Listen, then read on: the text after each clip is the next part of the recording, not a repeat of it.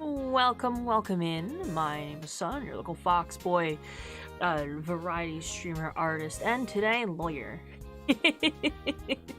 Welcome to the finale of Ace Attorney, Trials and Tribulations, Case 5. It's the fifth case. I was recently breaking down what the different, case lengths would be for the next game, and I'm like, wow, the first few games are pretty consistent. Not that I've done every single case. And also thank you for the hydrate. I will. I'm trying out a couple things, so if the chat looks a little bit funky, I messed something up. I fucked up a little bit earlier because I realized, ooh, I did something wrong with the ad settings. So if the ads are a little bit off, I don't know, we'll point our finger at something else, right? But, how is everyone doing today? Oh. This week is... Sun decided he wants to stream 4 times this week. Well, I'm not streaming on Wednesday, but I'll be on someone else's stream twice on Wednesday. I'm doing a lot of things this week, huh?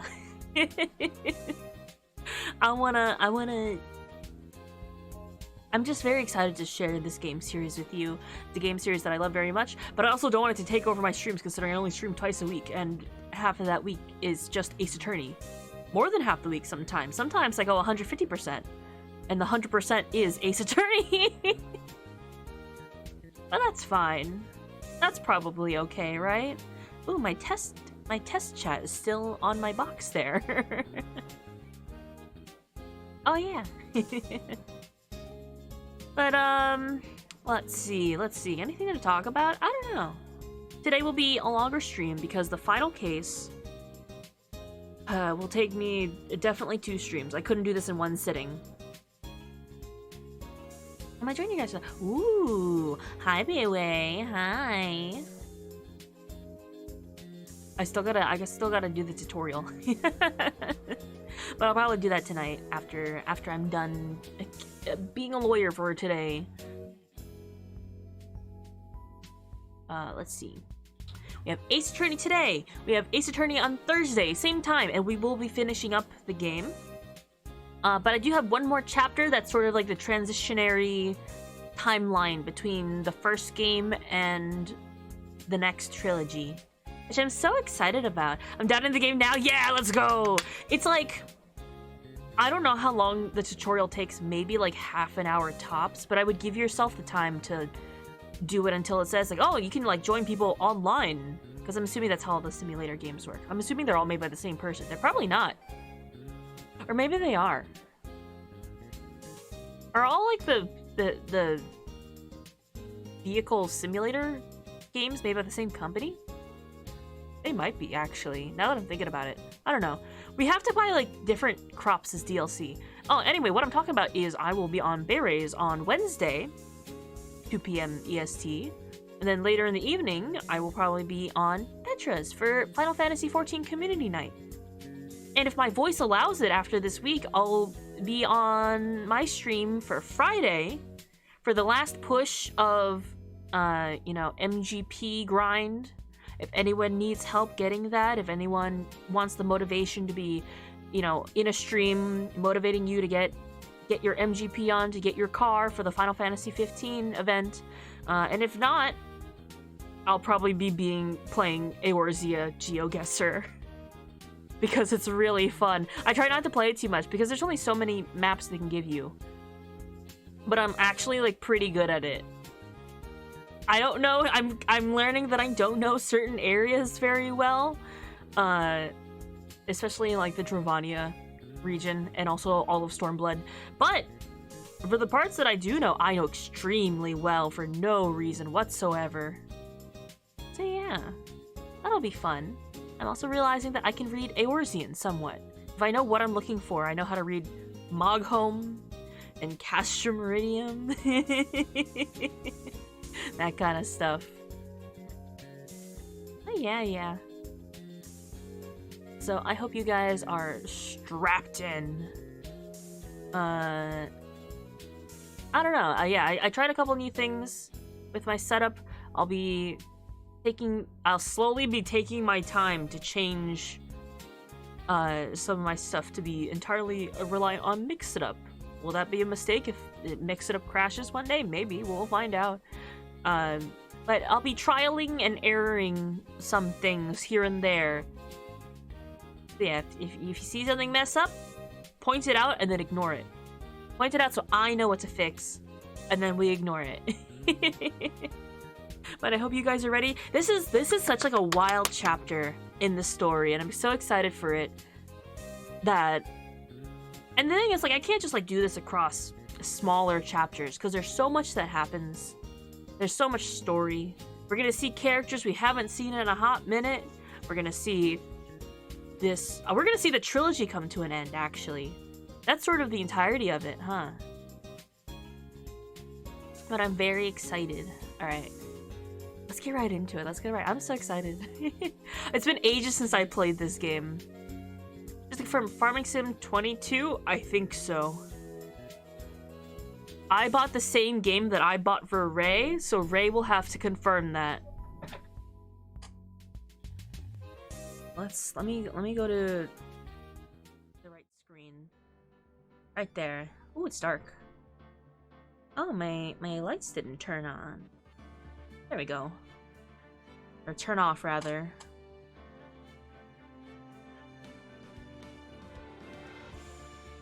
No, that's not right. That's not the right lighting. Did I turn that off in YouTube Studio? Uh-oh.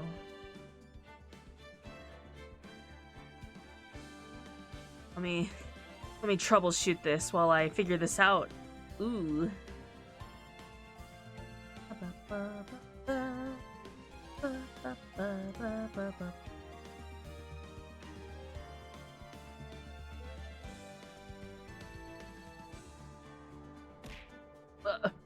Thank you for the yowie. Alright. That should look okay. That should be correct. And if not, I'll try to fix it. I'll try to. Anyway, let's continue. Bridge to turnabout. Bridge to the turnabout. Yes, I spelled it correctly on everything. I think. Anyway.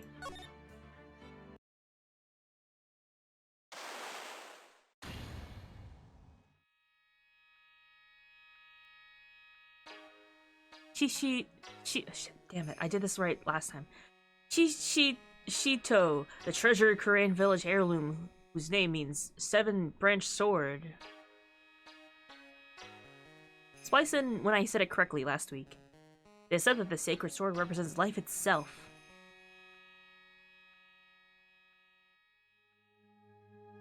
Although the branches may appear infinite, the choice is limitless.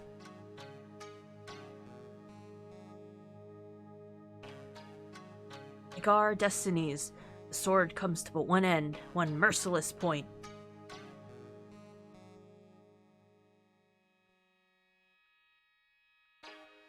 And when the silver cord, the fragile thread that binds us to this world, is severed,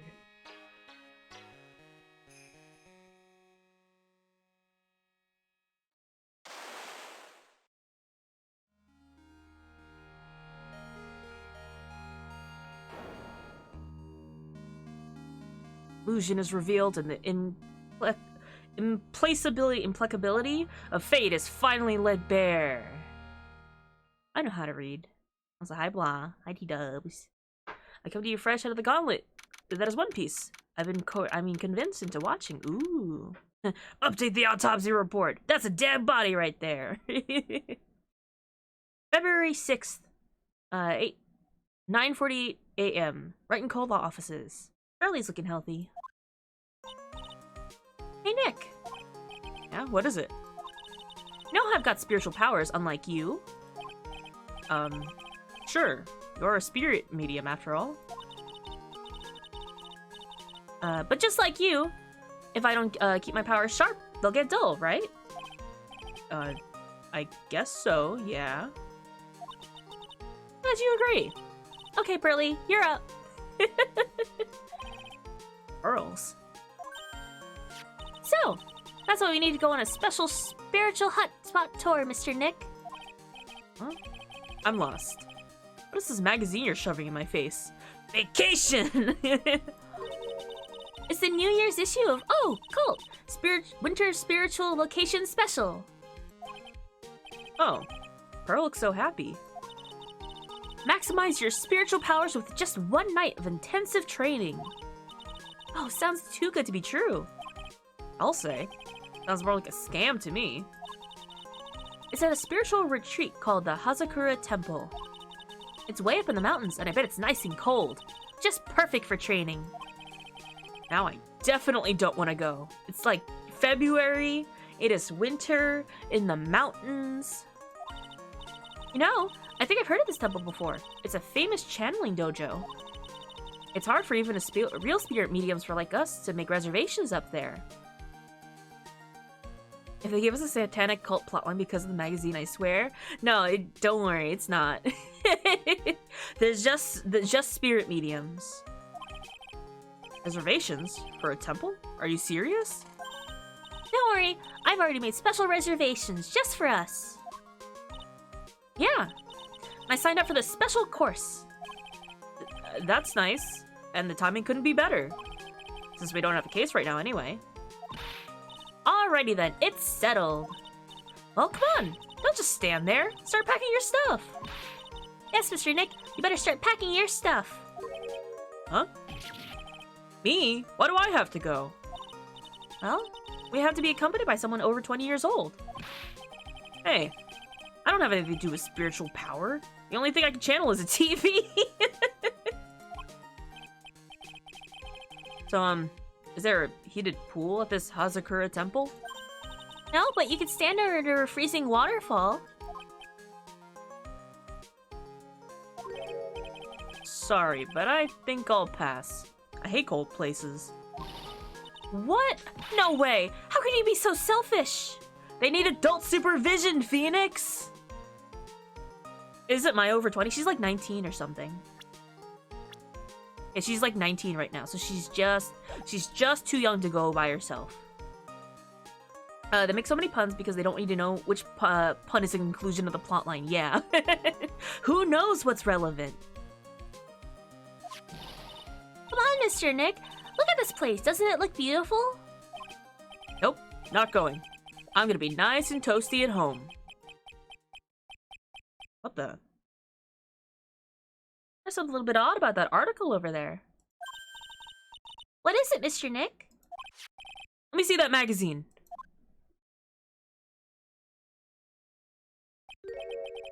This nun. Is she a friend of yours or something, Nick? This girl, it's...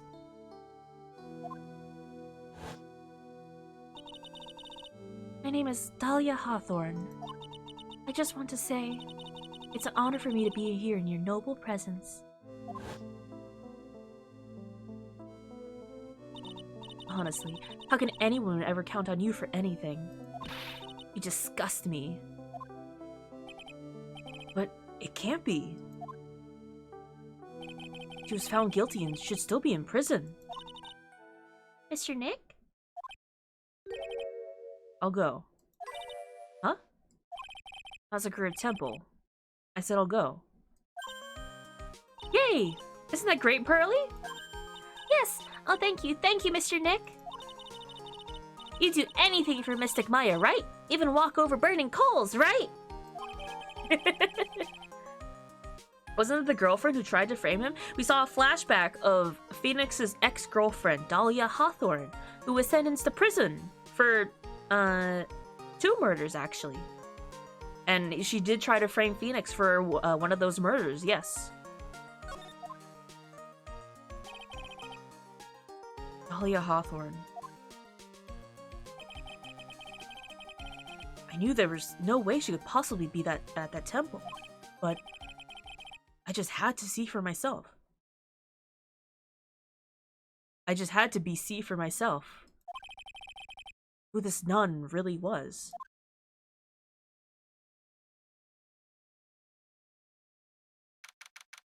Nice and chilly, just like now. Hazakura Temple main gate.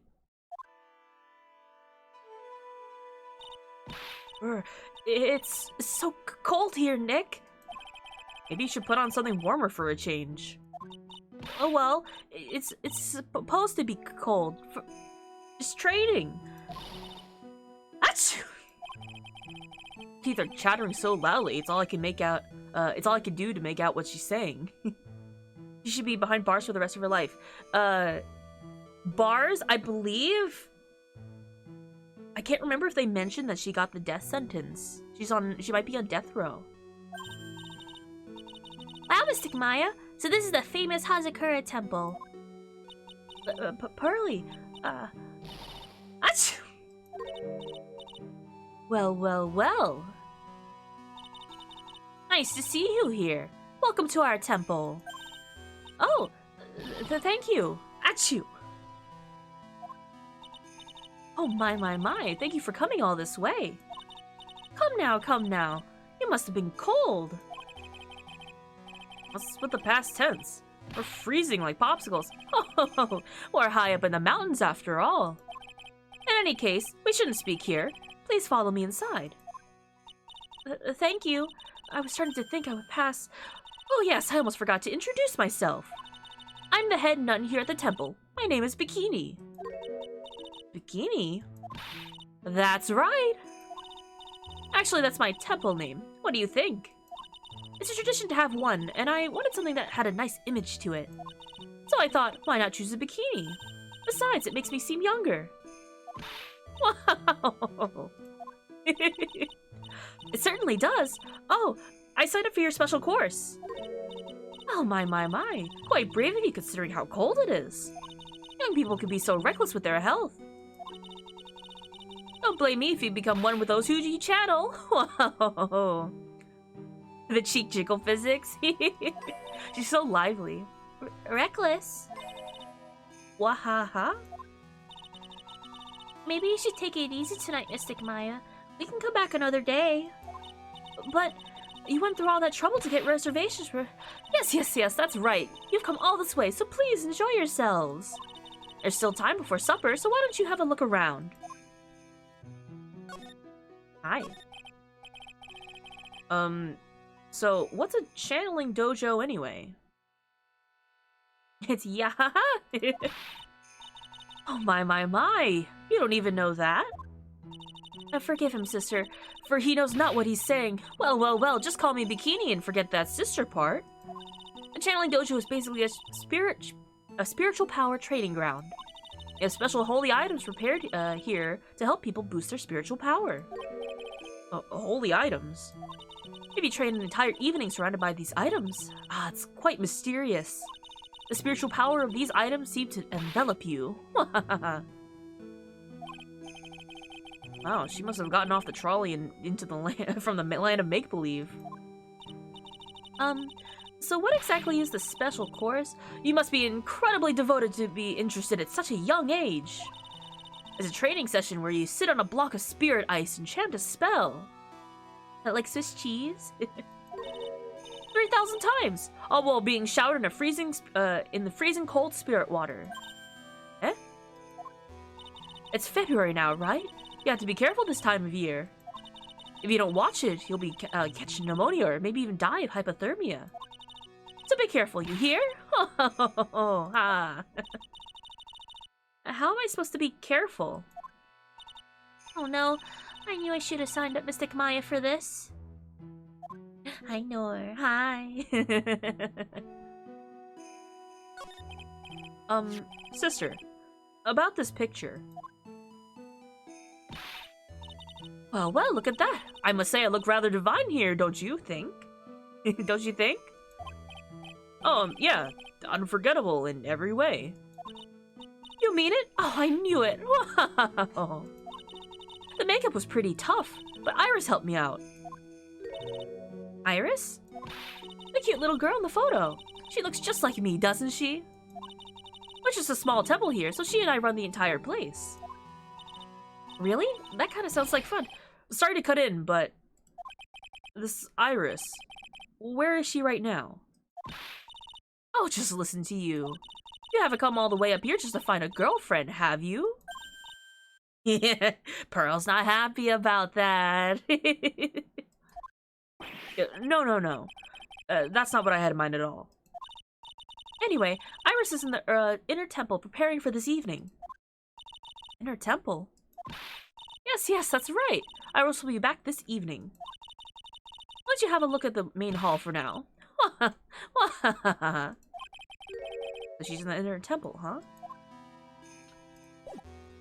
Sunstream. Hi, Zuchi. Hi. Wanna like take a look at some of this. Oh look, it's one of those snow motorcycle things.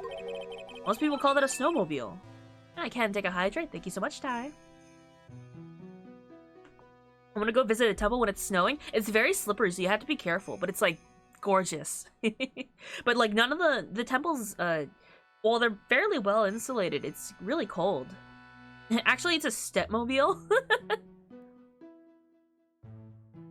Ma'am, Edgeworth is back at the courtroom. Edgeworth is in Europe right now. Snow motorcycle, the snow motorcycle thing, slow blow meals, same thing. Too bad we didn't invite Desiree.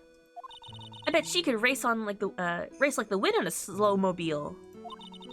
Maybe she give me a ride on this blow snowmobile. I told you it's a snowmobile. We're gonna see a lot of references to the previous characters and cases, so this is gonna be great. I love this chapter. Oh, look! It's a cute little bell tower. I absolutely love the sound of a giant bell. Oh? So which do you like better? That or the sound of money?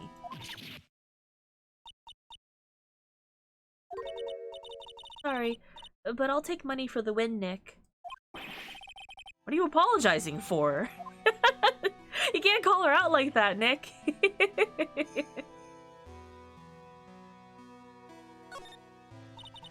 What do you think, Nick? Pretty awesome gate, huh? Sure is. Looks pretty well maintained, too.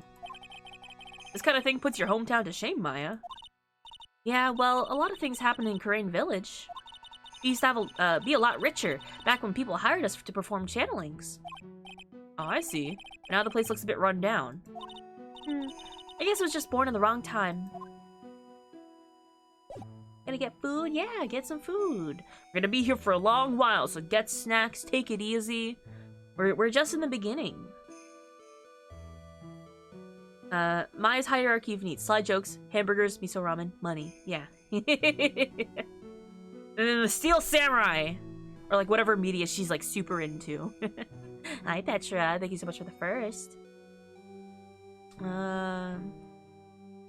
Also, just to show everyone who's coming in, we are at a temple. So, Pearl, thank you for the yaoi.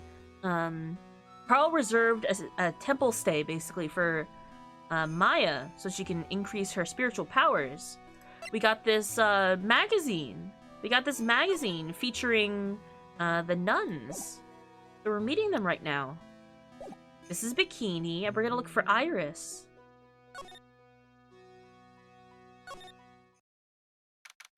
That's a big Magatama.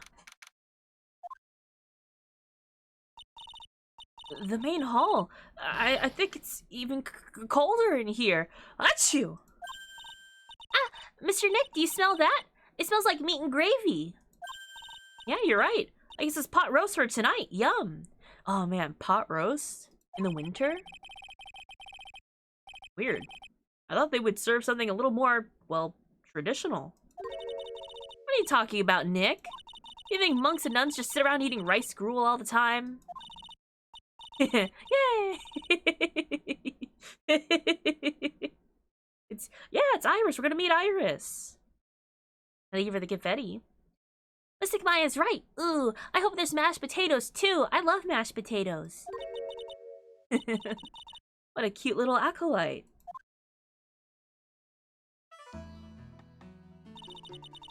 Greetings to all of you. Oh, hello. Wow, this lady looks Maya look like a 8.6 out of 10 on the weirdness scale. Your outfit. Did you come here for the special course too? Unfortunately, no. Actually, I'm... Ah! You're... You're Miss Elise Deneau. Dunim. Denim. She got that beehive hair. Yeah, this is Elise Dunim. Yes, that's right. You know of me? My name is Pearl Faye. I'm your biggest fan. Who is she, Nick? I see it now. Zavari, a fortune teller? I've got all your books, Miss Deneau. Dunim? I know what her name is supposed to be. I just gotta remember how to read it. Miss Dunim. Elise Dunim. What a sweet thing to say. And please call me Elise. Books? Mr. Nick, don't you know anything? Don't you even know who this is? Well, an author, maybe? Yes, and an illustrator. Of picture books. Picture books, huh? Oh, now I get it. He draws picture books. Pearl's her biggest fan! I'm sorry I didn't know who you are. I don't get a lot of chances to really enjoy picture books. It's alright, I take no offense to that. The books are nothing but simple stories for children. And really beautiful pictures too, Miss Elise. Pearls, please Pearls, if I knew everything, the audience wouldn't get all this exposition. And if Phoenix knows something, then it's Maya who gets the exposition. That's how it works here. And then there's also Pearl for exposition. Your books always make me feel as if my heart has been purified. It makes me feel very happy to hear you say that. I do have to admit, she certainly seems like a kind, sensitive lady. Miss Elise won an award last year for her book, The Magic Bottle. Yes. A friend of mine secretly submitted a story I had written to a publisher. They liked it so much that they asked if it was alright to make it into a book. Wow, it must have been a really great story. Maybe I should try to write a children's book too. If I do, you can secretly send it to a publisher for me, Nick. Recently, I've accepted a sort of apprentice, you might say. Apprentice? He calls himself Loris. Loris Dunim. I believe he's off doing some landscape sketches now. On Loris's behalf as well, I'd like to thank you for your support. Of course, Miss Elise. Anything for you.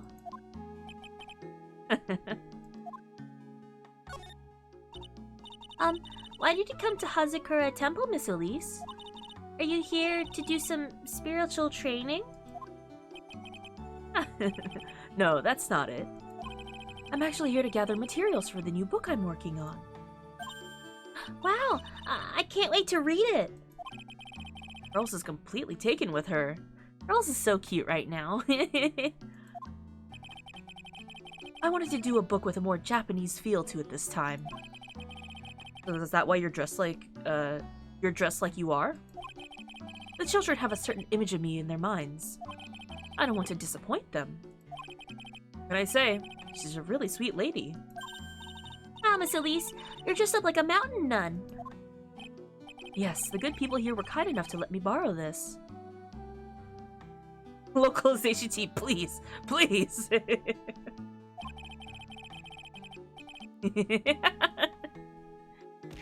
Oh, thank you for the yaoi.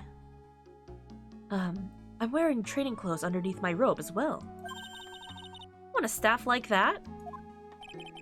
You like the crystal sphere? It's a real amethyst, you know. Maybe we'll find one like that up here on this mountain. Good luck, Nick. I know you'll find me one. Well, you'll have to excuse me for now. I have to go help with the dinner preparations. Wow, does that, you mean you're cooking dinner tonight? That's right.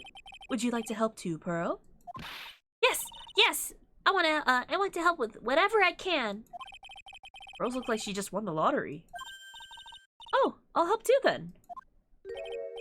No, it's fine. Please don't worry about it. Feel free to relax and explore the area with your friend. Huh? But Oh yes, please take this. I think it'll be of help to you. Oh, it's a map. Gives off some of the strongest wind mage vibes I've ever seen. I'm gonna take your staff. Need it for black mage. Actually, an outfit that looks like Elise Denim would be kind of fun. I like her. I like Elise. It's a map of the area. We wouldn't want you to get lost now, would we? Inner temple. There it is on the other side of the bridge. That's where Phoenix wants to go. Well, if you insist, I guess we'll take this chance to go check out the other temple. Add it to the court record. Okay, I'll see you two later then. Remember, you're not allowed to fight. Come on, Nick, let's go. At least we'll stay warm if we keep moving. Alright. I want to look at that big Magatama. There's a laughably large Magatama on the altar. I can see Cyclops with this tiny Magatama I've got. I can only imagine what kind of power this bad boy has under the hood. Alright, let's go. We gotta go. Oh.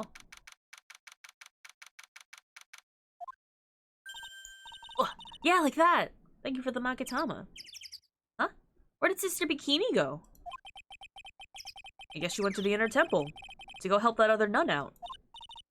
All right, I think her name is Iris? Yeah, that's it.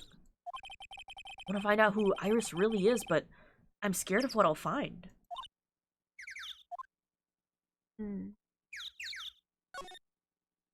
Go to the bridge. Dusky bridge. I love how it's like just text on the rock. Can hydrate, thank you so much. Wow, look at this broken down bridge, Nick. Yeah, look at that big canyon below us. Hey, there's a river down there. It looks like it's flowing real fast. What's wrong, Nick? You look like you've seen a ghost. I'm just not very good with heights. Oh. Hey, I've got it. Maybe you should face your fear and try hurling yourself off the edge? You know, 1, 2, 3, jump. It might just be what you need to get over your fear of heights. Yeah, death is a real good way to overcome phobias, alright. Anyway, it sure looks like a rickety bridge. Can't argue there. That's probably why it's called Dusty Bridge. Read it again, Maya.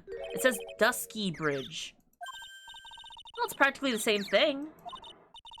Anyway, the inner temple's just up ahead, right? So let's go check it out. Ugh. Why isn't there another way to cross?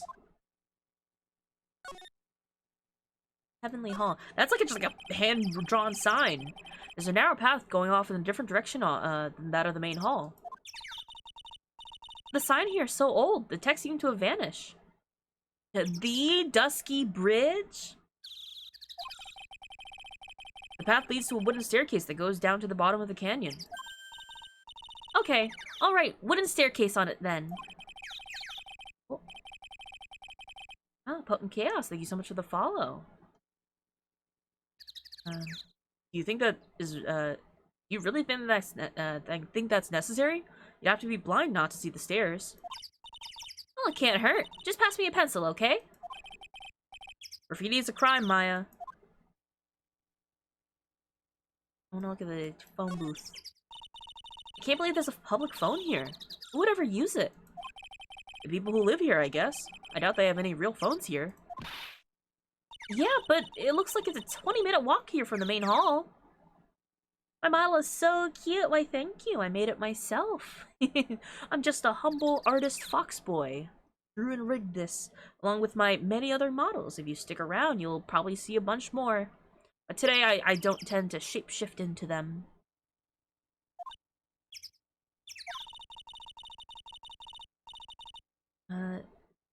It would have been smarter of them to build the main hall here, don't you think? Maybe you should work on channeling someone, you should work on channeling someone who makes more logical sense, Maya. Alright.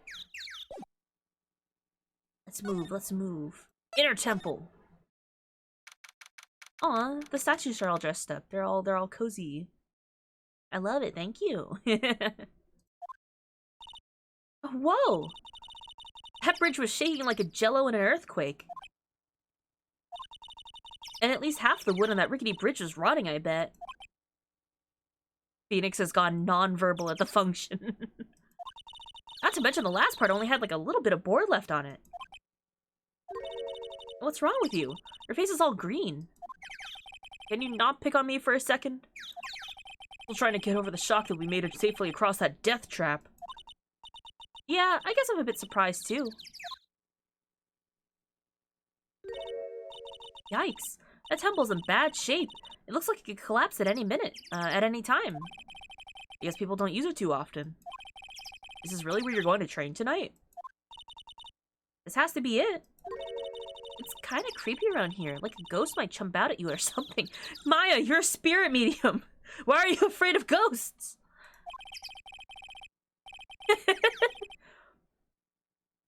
A spirit medium afraid of ghosts. Isn't it ironic? Don't you think? I slide to the left. Oh, look at these little statues. Oh, wow. Look at these neat Buddha statues. Maybe I'll take one home with me. Maya. But there's so many. They wouldn't notice if I just took one. Are you kidding? Of course they'll notice. What are you gonna do with one of those anyway? Put it in the office, of course. We could trade that wooden statue in the office reception area. That statue in the office reception area for one of these. Now, come to think of it, where did that wooden statue come from anyway? Useless decoration. Maya about to hit the 5-figure discount. While your team's up with the least law-abiding citizen. Listen, spirit mediums, they're a different level above the law in this world. Hey, half-open gate. That's practically a welcome mat. Yeah, except the sign except the sign on here says no entry. Nick? Rules are made to be broken, you know. Except a lawyer to go along with that? Oh, come on. You're such an old lady sometimes. Just let go. Don't blame it on me when Sister Bikini puts a curse on you. Now you got me scared. Let's just forget about it, okay? What did I just say? Oh, I love it, though. Go to the training hall. Ooh, that's a little spooky. Man, look at this place. It's just a tiny, freezing cold room. Hey, it's like if a pilot was scared of heights. If a pilot was scared of heights, I don't think it's supposed to work. This is where you'll both be training, huh? Huh? What do you mean both? I'm the only one. Really? But I thought... Really just a little kid. She couldn't handle this kind of intense training. So says the girl who can barely hear her... barely hear over her teeth chattering. Anyway, the real training room must be behind that door over there. Yep, definitely getting the feel it's back there. And I can sense there's something supernatural about the cavern behind the door.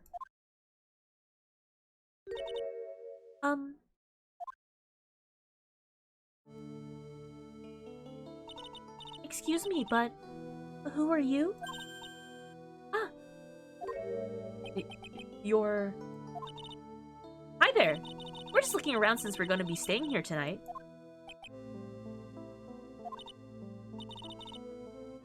Is something wrong? Oh, no, it's nothing. I wonder why she's spaced out like that. Don't you, Nick? Did you say something, Maya? You too, Nick. My name is Iris. I'm one of the nuns here at this temple. Maya's the one friend who constantly badgers you every time you buy a game and tells you to sail the 7 seas instead. I'm Maya Fey. It's a pleasure to meet you. The pleasure is mine. Oh, please excuse me. I have some, chores to attend to.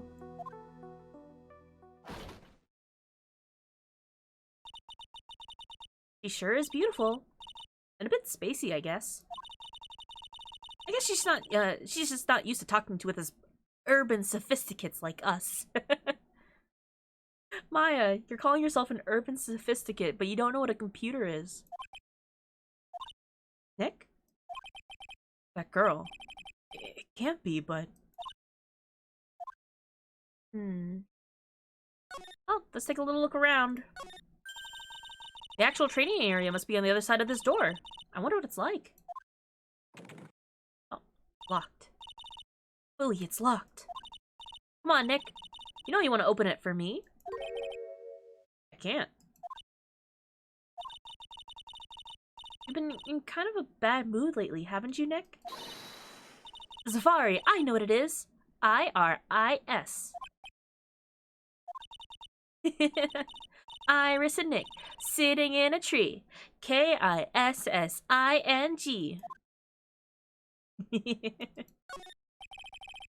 Hanging scroll. It doesn't look like that old either. Ah! Ah! What is it? Why did you scream like that? The scroll. It's my mother.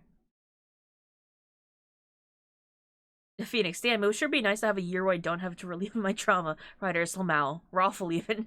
Shutakumi, I believe that I'm saying his name correctly, is like, you thought? No. Never a break. What?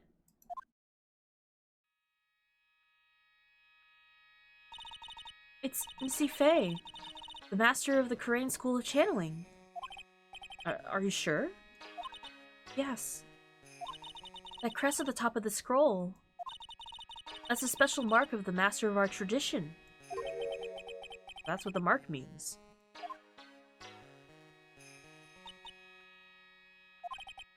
What is it? Nothing. It's just that I last saw her over 15 years ago.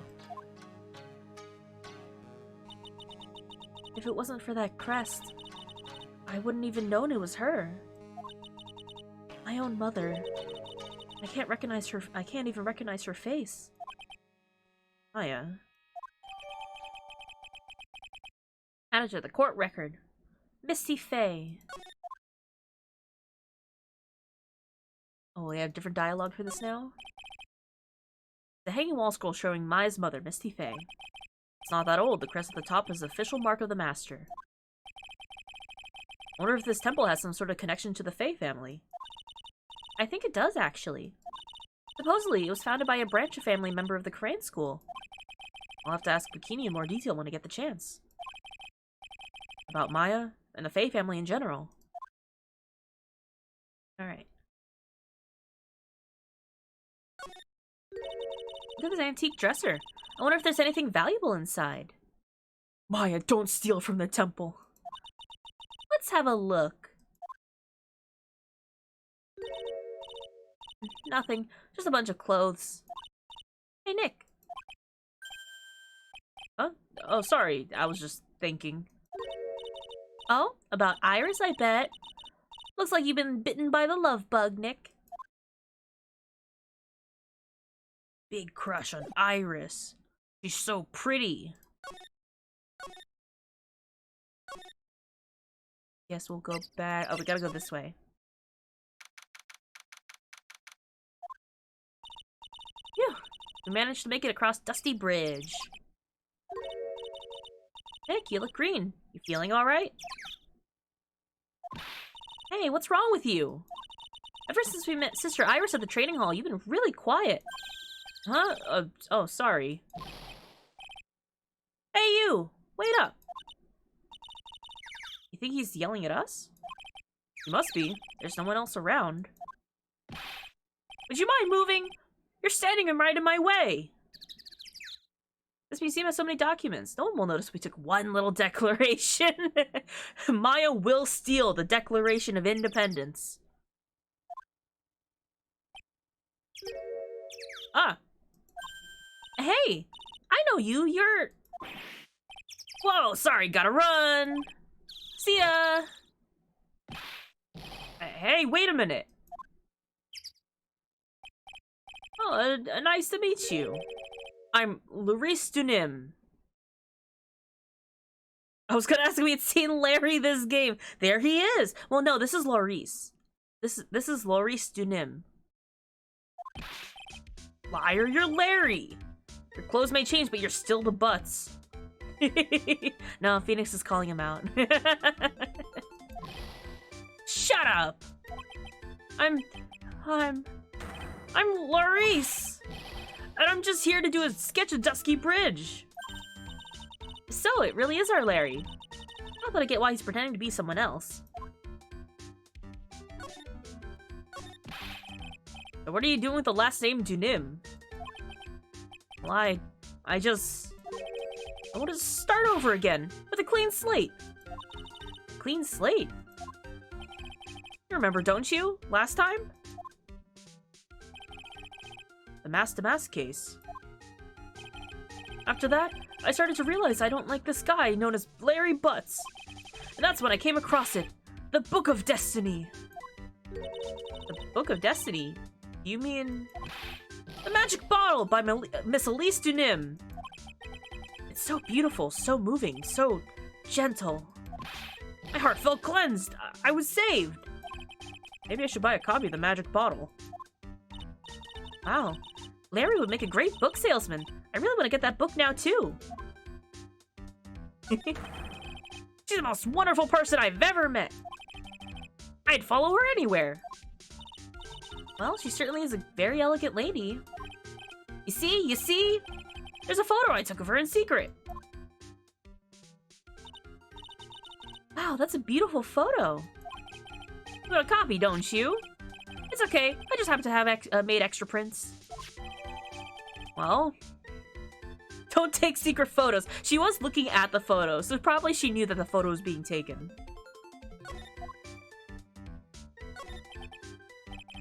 Still, it's kind of hard to imagine you as a picture book illustrator.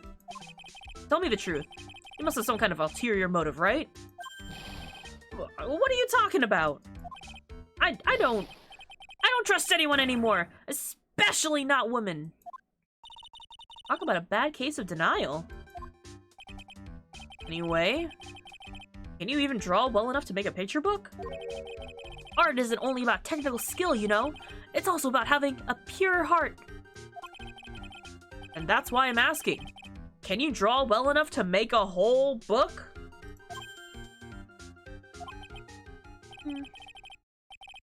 Now that you mention it, I wonder. Looks like you still have some doubt in your heart. It's true, I do. But when I first saw her, I felt it.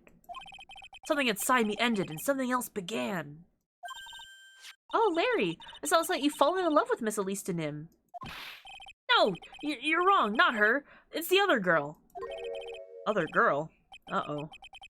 Got a bad feeling about this.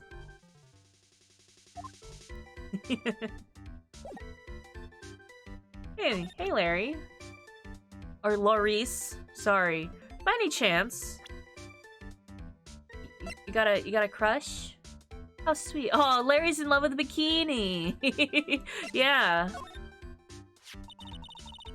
She seems really motherly, doesn't she? What do you mean, seems motherly? She is my mother. She's your what? I'm gonna have to take a pass on answering that one. Wait a second. Why is he getting off so easy this time? Huh? Wait, huh? Huh? Woo, yeah, her, my little Iris. She's really pretty. This girl, she's perfect. She's exactly my type. I wonder if she would model for me. I want to draw a portrait of her. Yeah, you always liked those model types, didn't you, Larry? Hey, wait a second. Didn't you say you're a swearing off woman? Huh? Well, yeah, that's right. Of course I have. I have, basically, but Iris is different. I feel like I still have one chance left at the dream. This guy will never change. Everyone! Hey, Pearly! Dinner preparations are complete. Please come quickly to the main hall. Alright. I can't wait to dig in, Pearly. I love Pearl's theme song. It's so cute. Alright, do you think you might be a little dependent on romance? No, 5 Cyclops appear. Can't wait to dig in. I'm gonna go to the inner temple and call Sister Iris. I also want to have a look at where Mystic Maya's gonna be training.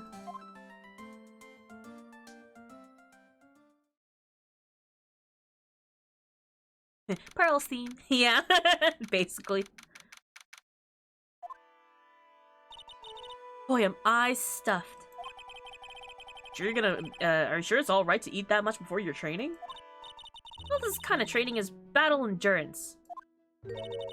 Mystic Maya, please don't do anything that might put your health in risk. No pain, no gain, I guess. I like it. We're still worried about you. Well, well, well, let's not dilly-dally shilly-shally. You must get ready for tonight. Good luck, Maya. Alright, here I go. I'll see y'all tomorrow, I guess. Iris, please ring that bell at 10 for the lights out, alright? Yes, Sister Bikini. Then, after you ring the bell, I want you to come join us at the training hall. Real talk, I hate that phrase. No pain, no gain is completely incorrect. Well, in this case, Maya is undergoing spirit medium training while she'll sit on a block of ice under a cold waterfall in February. So, you know, no pain, no gain. And no pain, more gain. I understand, Sister Bikini. Maya and Bikini seem really excited about this training thing tonight. Well, Pearl, what are you gonna do tonight? Well, thank you for the Magatama. Well,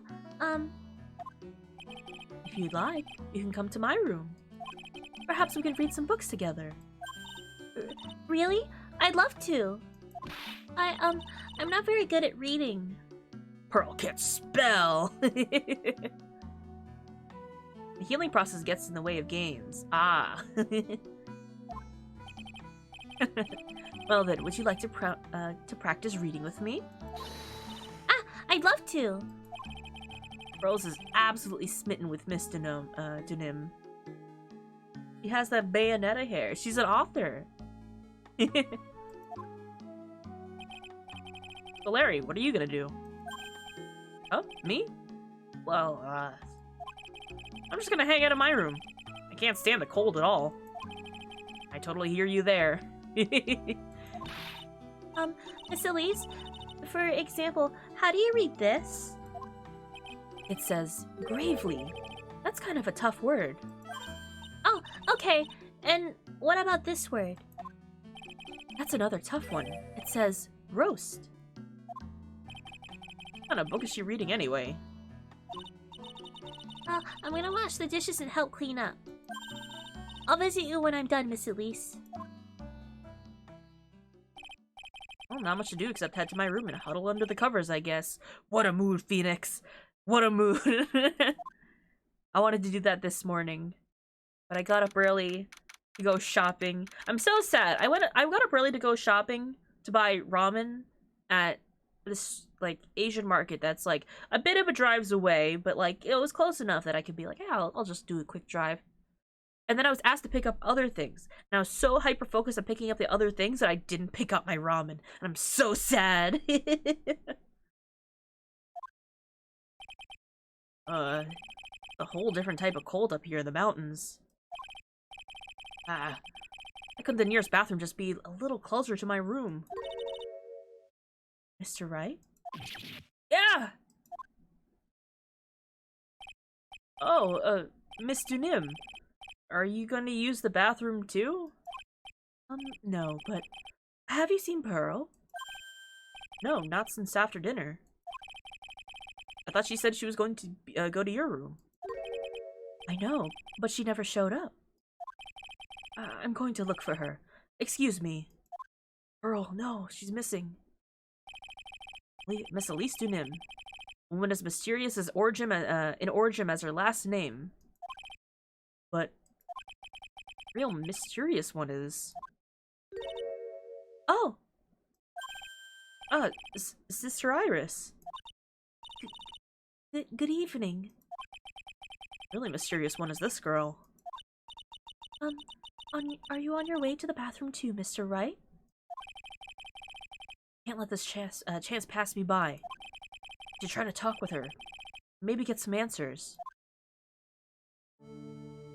Yeah, you like my scream emote? How does she do her hair like that?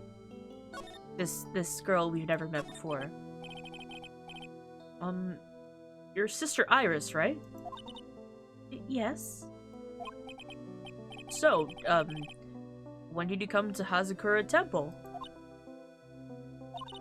I don't remember. Ever since I was a small child, the temple has been my home. So you've never left? Well, I don't have any family left to take care of me. Sister Bikini, I've come to think of her as my real mother, as it were. Ah, I see.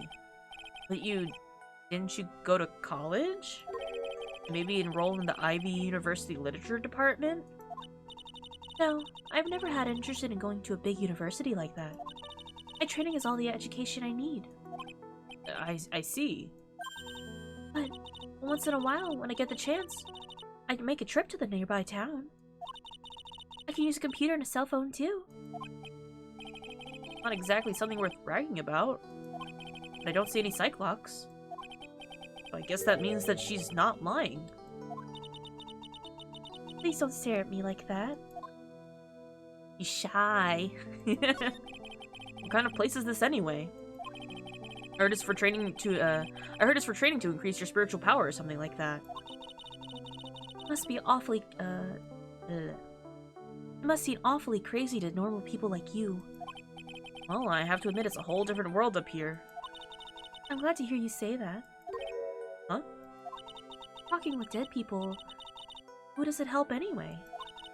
I hate it. Really? Then why stay in a place like this? Ah! Something wrong? I didn't realize it was so late. I have to go and ring the bells for lights out. Guess it's almost 10 now, huh? Mr. Wright? Yes? If it's alright with you, I would like you to have this. This is your hood. It has the power to protect you from evil spirits. Come to think of it, Sister Bikini was wearing one of these too. I pray for your safety on this dark, cold night. You're so sweet. Look at that. I'm sorry, but I must bid you good night.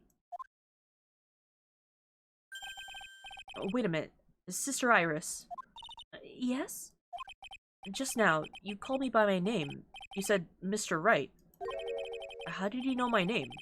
I never introduced myself to you. That's... Sister Iris, please, tell me the truth. You and I... Have we ever met before?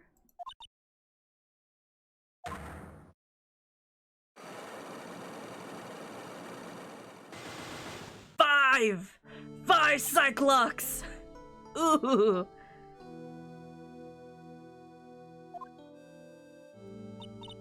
Oh, it's almost 10. Perhaps we can speak again tomorrow.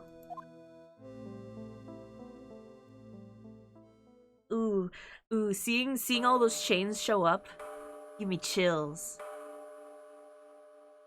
They were in the Fortnite lobby that one time, yeah. But my hunch was correct. She does know me. To try and talk with her tomorrow.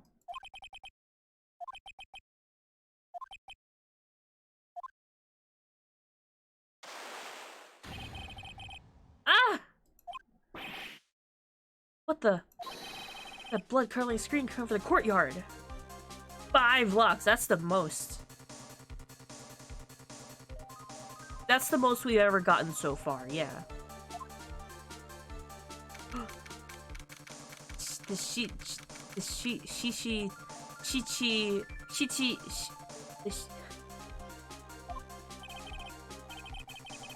That scream, I'm sure it came from around here.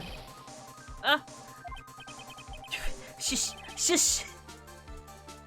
Someone's there on the ground. So this game doesn't have a tutorial. Doesn't? Usually it does. Usually it kind of puts you through the basics. Okay. Mr. Nim! Squish? Just step on something soft. Hey, don't step on my tummy like that! What are you doing lying here in the snow? I was passed out, what do you think? Is that blood-curdling scream was you? Forget about that! Hurry up and call the police! Is there even a phone in the main hall? No, but we still get reception up here in the mountains. You must have a cell phone on you, right? I can bring it with me. Oh, you're useless! I mean, even Iris has a cell phone. We've got no choice. You'll have to use the public phone by the Dusky Bridge. Hurry, hurry, hurry! Run as fast as you can! Yes, ma'am. If you don't hurry, Iris will. Iris will. Oh, something's happening. It's farther than I thought. The bridge is just up ahead. I'll have to tell Maya what happened too.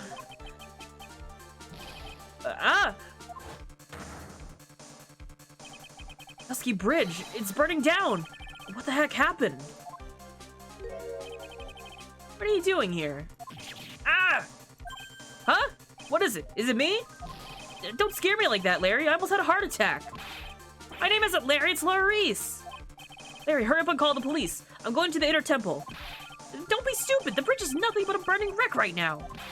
Listen to me. There's been a murder here at Hazakura Temple. What? The murderer might have fled across the bridge. I have to make sure Maya is safe. But please, call the police. I've got to go. Get out of my way, Larry. It's too dangerous, Nick. Wait. Must have been crazy. I knew how dangerous it was, but I still went for it. Ah! Nick! We could even more by the fire. The rickety old bridge plank snapped and gave way. And as I was swallowed by the eternal darkness that was surrounded me, a final terrified scream rose up to pierce the frozen air at the harrowing night. I completely forgot about this happening. Phoenix dies! That's the end of the game. Thank you so much for coming. But you may ask, how will we continue the game then? Well, let's just see. Date, time, location.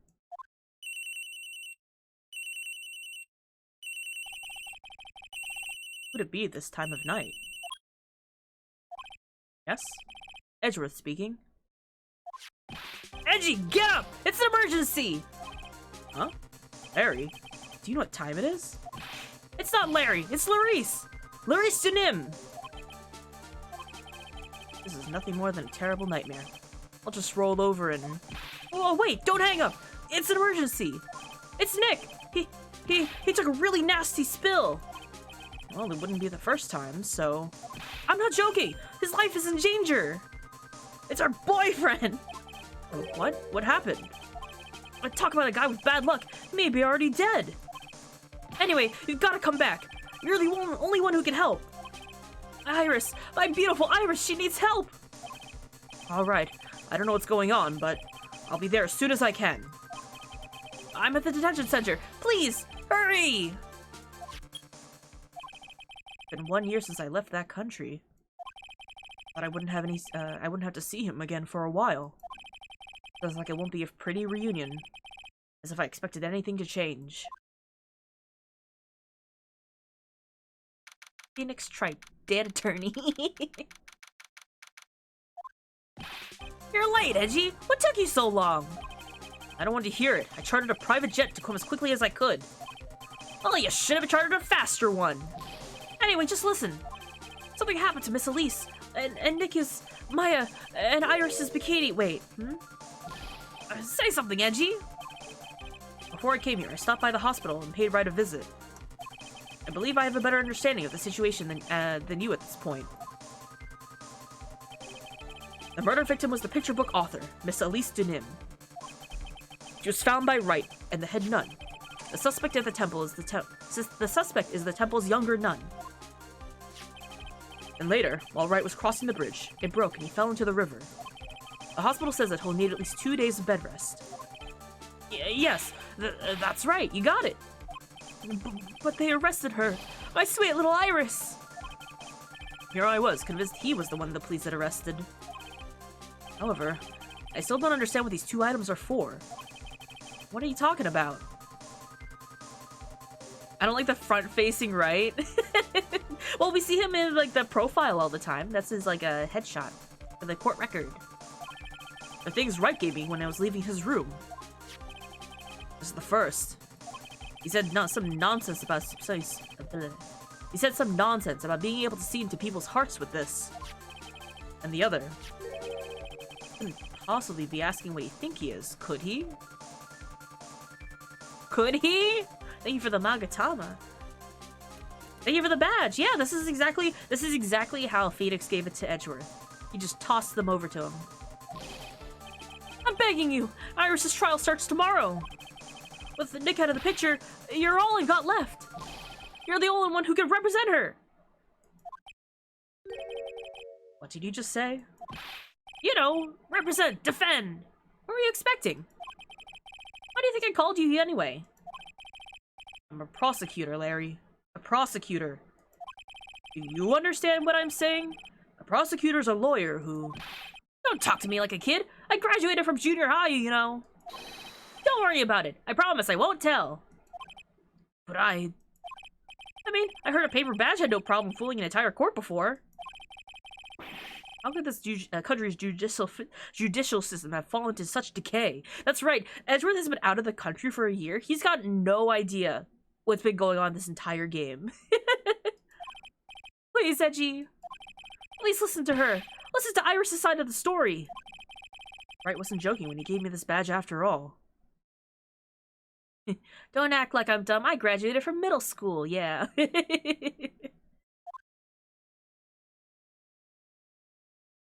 There she is.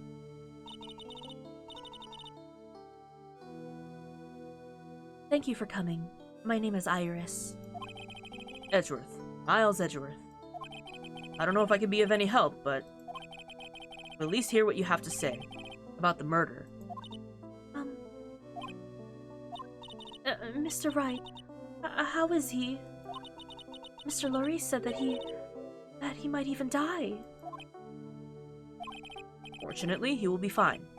There, you moron. How could you say something like that? He was badly bruised when he hit the water, but otherwise he's unharmed. Thank goodness. Does that mean Wright is going to be the prosecutor? Of course not. He's in the hospital for 2 days. But he's caught some kind of nasty cold. He also has pneumonia. He fell into an icy cold river from, what, like, probably a 40-yard drop in the February.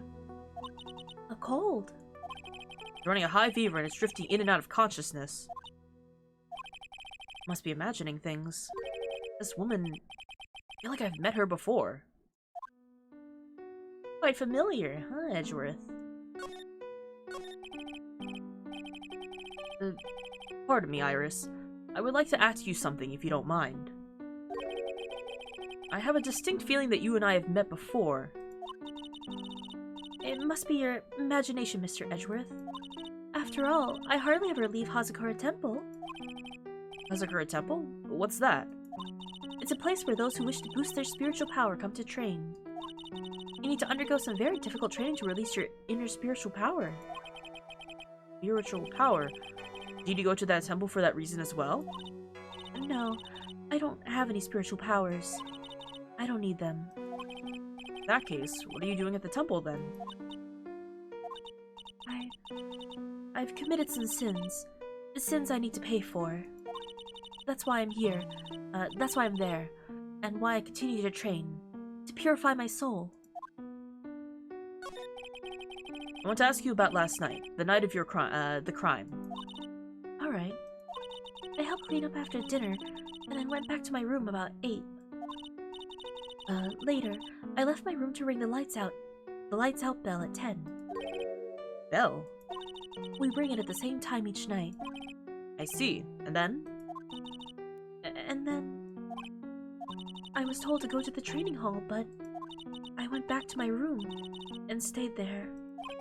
Why didn't you go to the training hall like you were asked to? I was frightened. Frightened? So I just stayed in my room and meditated till the murder happened. More to her story. I just know there is. Maybe I should dig a little deeper. You were asked to go to the training hall the night of the murder? Yes. However, you didn't go. Because you said you were frightened. What exactly were you so frightened of? Ooh, this is Edgeworth's first Psych-Lock experience! What in the world?! Good heavens! Is there something wrong? I'm sorry, it's nothing. It looks like she's not aware of them herself. These must be what Wright was talking about. These psycho-locks. I believe he said that I needed to present this Magatama item to do something.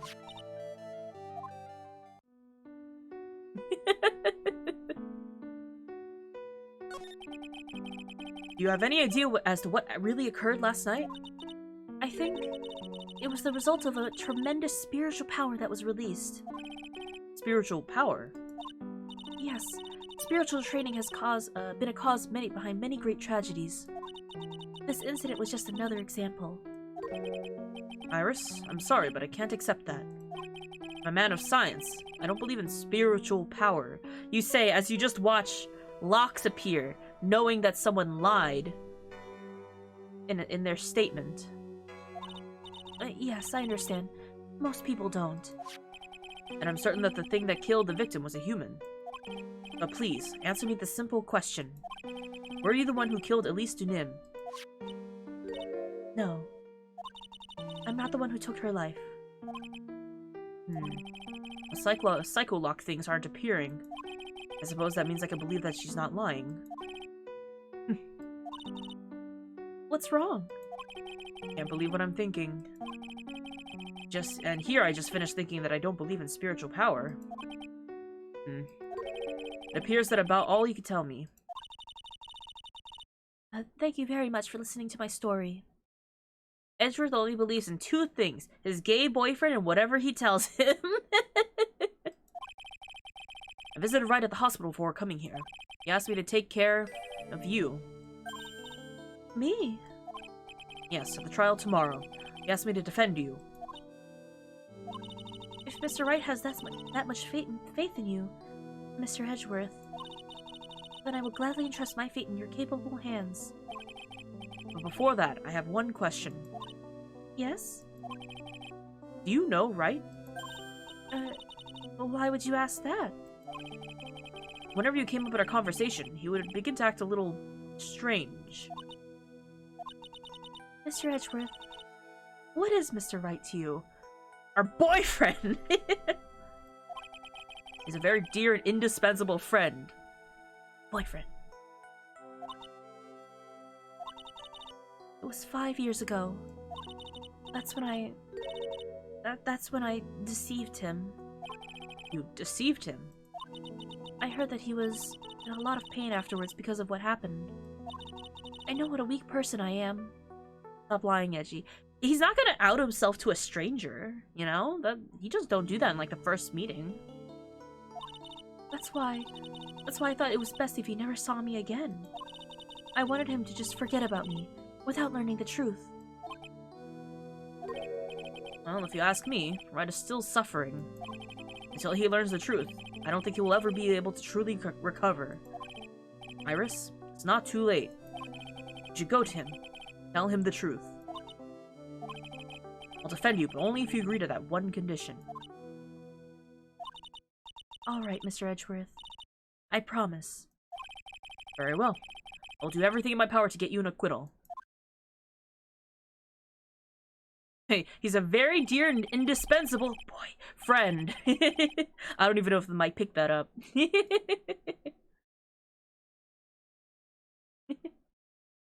That's enough information gathering for now. I should head to the crime scene. Well, I can't do anything else, so let's go. It did? Good. Oh, the bridge! Oh, all the planks are gone. Cool.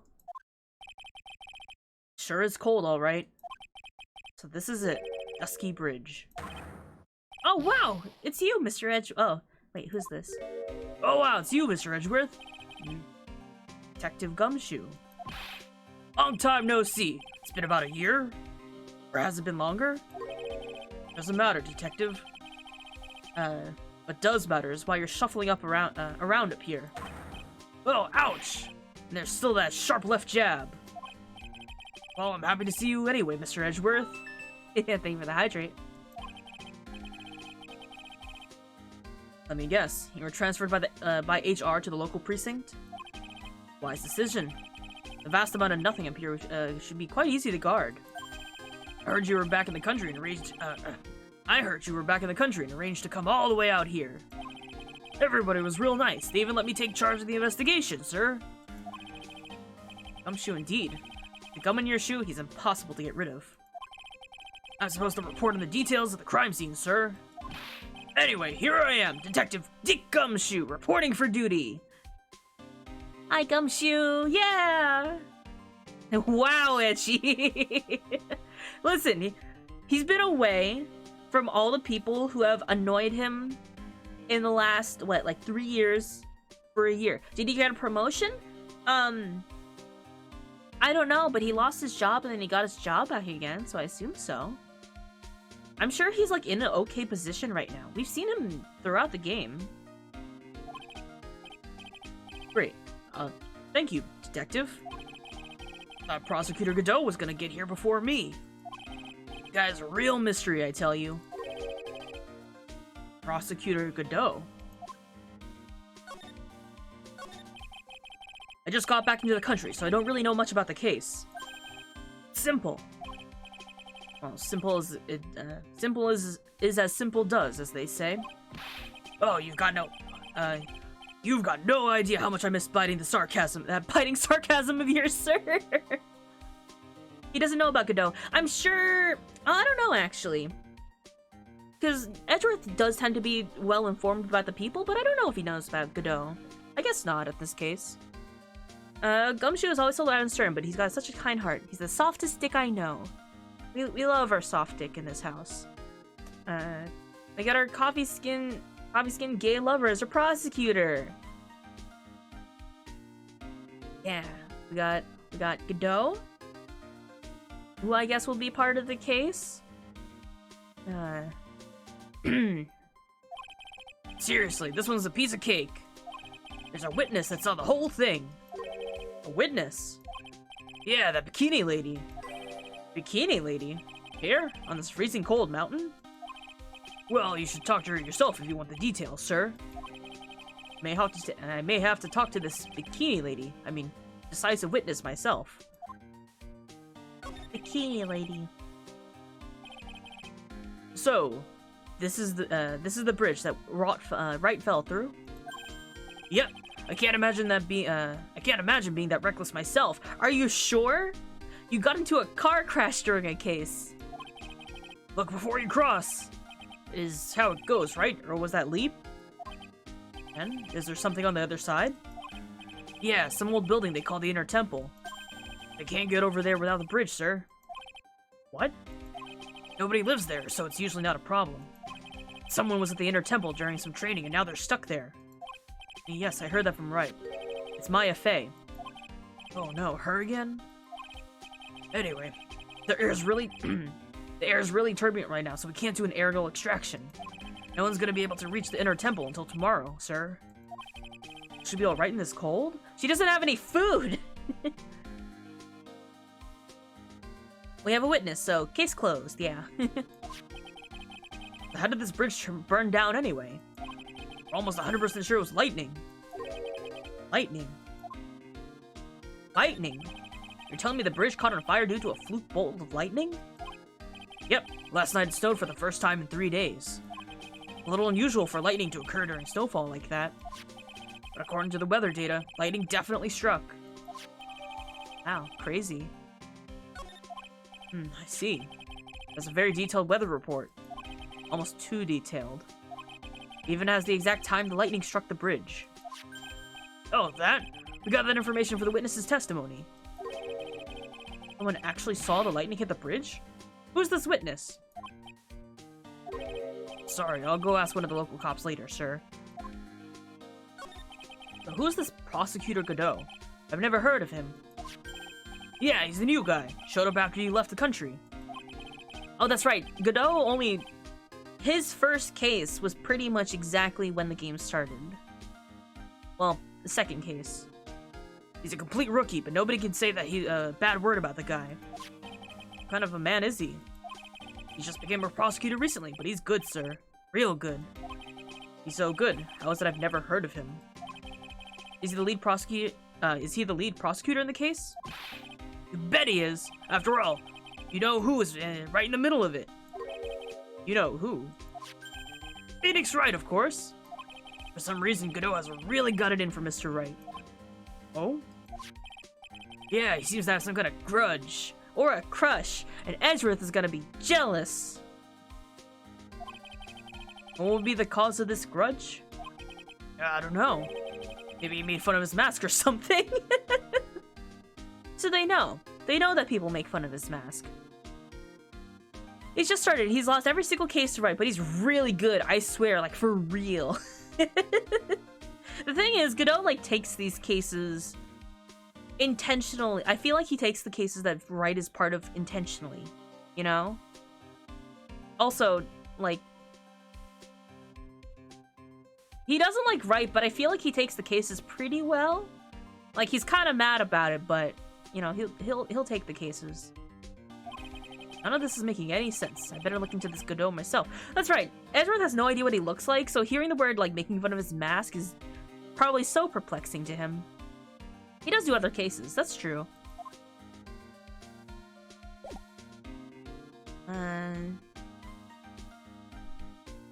I'll just do some examining first. Is it the bridge that Wright tried to cross? Pretty reckless, if you ask me. But it amazes me that he survived the fall from up here. Yeah, he's one lucky guy, sir. Now I see how he manages to win his cases in court. Blind luck. I think dumb luck suits Wright just a little bit better. Hey, it's a public phone. You don't see a lot of these anymore. What do you mean you don't see a lot of these anymore? I feel like they're still out there, right? Lots of broken bridges in this game. Just 2. Well, we're burning bridges, right? That's true. Since we're out here, why don't we take a photo? Let's take a photo of the public phone. This is 2019, by the way. This is where it takes place. Not that this is where the game came out. This game came out, like... This is still, like, the 2000s. That's 2 more than most games, you know? You're right. Well, sure. Why not? Oh, darn it. I don't have a camera with me. I'm gonna go buy a disposable camera. I'll be right back, sir. What's so special about public phones? Why is he so fascinated by them? Edgeworth was so ready to take a photo in front of this phone. Let's see. Move. Go here.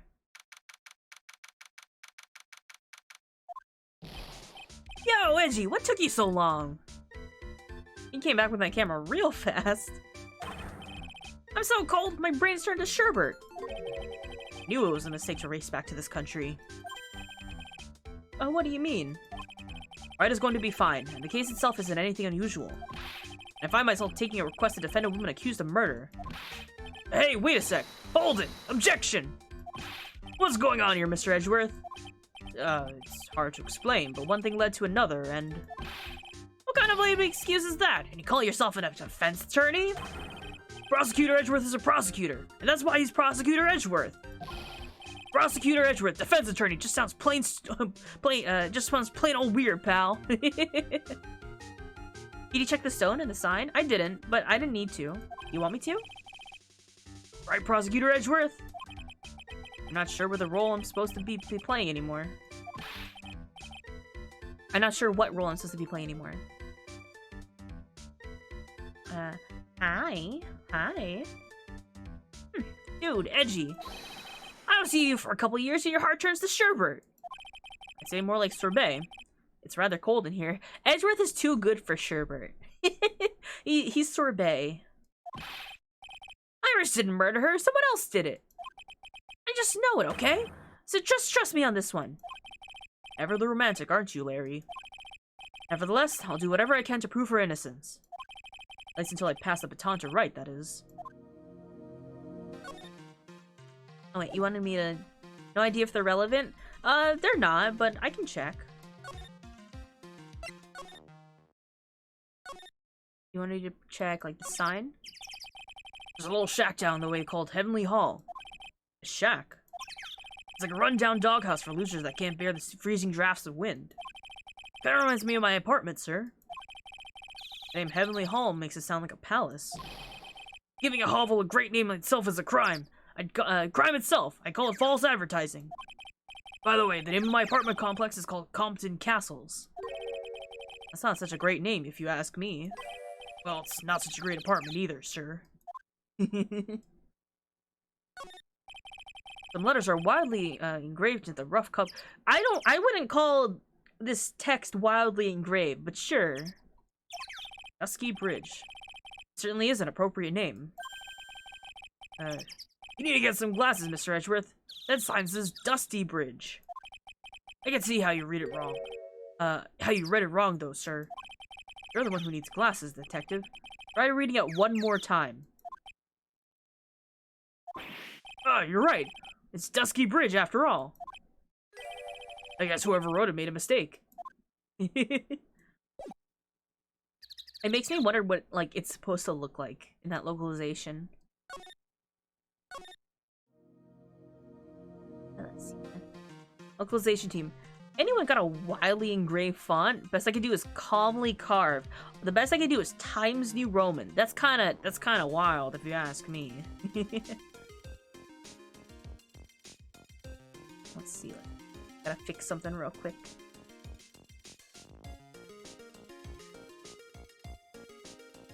Alright. Iris. Man, I'm telling you, Iris is so cute. Right, Edgy? You think so too, don't you? Oh, what's wrong? Why are you so quiet? Larry, Edgeworth's gay. He doesn't have an opinion on her. Put it simply, comment has me highly concerned. Could be the reason you think she's innocent? Come on, a girl that cute can't possibly be the murderer. Need this man to explain a sweater? It's like what about it? The fact that he's wearing like a kid's artist smock? Or is the samurai monkey? I was right after all. You'd never have come back. No. I see things for how they really are this time. Honest!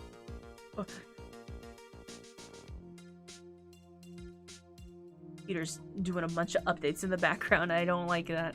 A bunch of windows just popped up. The monkey, mostly. I don't know. I'm sure there's something. And that was a funny Automon.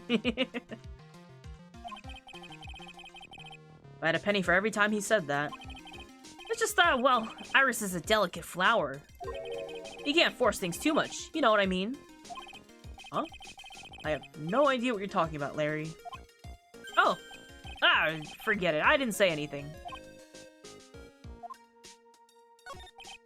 Larry, where were you and what were you doing on the night of the crime? Larry? What? Don't tell me. You think I might have done it? What? Get lost! Go back to your chartered jet and get out of my sight, you creep! And I hope your plane crashes and you die. Larry! I'll ask just one more time. On the night of the murder, where were you and what were you doing? Larry?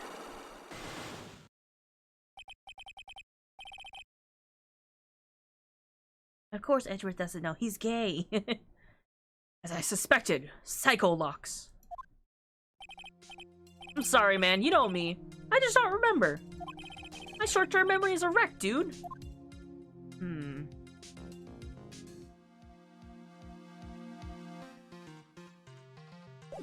Do we have anything that we could... Oh, hey.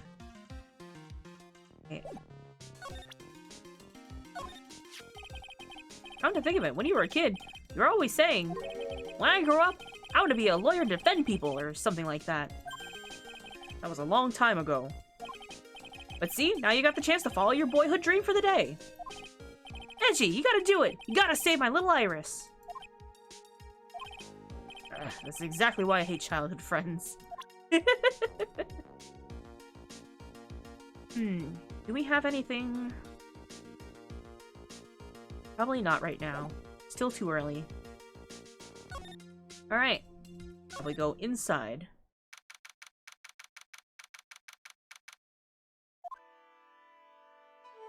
Oh, bikini. Hey, hello there. So, how are you feeling? Alright, I suppose. Who is this? My name is Miles Edgeworth. My. A handsome boy such as yourself is always welcome. If circumstances weren't so tragic, I just... Please don't call me boy. I'm sorry to trouble you, but I'm looking for a woman in a bikini. Oh, you have found her. Now, what can I do for you? I'm sorry, but I don't see any bikinis. If you didn't ask nicely, I might give you a peek, big boy. Mr. Edgeworth? This is the head nun, Sister Bikini. She's the witness. Please, she's like half your bikini. Chill. How old is Bikini? I'm curious. Oh, she's not in the list yet.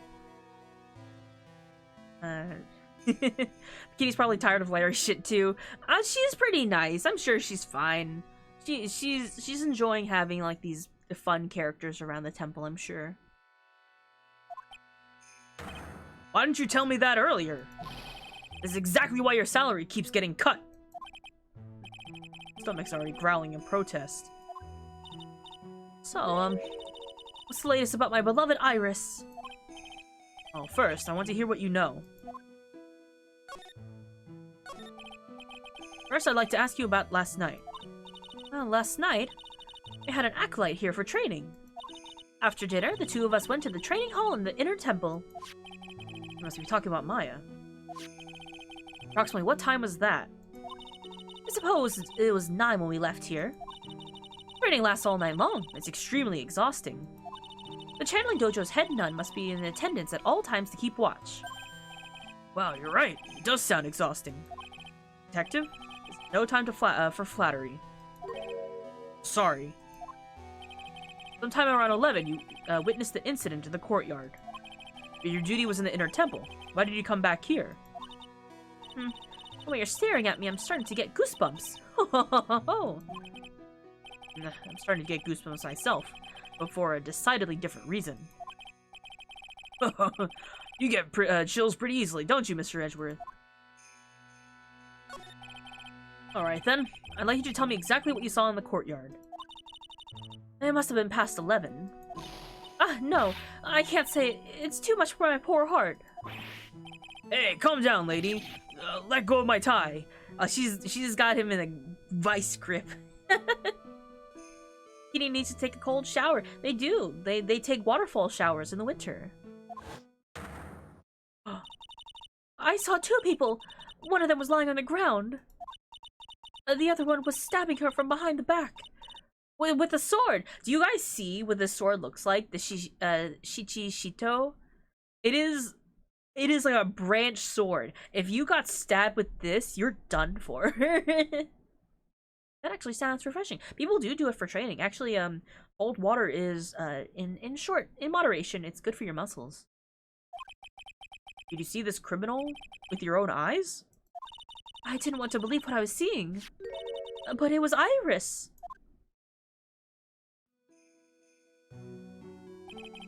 You must have been quite shocked. Of course she was. Try putting yourself in her shoes. It'd be like if I was stabbing Mr. Right smack in the middle of the court. If you were stabbing Mr. Right smack in the middle of courtroom. And I happened to witness it from the witnesses stand.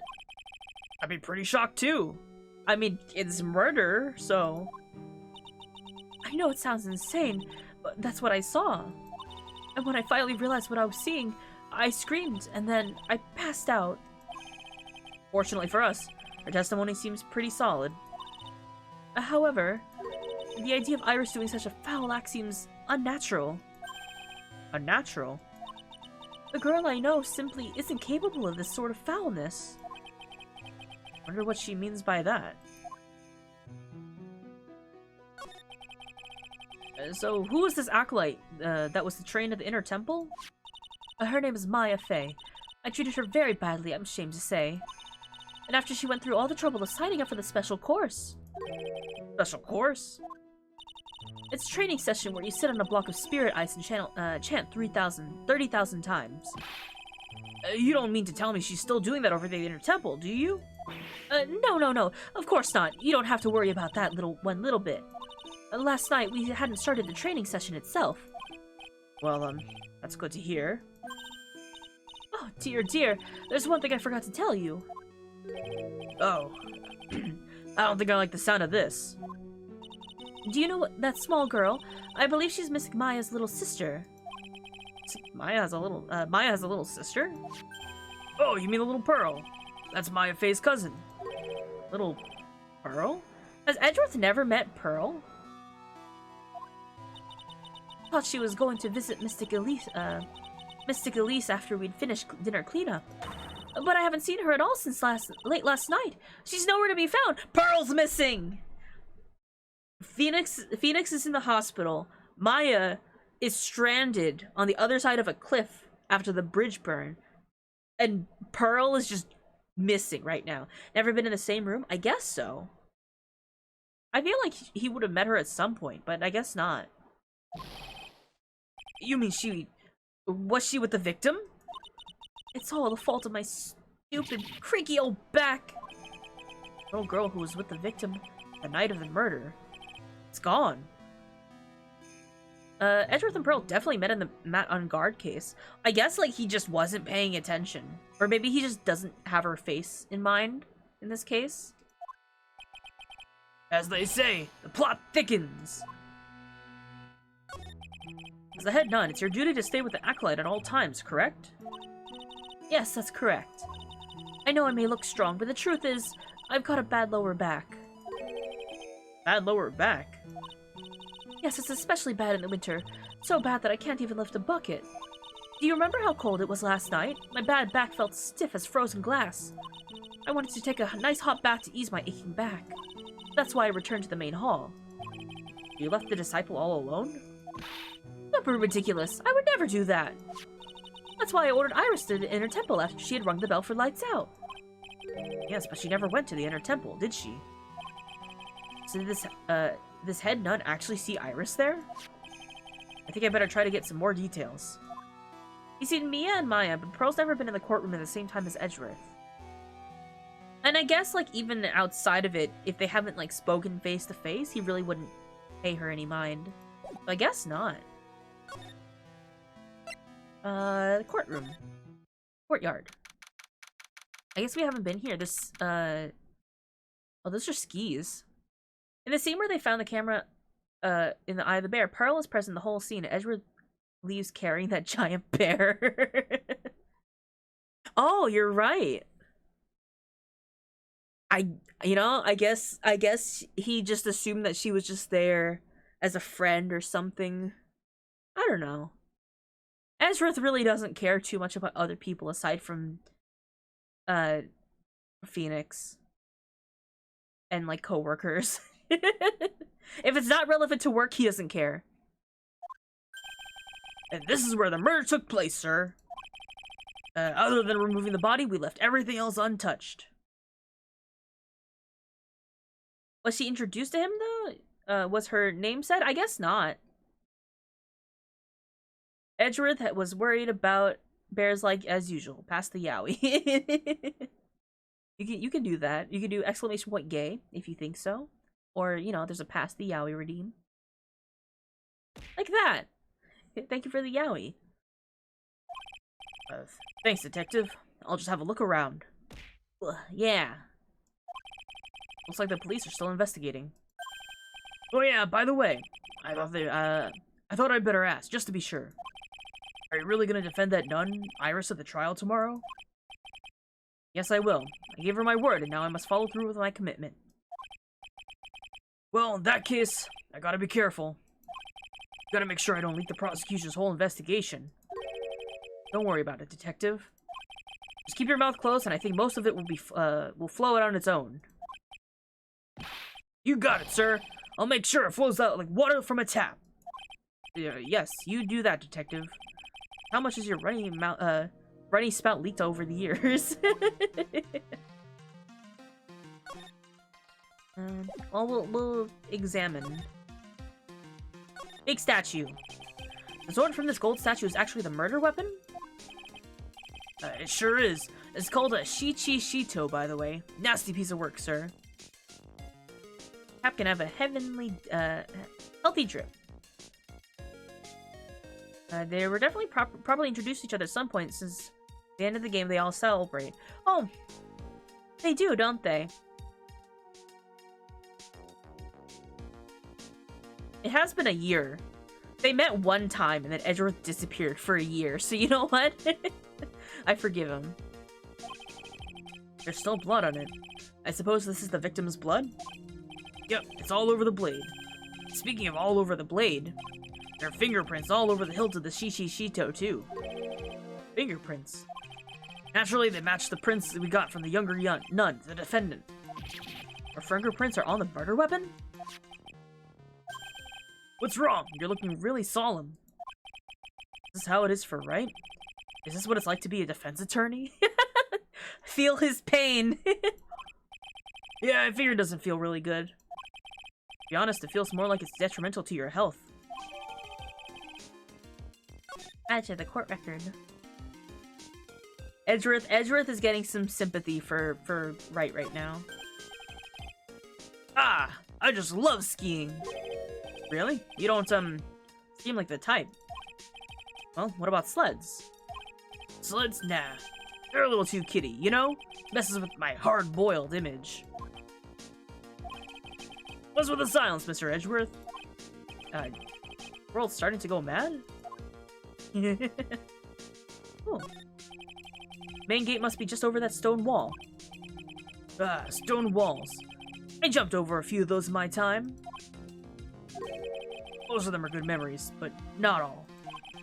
Detective, perhaps someone should introduce you to the concept of positive words.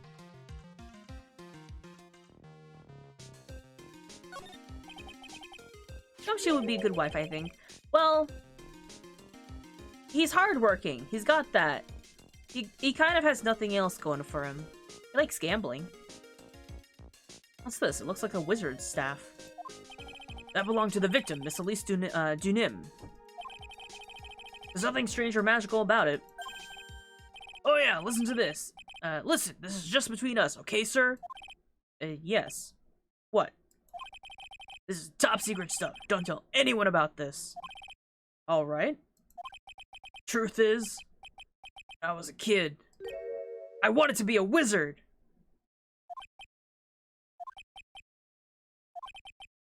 That's it?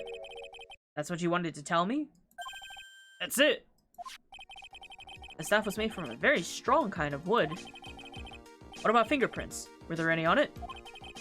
Just the victims. How do you get fingerprints from wood? I love Gumshoe. I could see that. I could see... He's big, he's dumb, he's a wizard. He's perfect. Is he a wizard? How old is Gumshoe? We have him in here? He's 32. He's probably a wizard. You're right. If it's treated, you can get fingerprints. I guess I just don't know how, like, if it's rough or it's... I'm imagining it's a much more rough piece of wood. But it could be, like, fully sanded and, like varnish treated, you know?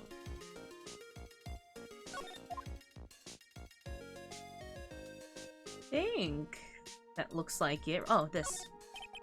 The lantern. I suppose they light it at night. There's something elegant about the light of a fire. At the end of each month, I always like to relax in my room by candlelight. Detective, can you not afford to pay your electricity bill?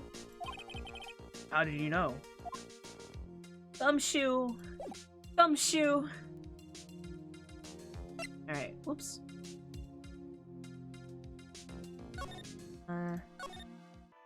Oh wait, I didn't talk to him. If you're gonna be traveling with it, it'd be good to treat it. That's true. But she does have it. It's not really... I guess it would be good. She kind of has it as a prop. Because she was a children's book author. So she wanted to have that sort of appearance to her. Right. Oh, shoot, pay your bills to get your sugar pop, Bappa. The victim is a famous picture book author, Miss Elise Dunim. Her entire past up until she won that writing award last year is a total mystery. It's hard to believe in this day and age that you can still find people like that. The estimated time of death of the victim was between 10 and 11 p.m. on February 7th. The cause of death was blood loss resulting from a stab to the back by the murder weapon. The murder weapon? The victim was found skewered by a giant sword, sir. That's terrible. Yeah, but there's one strange thing. Yes? The victim's entire body was covered with bruises. Bruises are consistent with falling from the height of a two-story building. A two-story building? That would be about the same height as the room in front of us, correct? Hey, you're right! Way to go, Mr. Edgeworth! That just happens to be the room that Miss Elise Dunim was staying in. Maybe she was pushed out the window after she was stabbed by the sword? The sword wasn't a murder weapon. Though, the cause of death is reported as loss of blood from the stab in the back. It'll be 10 feet tall, you can survive that. Gravity was. Now then, detective. Let's see if we can summarize what we've learned so far. Hey son, hi Meta, what's up? Okay, let's take a look at the map.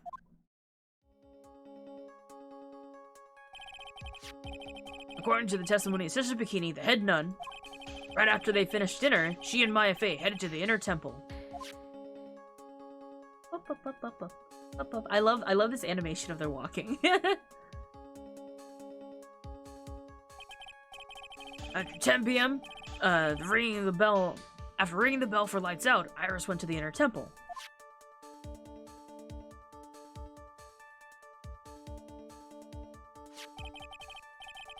She got there, Bikini had her take over while she went back to the Hasakura temple. Not a mortician, but I choose to believe that she fell on the sword and I was just like, gee, let me get this out for you. She was just trying to help. Did you mean what you said about me the other day? I know I might be stupid ass, but I overthink. You're gonna have to give me a reminder on that. I forget things very easily, Meta. You can't just ask me to remember something that I said out of context. After taking a hot bath to soothe her back,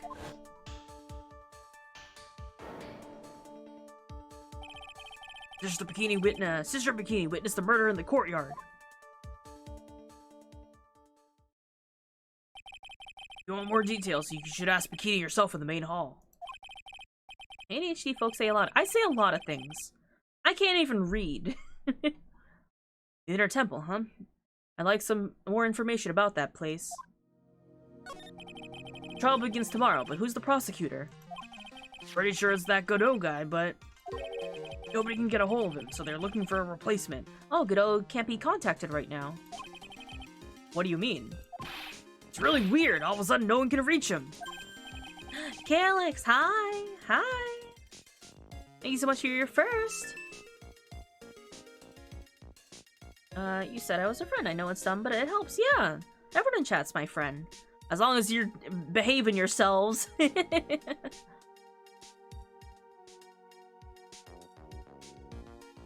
Saying... Do you mean those words? It's like saying...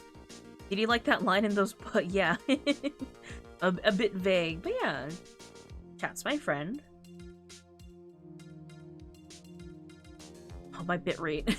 I keep looking up to make sure it's okay, but ooh, the weather is unkind. Sorry, no, don't be. Even when we're having a live conversation, people referring to something I said 5 minutes ago when we're talking about like 3 different things, I just can't keep track. I always behave. I keep the saucy gay thoughts inside the brain. Yeah. I give you little outlets to put them outside, like the gay command and the yaoi, and when I talk about him. How's it going? It's going good! We're going over... We've got a murder case on our hands. We're gonna solve it. It's gonna be a big case that's gonna be taking place in 2 parts, and I'm so excited, because this case is so wild. It's such a grand story. It's worth the time. Maybe since Mr. Red caught a cold and won't be defending, he just lost interest. Ah, I see. I intend to appear in court for the role of defense attorney. However, I'd be quite unhappy if it came out that I'm actually a prosecutor. Yeah, I can see why, but I'm not the only one you have to worry about. I think the real problem is gonna be that judge. Yes, he certainly would remember my face, even after such a long absence. That's why I requested that another judge preside over the trial tomorrow. We've only met each other once. There's a good chance he won't remember me at all. Yeah, but what about the prosecutor? Everyone in the prosecutor's office must know you. Wouldn't it be a problem if someone there made a big stink, sir? There's no need to worry. I pulled a few strings and arranged for a prosecutor of my own choosing. Wow, Mr. Edgeworth. I had no idea you had such a powerful string to pull. Edgeworth's got those connections. No, Phoenix fell from a 100-foot bridge drop and then caught a cold. Godot don't know. I doubt the judge even knows the difference. He would be like, Mr. Edgeworth, I feel like you're normally on the left side for some reason. Strange. Anyway, let's begin the trial. I don't know. He's been the judge for like 3 years. What is this inner temple that Maya was supposedly training at? According to Bikini, it's an old building they use for training the acolytes. It's on the other side of Dusky Bridge. The bridge that burned down, Is there anything else on the other side of that bridge besides the inner temple? Nope, not a thing. Nothing? The other side is surrounded by cliffs on all sides. In a way, it's kind of like a little island out there. The only thing there is the inner temple. I hear it's not the kind of place a person would survive in. Please be alright, Maya. Maya had pot roast, and she's just surviving right now. Let's see. Is there anything else? No. Oh.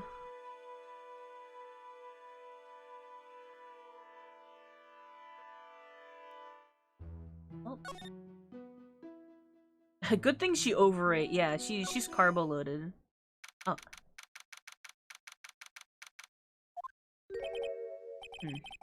I don't see Larry anywhere. Maybe we scared the poor kid away. Heart was shut tight with a number of psycho locks. I guess I'll have to look for him for now. What a thorn in my side. Where are you, Larry? From here?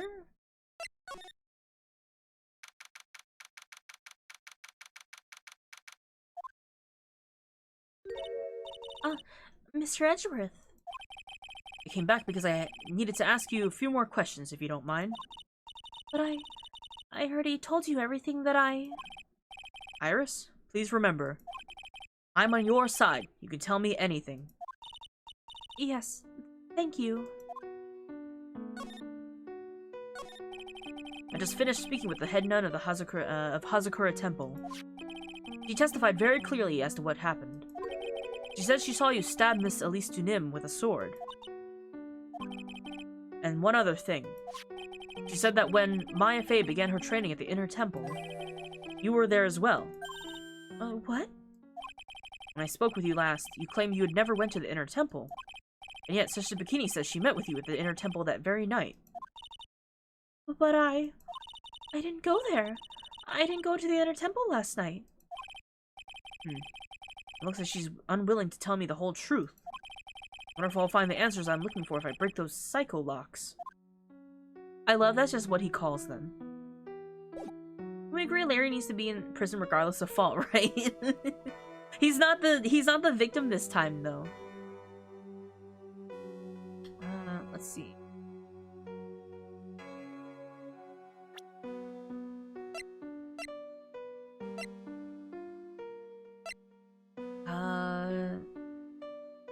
Might have missed something. Oops.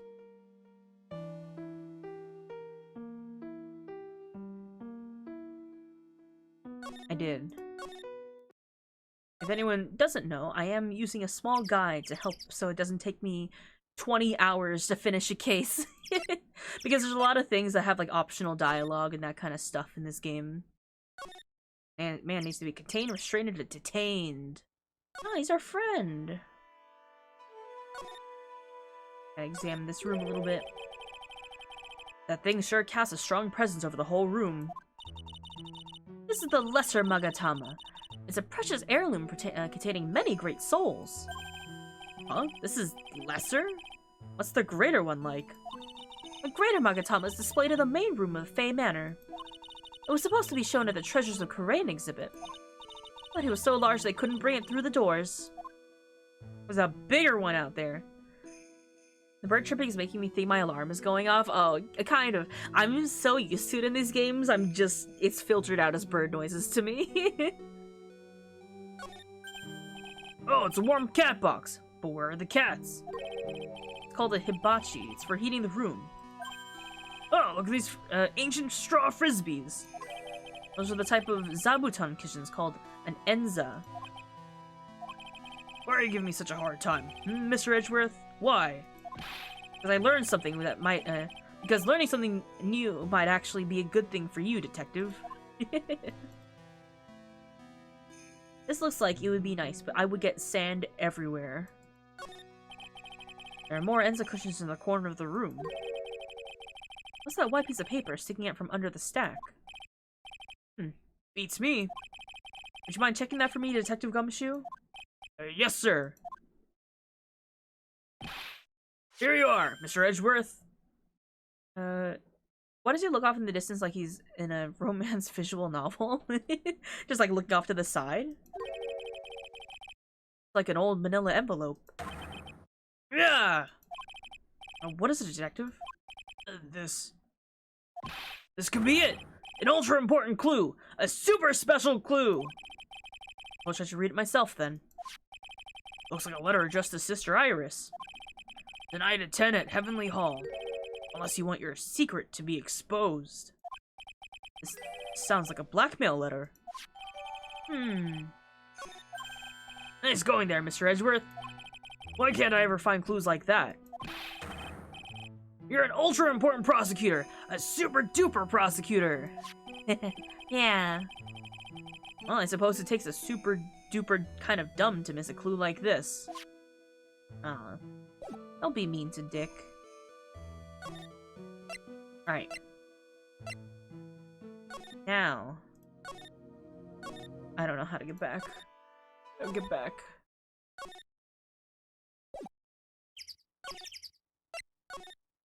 He's trying his best! Grab some soda! Yeah.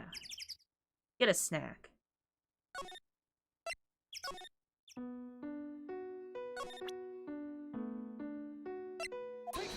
Now I think. Oh, they take that that had his little accent in it. Since I've been handed this case, it's my duty to take up all the answers, understand? Oh. Not Gumshoe and me and that yes you dumb adorable dog meme. Yes, sir.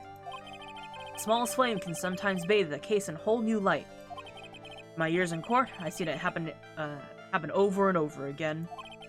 That's why I'm committed to searching until I have those answers. Now then, is it really true that you didn't go to the inner temple last night? Yes, I swear. I already told you that. Yes, you said you didn't because you were frightened. That's right. If that's the case. An obvious question is, what were you so afraid of? Iris, I wonder, is this what frightened you so much that you couldn't even leave your own room? It will be the thing that we just got. I found this in the main hall. It is addressed to you. That's... Well, Iris? Why? Oh, why are you glaring at me like that? You were scared of the blackmailer who wrote this to you. Isn't that correct? Ah! It's the evidence or the power of my glare that broke that lock. Edris just glared at her real hard that the lock just shattered itself. Oh well, I don't suppose it matters either way. But, Mr. Edgeworth... Yes? I thought that letter was just someone playing a prank on me. Prank? Well, yes. After all, even if I did have a secret, there's no one to tell it that would cause me any grief. I wonder about that. Sister Bikini is like a mother to me. I would never hide anything from her.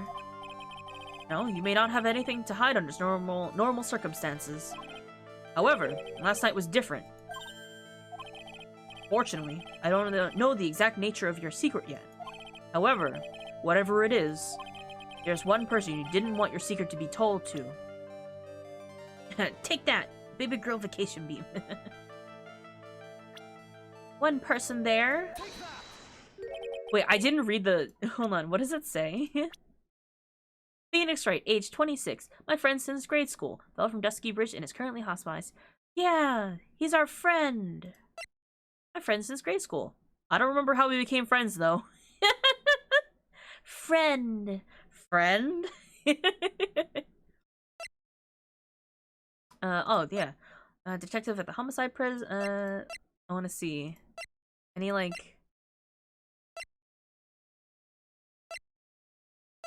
I was trying to see if there's any, like, snarky comments on any other profiles. Phoenix Wright. Ah! You mean something to Wright, it seems. I can tell he holds a special place in your heart as well. That's why I didn't want him, of all people, to know your deep, dark secret.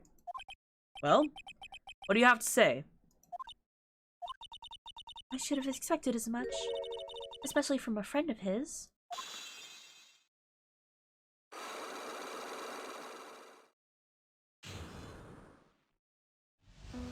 Hell yeah, we're Phoenix Wright's friend. After dinner, this letter was waiting for me in my room. As I said, I was frightened by it. What is this heavenly hall the letter mentions? It's a small mountain shack at the base of Dusky Bridge. Small shack, huh? It's more like a broken down shack that no one would ever want to go near. Where is it on this map? It's around here. To get there, you must go down a small path down from Dusky Bridge. The reality is, to get to the inner temple, I had no choice but to cross that bridge. But the thought that such a terrible crime would be lurking in Heavenly Hall... I was so scared by the whole affair that I didn't want to think about it.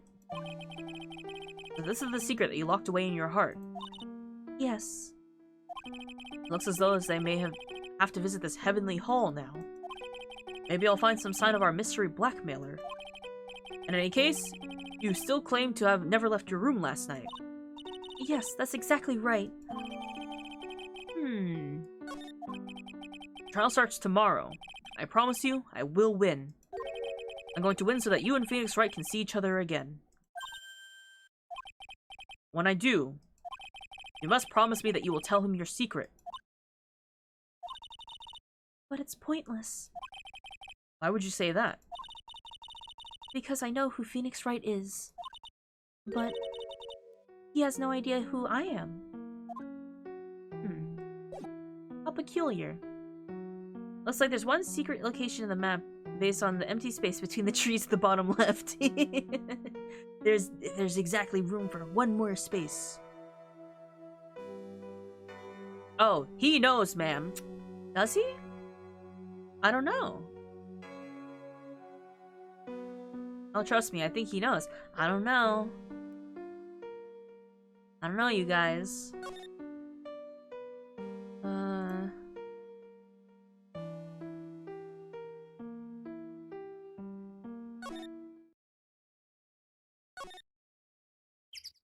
Here it is.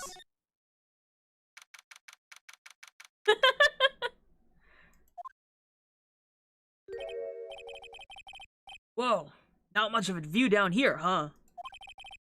Still better than the view from my apartment, though. Someone's here. Hide yourself, detective.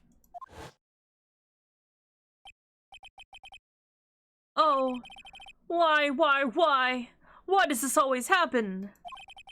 Whenever I find a girl I like, they always run away. I even chased one of them to Japan. Next is going to be prison, I guess. I'll steal that detective's wallet. That'll get me locked up for sure.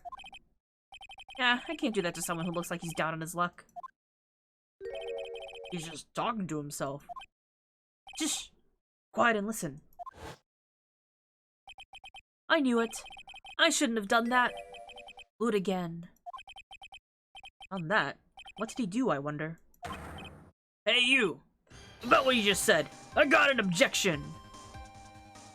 It comes to you, please take better care of yourself.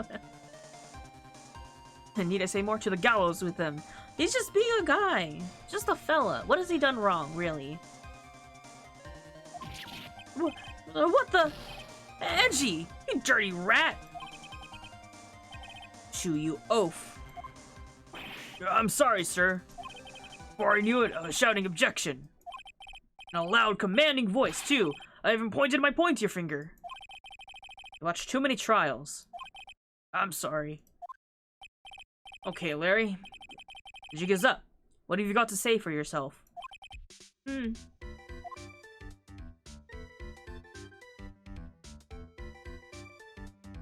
Fella's only a couple letters away from felon, son. There's a lot worse characters that just are roaming around freely in this game. Larry, not a concern.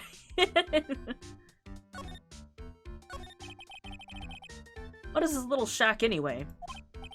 Well, I just discovered it myself yesterday. And why were you down here in the first place? Come on, I'm an artist.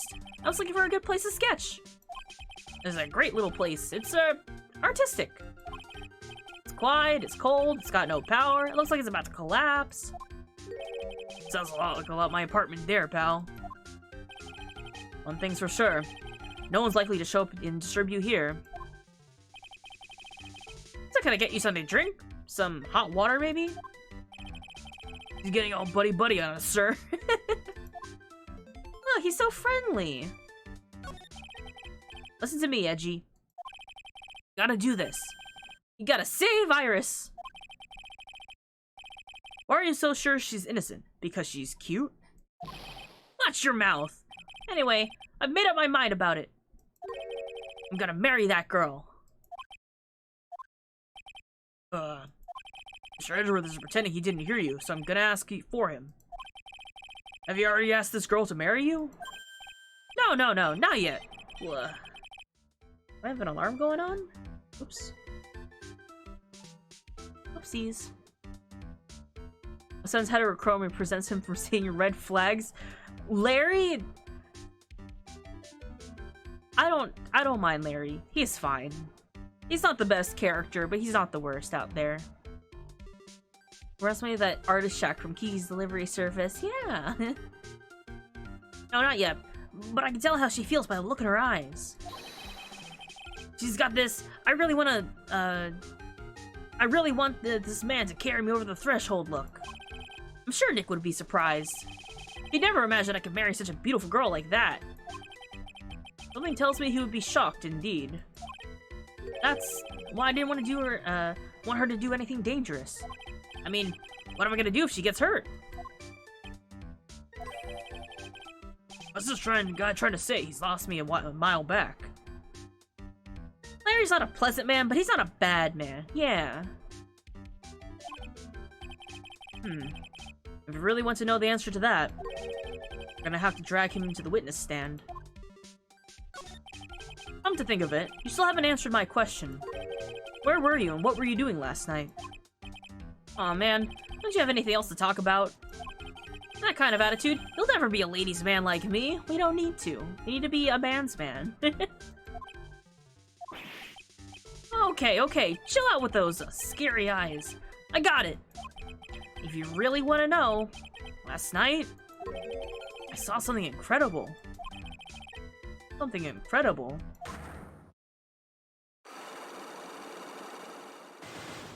Huh? Yeah, but let's not talk about that now. Let's talk about the good old days. What do you say? Come on, I'll pour you a nice cup of hot water. Why hasn't he realized that I absolutely despise talking about the good old days? Especially with him. Okay.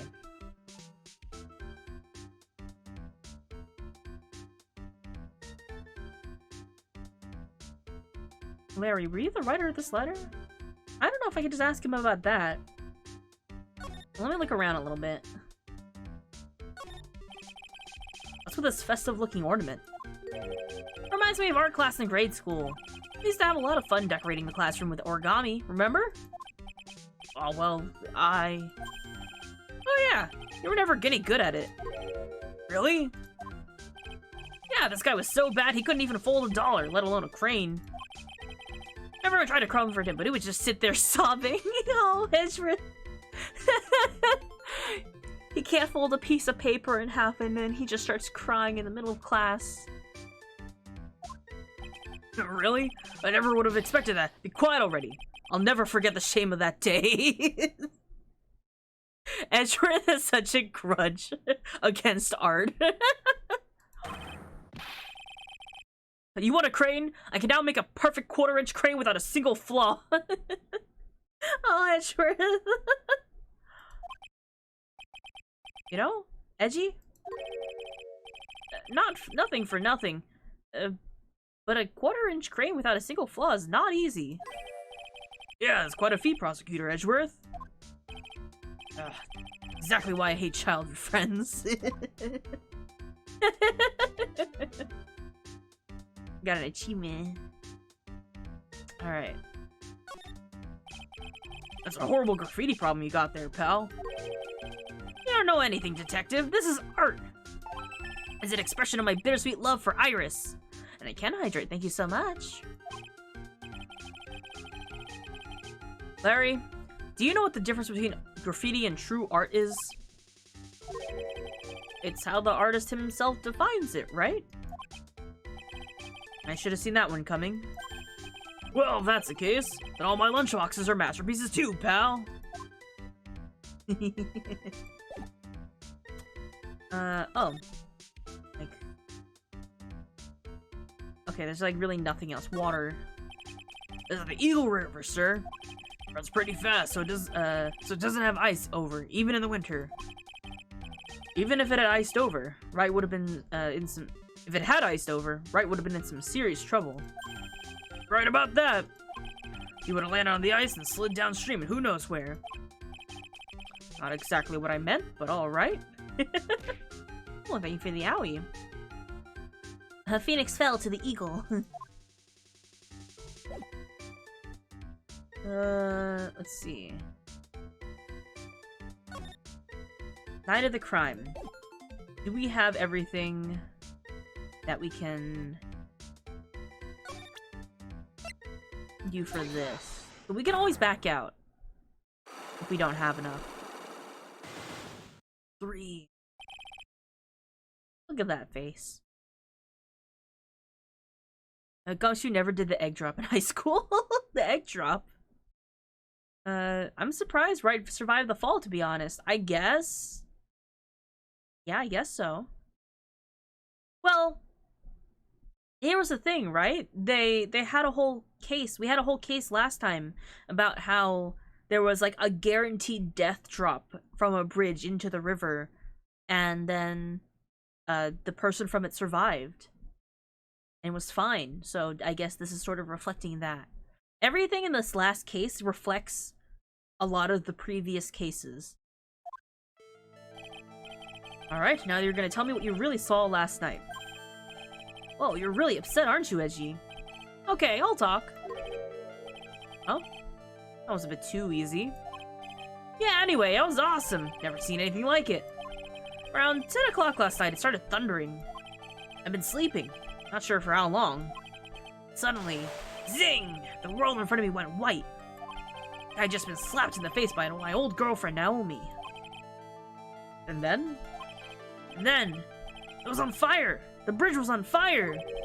Ski Bridge caught on fire. Are you saying that you saw it with your own eyes? Hey, why are you giving me the evil eye? I'm telling the truth! There's still 3 psycho locks remaining. There is the same issue you have. What? Huh? What are you talking about? By the way, Larry, where were you when you saw that happen? Where you say? What do you mean? What do you mean, what do I mean? Just answer the question. I was in my own room, by the main hall. Where else would I be? As usual, you're as transparent as an empty jelly jar. Problem, I suspect, lies there. There? Well, what do you mean, there? It's impossible for you to have seen the lightning strike from Dusky Ridge from your room. Because... the map of the area.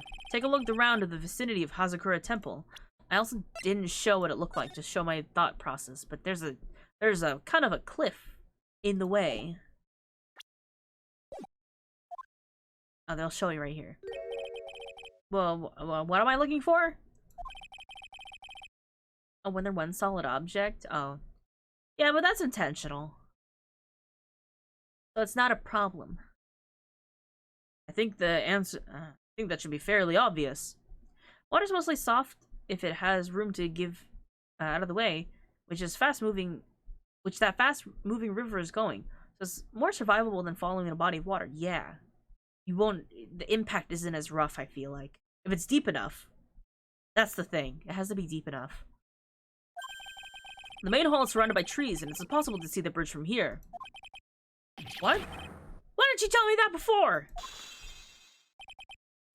Oh, how about it? How about what?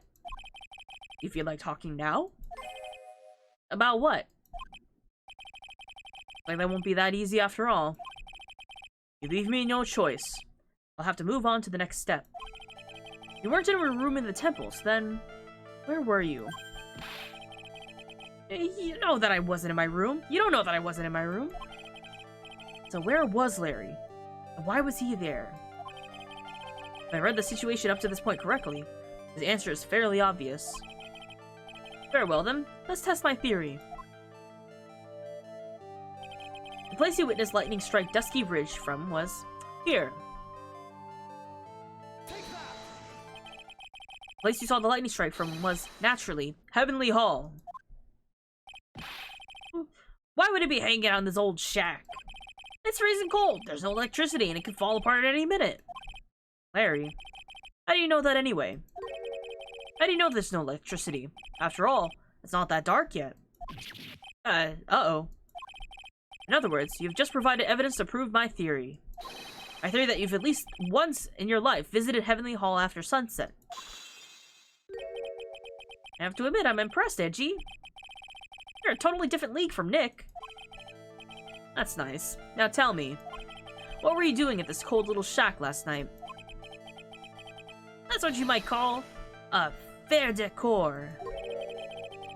I think you mean a fair decor.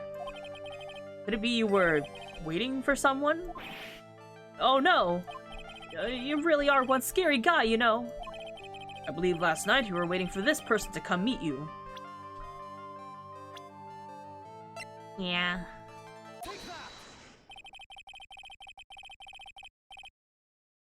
And that's why falling into a waterfall is so deadly. You're gonna basically fall to the bottom of the place super easy. Yeah. You're basically gonna get pushed under. There's only one person you'd wait for this in this horrible place, in a horrible place like this, Larry. I told you before. Don't call me Larry. The person you were waiting for was Iris. Oh, suddenly I feel cold all over, Edgy. No doubt because of my chilly glare. You think I got the hots for Sister Iris, huh? Do you have some kind of evidence? You got something that proves that I was waiting for her? Or are you just guessing? This is where I draw the line between, this is where I draw the line to end this ridiculous little game. Here's the evidence that proves that you were waiting for Iris. I like hearing Edgeworth take that. I love hearing the different characters, like, exclamations.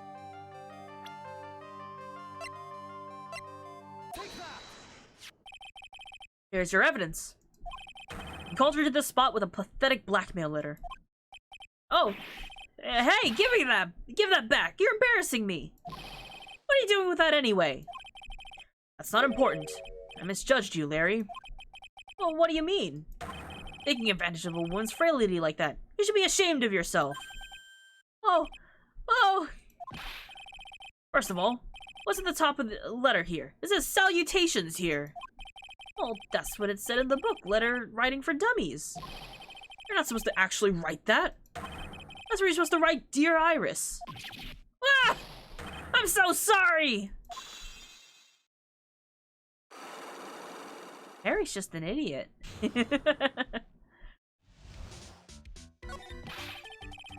So you were here in the Heavenly Hall last night, weren't you, Larry? You saw the lightning hit Dusky Bridge, didn't you? I'm sorry, Edgy. Sorry doesn't cut it, you scumbag, threatening a young lady like that. Wait, hold up. What now, pal? What are you talking about? What threatening stuff? I'll tell you what, you try to scare Iris by threatening to expose her secret, pal. What do you mean threaten? When did I threaten her? Unless you want your secret to be exposed. That sure sounds like a threat to me, pal. Blackmail, in fact. Give me a break. It's a love letter. Haven't you been in love? What did you just say? My love for her burns so hotly, it can melt all the snow on this mountain. Oh? And what's the secret you mentioned? Come on, Edgy. Don't you get it? I'm talking about the secret love between her and me. Obviously, she wouldn't want Old Lady Bikini to know about it, right? About her hot and sour, bittersweet love affair. Alright, then why did he send this love letter in a business-like manila envelope? Edgy definitely knows what love is. Edgy is such an expert at love that he ran away from the country thinking, I'm not gonna see my boyfriend for at least a couple of years. Imagine Larry reading cue cards in acting class. Why? Fancy meeting you here, smiles politely. Larry is the definition of the look at smudge hand and reading things incorrectly meme. Give me a break! It's not my fault I didn't have any other envelopes. Yeesh! Why are you so quick to apologize, pal? Because Edgy gave me that scary look of his. What's wrong, Edgy? Why are you so quiet all of a sudden? That's it? That's what those huge locks were about? I don't understand why you were so defensive. Well, I don't know either. I guess the thing is, you shouldn't expect too much from a guy like me.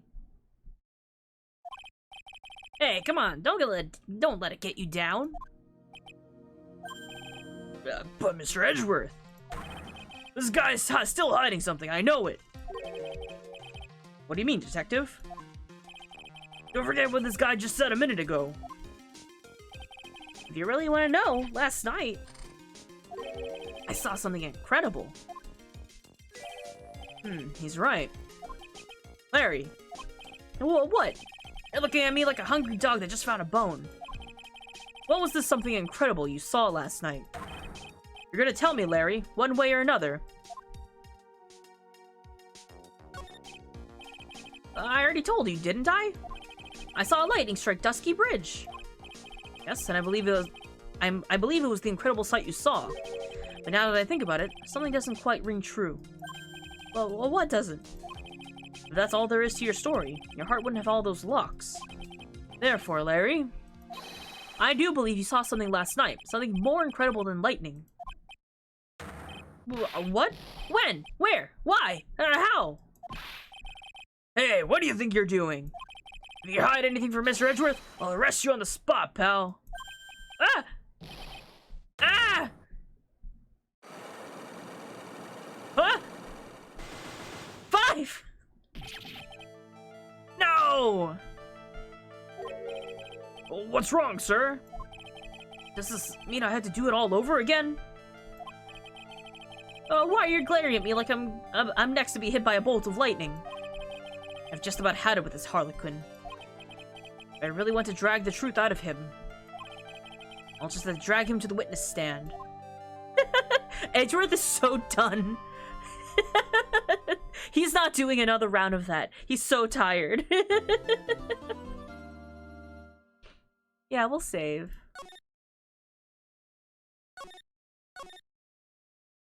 Let's see. Whoop.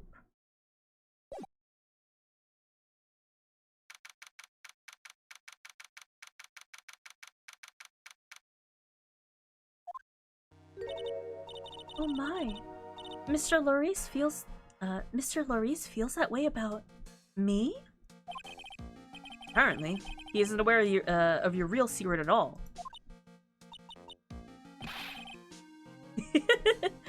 This is no time to be embarrassed. I'm sorry. I'm just hardly accustomed to that sort of thing. Worry not, in any case, whatever it is he saw on that night of the incident, mark my words, I will drag it out of him. Does that mean Mr. Lorice is the witness today? Edgeworth is going to Phoenix's hospital room, drops the Magatama in a soup bowl. Don't ask me for anything ever again. Literally, yeah. That's the first thing he's gonna do. As soon as this case is over. No. I believe that none will be the first to take the stand. Sister Bikini. He claims to have seen the very instance in which you carried out the crime. I just want to ask you one last time. It really wasn't you who killed Miss Elise Dunim. Elise Dunim, correct? That is correct. It wasn't me. Very well then. Mr. Edgeworth? Yes? You are a prosecutor, aren't you? Are you sure about this? If your true identity is revealed... Don't worry, I've made the necessary arrangements. I see. Iris? It's a prosecutor's job to doubt people. But right now, I'm a defense attorney. A defense attorney's job is to believe in people, and to believe until the bitter end. That is what my friend once told me once. Mr. Edgeworth? I simply ask that you watch and decide for yourself, whether or not I'm fit to do the task I've been entrusted.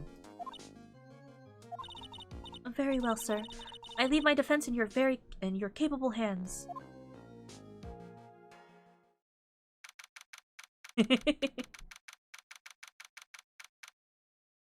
I should be like, please tell me you're not dealing with this lock bullshit all the time. I understand why you're so persistent if you're dealing with this all the time, but please don't hurt yourself.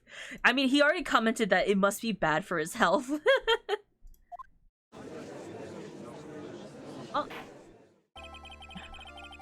Court is now in session for the trial of Sister Iris of Hazakura Temple. The defense is ready, Your Honor. The defense does indeed appear to be ready. However, the same cannot be said for the prosecution in this case. Indeed.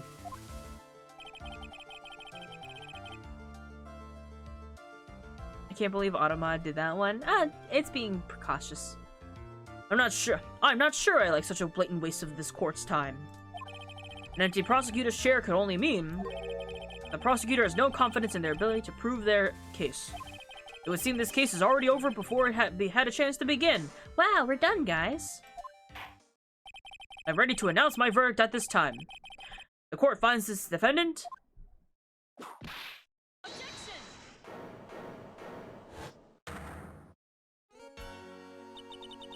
The prosecution stands ready. And you are...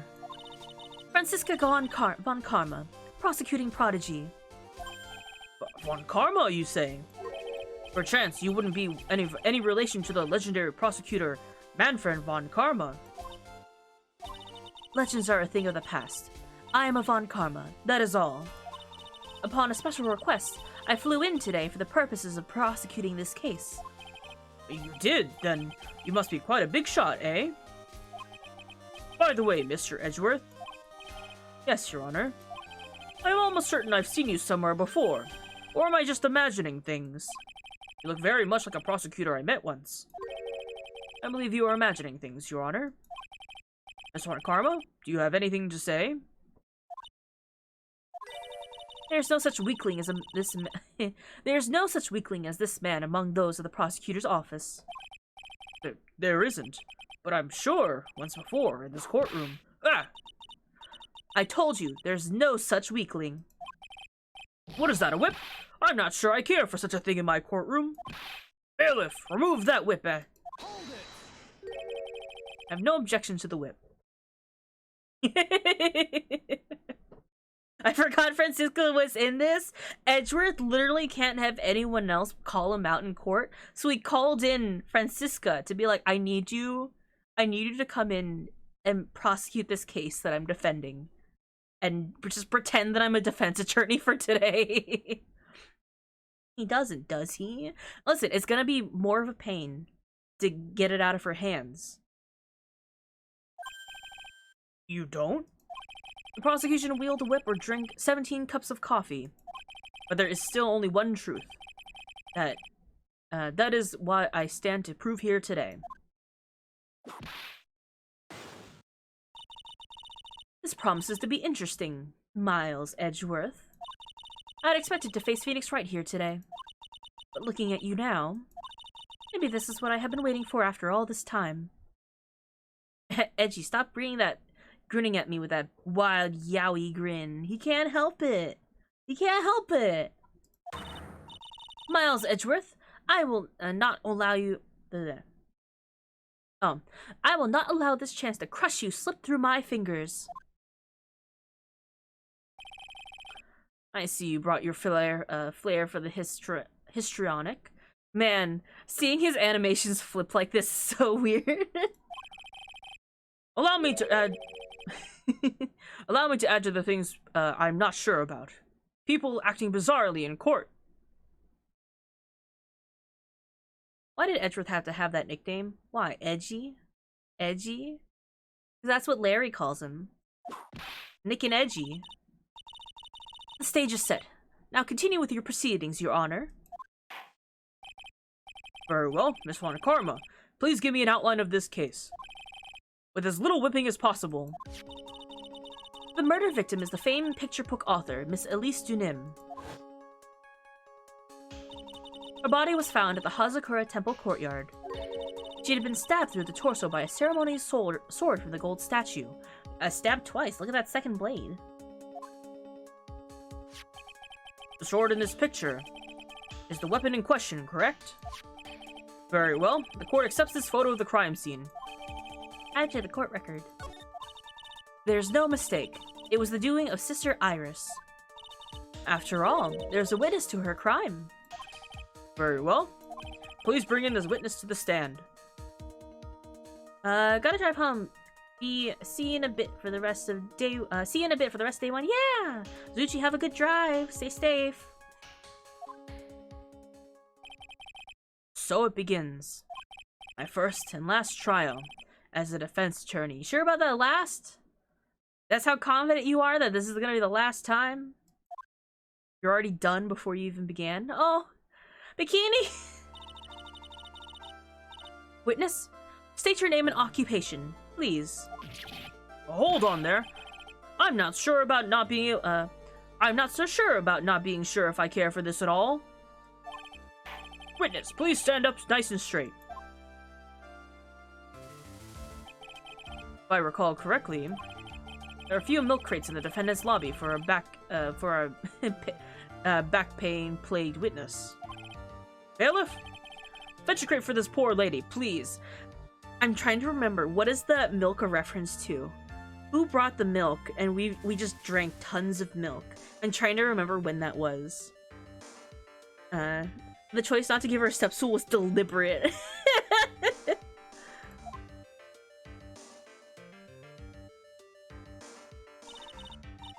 Once again, your name and occupation, please. Was it the circus case? Man, what a throwback, huh? Little old me? Why, I'm the head nun at Hazakura Temple on Eagle Mountain. My name is Bikini. You got it? Bikini. Nice to meet everyone. But you don't appear to be wearing a bikini right now. Yeah! The courtroom is a garden of holy judgment. Those with lechery in their hearts should leave this sanctuary at once. You want me to leave? No need to get your bikinis in a twist. Let me tell you, I'm a sight to behold in the summer. In any case, witness, I hear that you saw the crime take place in the night in question. That's right. I still hardly believe it myself, to be honest. This judge is not qualified. At least she's confident. You know, we love that. There's no way dear little Iris could do something like that. Let us hear what you have to say, then. First, tell us about your... Tell us about your own movements that night, eh? They're really pushing this judge is from Canada thing, huh?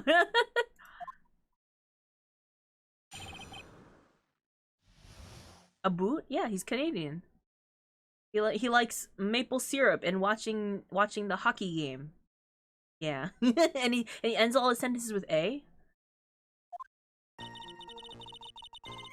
That night, that explains a lot, yeah.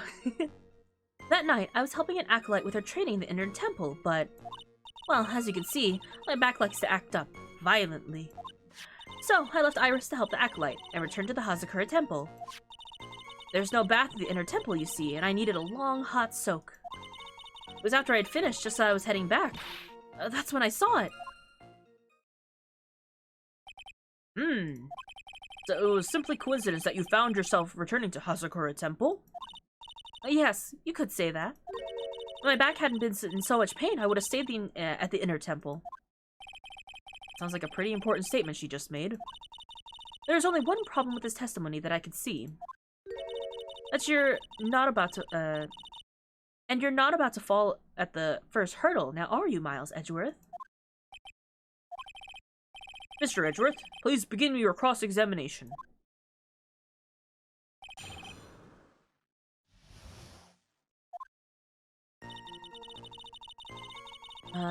That night, I was helping an acolyte with her training in the inner temple, but as you can see, my back likes to act up violently, so I left Iris to help the acolyte and returned to the Hazakura temple.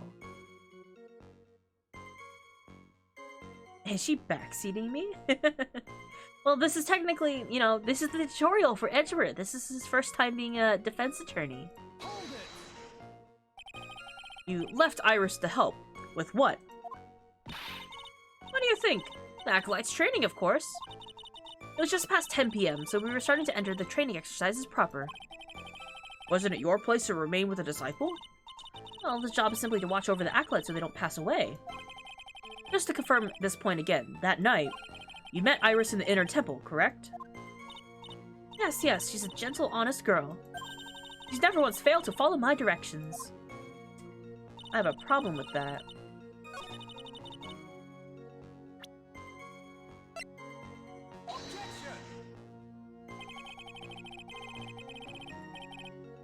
Oh. That wasn't the correct thing.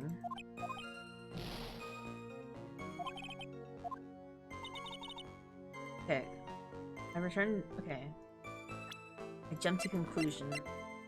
Was it... Was in her room. This is it.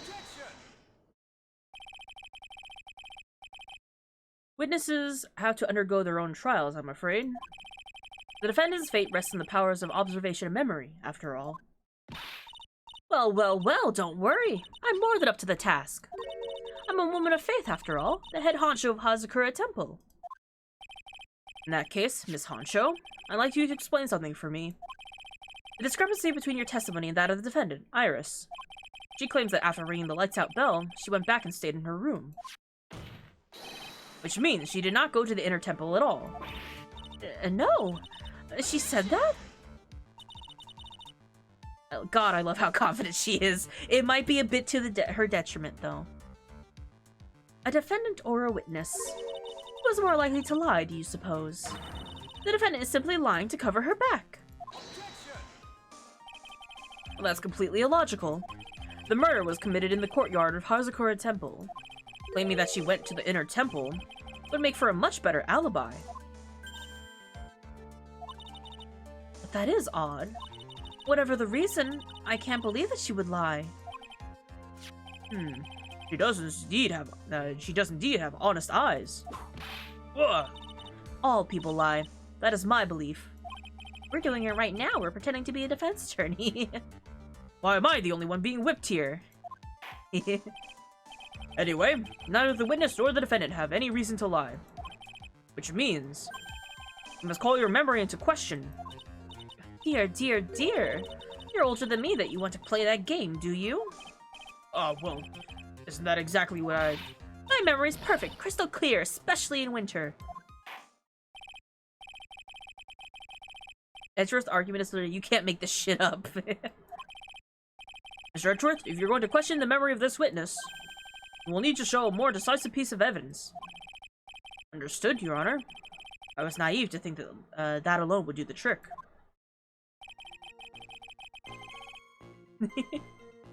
Then please add your comments. Add your comments about Iris to your to the testimony.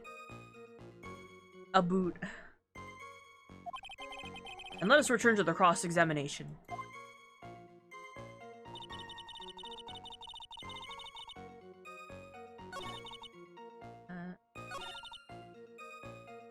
Iris came to the inner temple dressed exactly as she had been during dinner, but that's not the case. Because she gave this hood to Phoenix. Witness, let's get one thing straight. The defendant who you claim to have met, she was wearing this demon-warding hood, correct? Of course. That's a very important piece of clothing. I'll have you know. Wait a minute. Oh, hold it right there. Why do you have that? That's the question of the day, now isn't it, Miss Von Karma? I'll have you know that this hood was given to someone as a gift that night, before the lights-out bell was rung. What? You know where I'm going with this, don't you? If the witness had seen the defendant as she claims, then the Iris she saw would have been missing the very hood. This very hood. Well, well, well. There's so many milk crates. It's not a bad feeling at all, exposing contradictions like this. I understand that happy look on Wright's face every time he does it. Edgeworth observes Phoenix so closely during the cases, huh? Order. Order in the court. Oh. Sister, this hood. You have spare ones around the temple, don't you?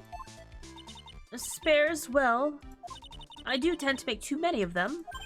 I see. A stockpile, a surplus of hoods, eh? Each nun is only given one hood. This should be the only hood that Iris owned. This is quite strange. Ugh. If there was a surplus of hoods, she could have worn one of those. There's no contradiction here. Sorry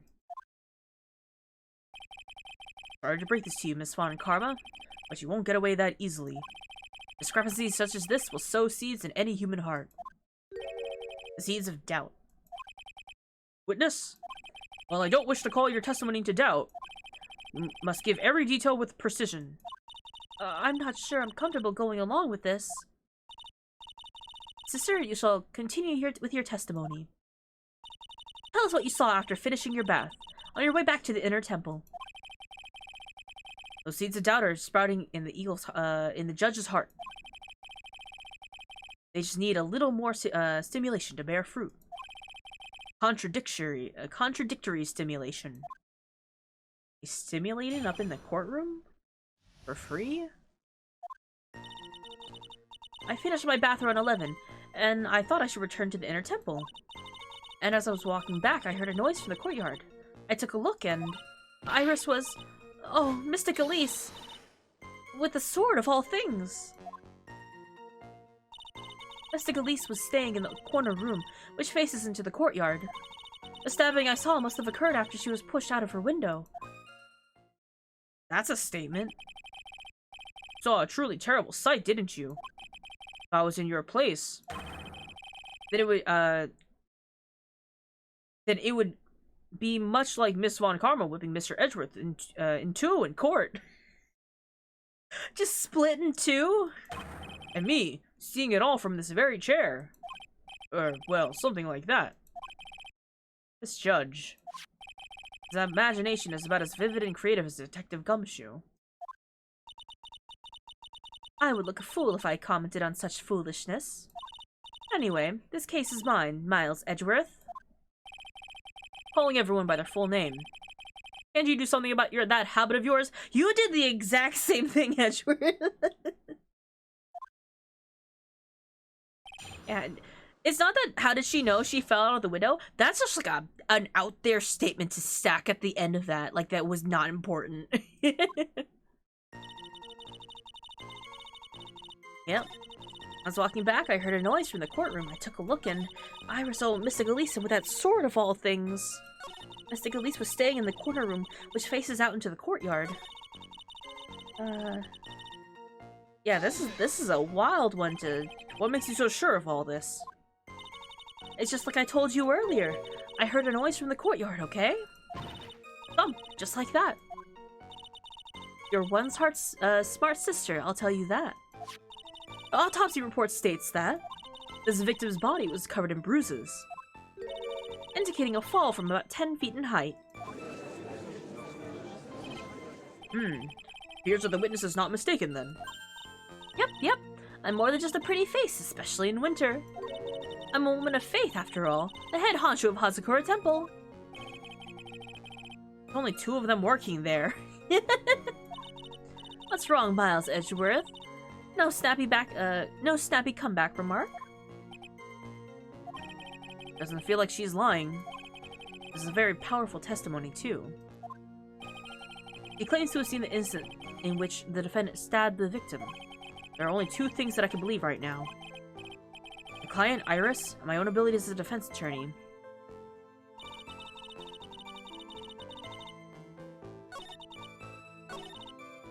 I think... Oh.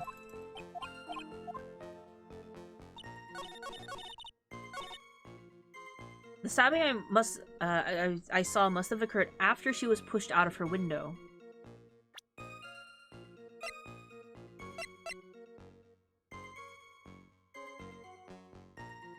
Body felt 10 feet after death. Victim of her definitely has nothing to do with the whip. Impressive logic. That's what I like to say, anyway. Oh, please. Oh, please do. My brain is especially something else, especially in winter. However, I think you are overlooking one thing. Miss Von Karma, would you be so kind to take another look at the autopsy report? The autopsy report? The victim did fall from a height of 10 feet. However, this fall, update that report, was after she was killed. My question was, how did she get under the sword at the statue? That might have just been a visual. I don't think we actually... No, did we?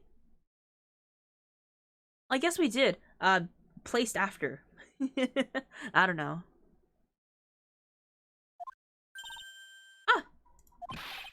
That's right. It says after death right here. The scene the witness claims to have seen is contradictory. The defendant stabbed and killed the victim here in the courtyard. How did the victim then go to take a 10-foot fall? Ah! Order, order! The victim was killed, then fell. If that is the case, then the victim must have been killed in her room. Don't you agree? That is the logical conclusion. Yes, that's right. The victim must have been stabbed by the defendant in her own room. Then she was thrown out of her window down to the courtyard below. Were there any signs of a struggle in Miss Dunim's room? She was stabbed with a sword. That would leave a bloodstain, wouldn't you agree? Well, Miss Von Karma, was there any blood? Also, the Shichi Shito is, like, multi-bladed. You get stabbed with that. There are historically blades that have, like, teeth and ridges on them, but they're for stabbing inwards and then you can't pull them out, not the other way around. No traces of blood were found in the victim's room. Your whip has just caused traces of blood to be found in my glorious playoff beard. However, if there's no blood in the room, then I'm sure there's no need for me to go over this, as I'm sure your honor is well aware of when a stab wound produces the most blood. When it produces blood? Very little blood is actually lost the moment of a blade's insertion. If you want to talk about when the most blood would be lost from a body, that would be when the blade is removed. Indeed, with the weapon still in place, it acts like a lid on the wound. It depends. It kind of depends. I feel like if you get stabbed through your middle, there's gonna be some blood regardless. That's true. The weapon's still in the body. There wouldn't be much bleeding. I don't know. Have we seen the Shichi Shito? This is a shape. This is a shape. To have gone through the body as claimed. Wait, not this. Not her. It's just like the tip, but the picture we keep seeing from the testimony is like halfway in her. With that amount of blades, I think there was a lot of blood. That's why she died of blood loss. Also, the blade clearly went through the body. I mean, that was what the witness claims. We don't know if that's actually what we saw. We don't have any photo proof of that. Perfectly reasonable line of thinking.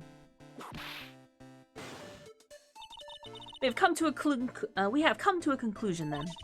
The victim was thrown out of her window with the sword still in place. This removes all of the contradictions. All of them are gone. Order, order, order! I must admit this is a probable version of events. The blade has blood up to the second blade, that's true. Expect no less from Francisco Von Karma. Who's calling who by full names, huh, Drith? She locates and takes control of every vital point. Seems that we need a clearer testimony from the witness. Remove all supposition on your part and tell us only the facts, please. Witness, please! Remain standing on the crate.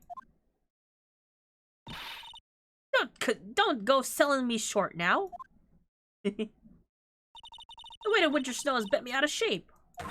Especially my back and my mood. Sister, please, give us your testimony. I will give you a vigorous massage once we are done here. With the whip? Oh boy. Alright, alright. It's true that it limits the amount of bleeding. If you ever get impaled by something, you're supposed to leave it in place until you get able to get medical care. That's true. Hey yo, massage with the whip, yeah. When the size of the blade Shishichicho insert past their base, the seal would be broken, there would be no lid. It definitely would have to bleed. Yeah, like the sword is kind of not evenly sized throughout, so that would be a bit of an issue. When I looked across at the scene, the sword was already in place. Thinking about it now, I didn't actually see her stab mystically. That's like to the base of the sword. I've never seen so much blood before.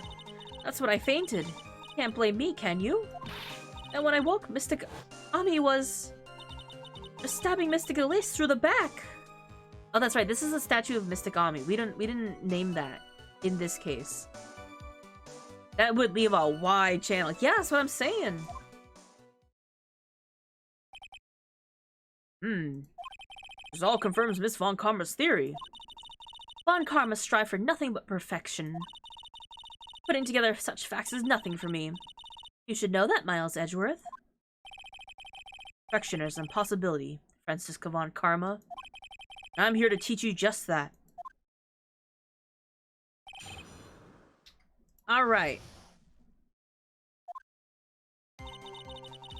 I looked across the scene, the sword was already in place. Thinking about it now, I didn't actually see her stab Mystic Elise. I've never seen so much blood before.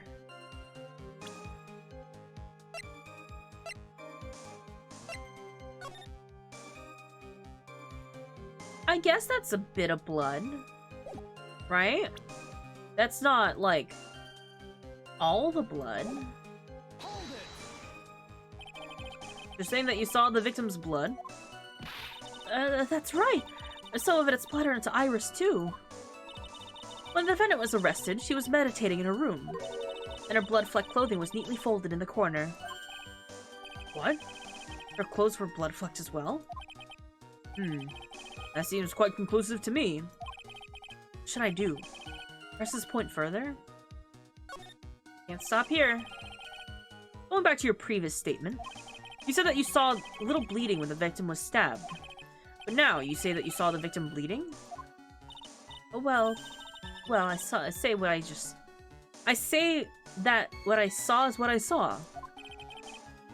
I sure it was blood? Sure wasn't paint? Was it ketchup? Maybe I didn't see a poor woman get stabbed, but I saw the girl pull the sword out of her, plain as day. Yeah. Pulling the sword out? Well, it wasn't exactly pulling. It was more like came out. Witness, you will add this statement to your testimony. Oh, was that important? More than you can imagine.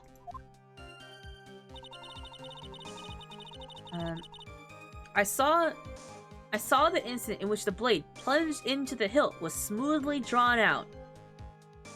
Now that's where we have our issue. All the way to the hilt. That's where the stab wound was made. All the way to the hilt. Okay, no way the blade came out. There's no way the blade was to the hilt, they say. Yeah.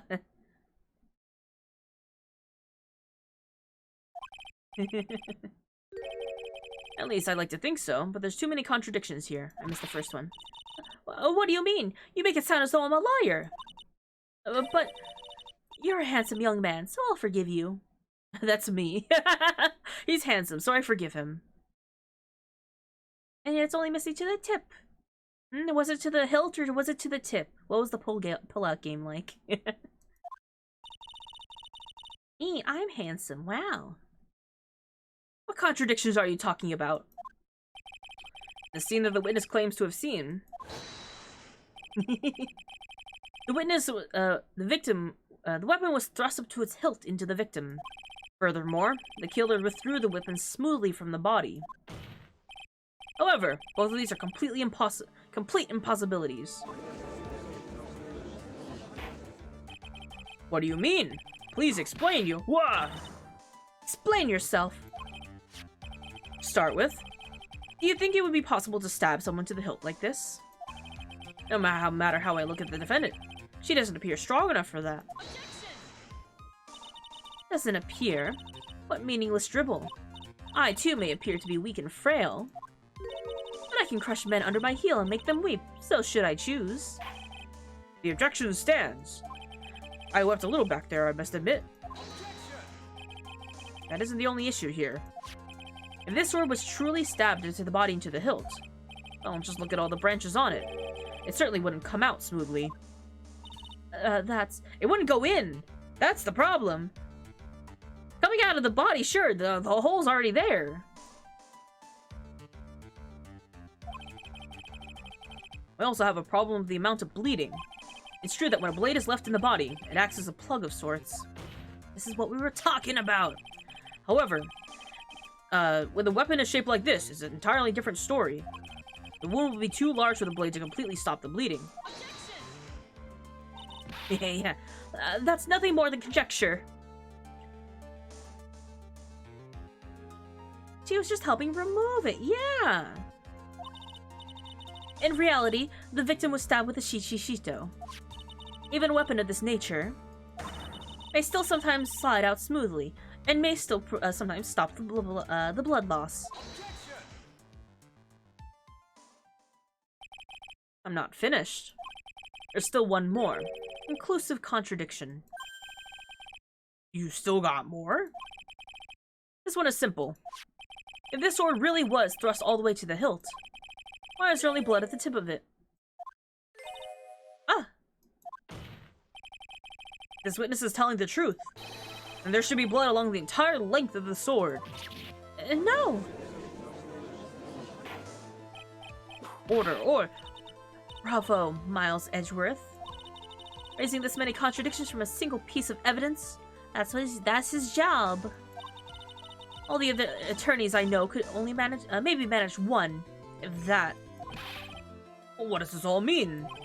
You've proven contradictions regarding the murder weapon, but having come this far, there can only be one answer. And that is? The weapon used to kill the victim was not the shichishito. What? A foolishly foolish idea, born from the foolish mind of a foolhardy foolish fool. Let's examine this again. What was it made us think that the sword was the murder weapon? Well, it's because Mystic Ami was holding it. Exactly. However, if you reflect on this, that is the only basis for which you assume such a thing.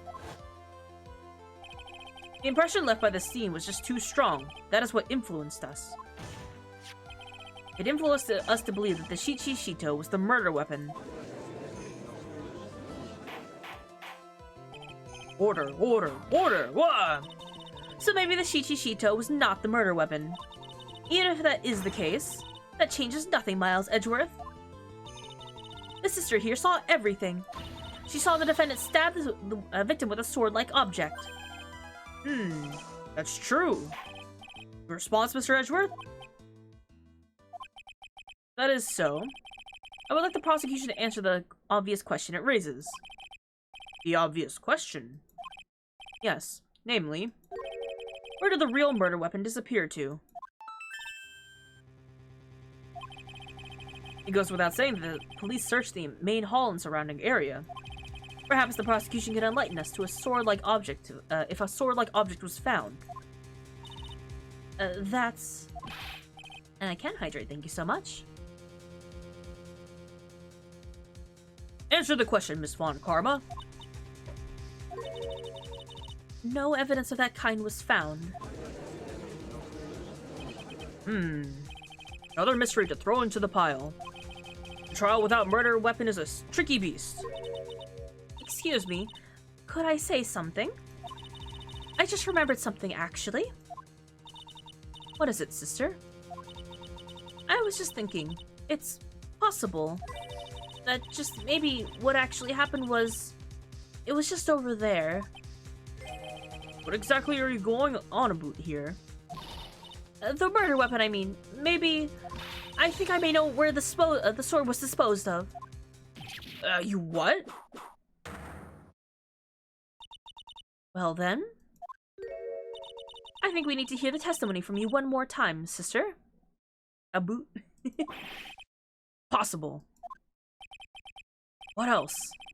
What else could this old woman have seen? Also, do we have Bikini's age yet? Location of the weapon. I saw the murder around 11 p.m. And after asking it to be reported, I went out to the main gate. And there, I saw tracks. Tracks that had indicated the snowmobile had been used.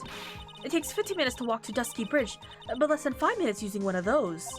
Maybe they threw the weapon into Eagle River and came back while I was knocked out?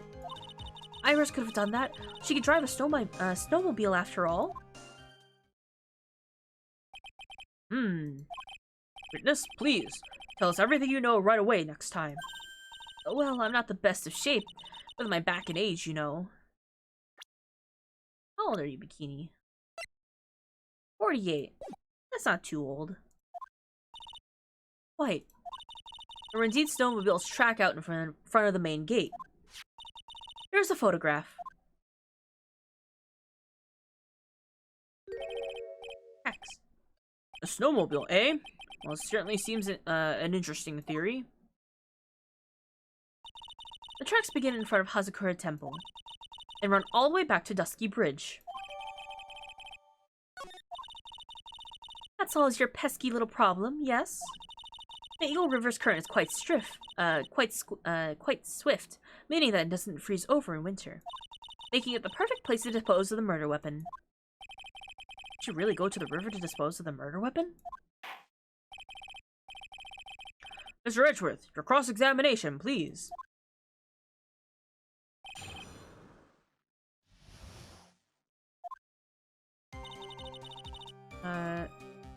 Saw the murder around 11 p.m.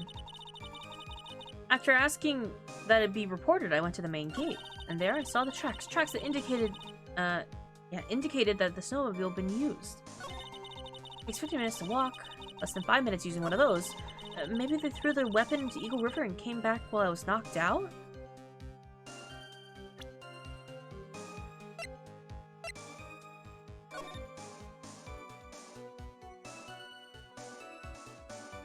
Like, whose footprints are these, you know?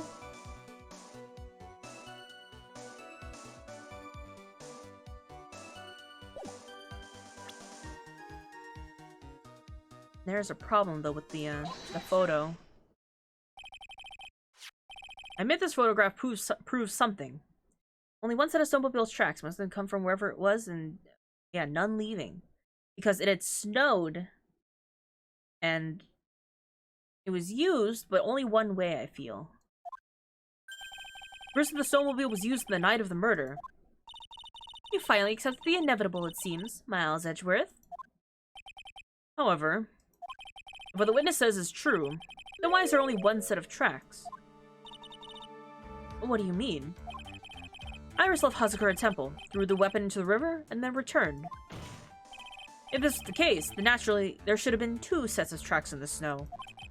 Those leading out from the bridge and those coming back. You're right. You're forgetting one thing, Miles Edgeworth. On the night of the murder, it was snowing. The tracks leading to the bridge were erased by the snowfall. This removes your precious contradiction now, doesn't it? I see. While she was at the river, the snow stopped, leaving just the return tracks in the snow. What do you have to say now, Miles Edgeworth? Is there a flaw in her theory? The idea that snowfall covered one set of tracks? Oh, there's a contradiction, of course. The tracks to the river were covered by snow. What a nice theory. However, Miss Von Karma, that is impossible. Would you care to explain? Why, there's the rude index finger currently pointed in my general direction. Why are you pointing? That's rude. No need. The evidence will do all the talking for me. So sassy. On the night of the murder, the killer went to and returned from Dusky Bridge in order to dispose of the murder weapon. The outgoing tracks were erased by snow, or so claims Miss Von Karma.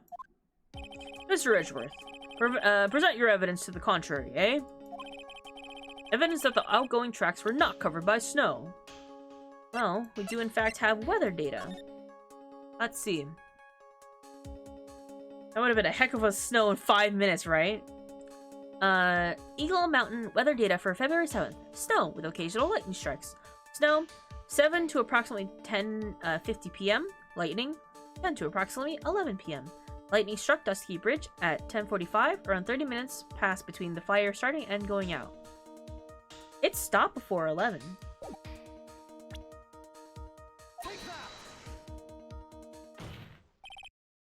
Witness, please tell us again what time it was when you witnessed the crime. Like I said, it was around 11. Of course, that means the weapon was thrown away after that time, correct? On that note, please take a look at this data. It's the weather report for Eagle Mountain on the night of the murder. The weather report? Snow started to fall at 7 p.m., but it stopped around 10:15. Therefore, when the sister witnessed the crime at 11 p.m., the snow had already stopped falling. It is impossible for any tracks to have been... It's impossible for any tracks made after that time to have been covered up. Gotcha! Order! Order! Very well then. It looks like Miss Von Karma's claim has been snowed in. But what? It's too soon to be closing this trial due to snow. Miles Edgeworth, how pathetic of you to rely on weather of all things. Man, Miles Edgeworth, the weather as evidence? That's kinda lame.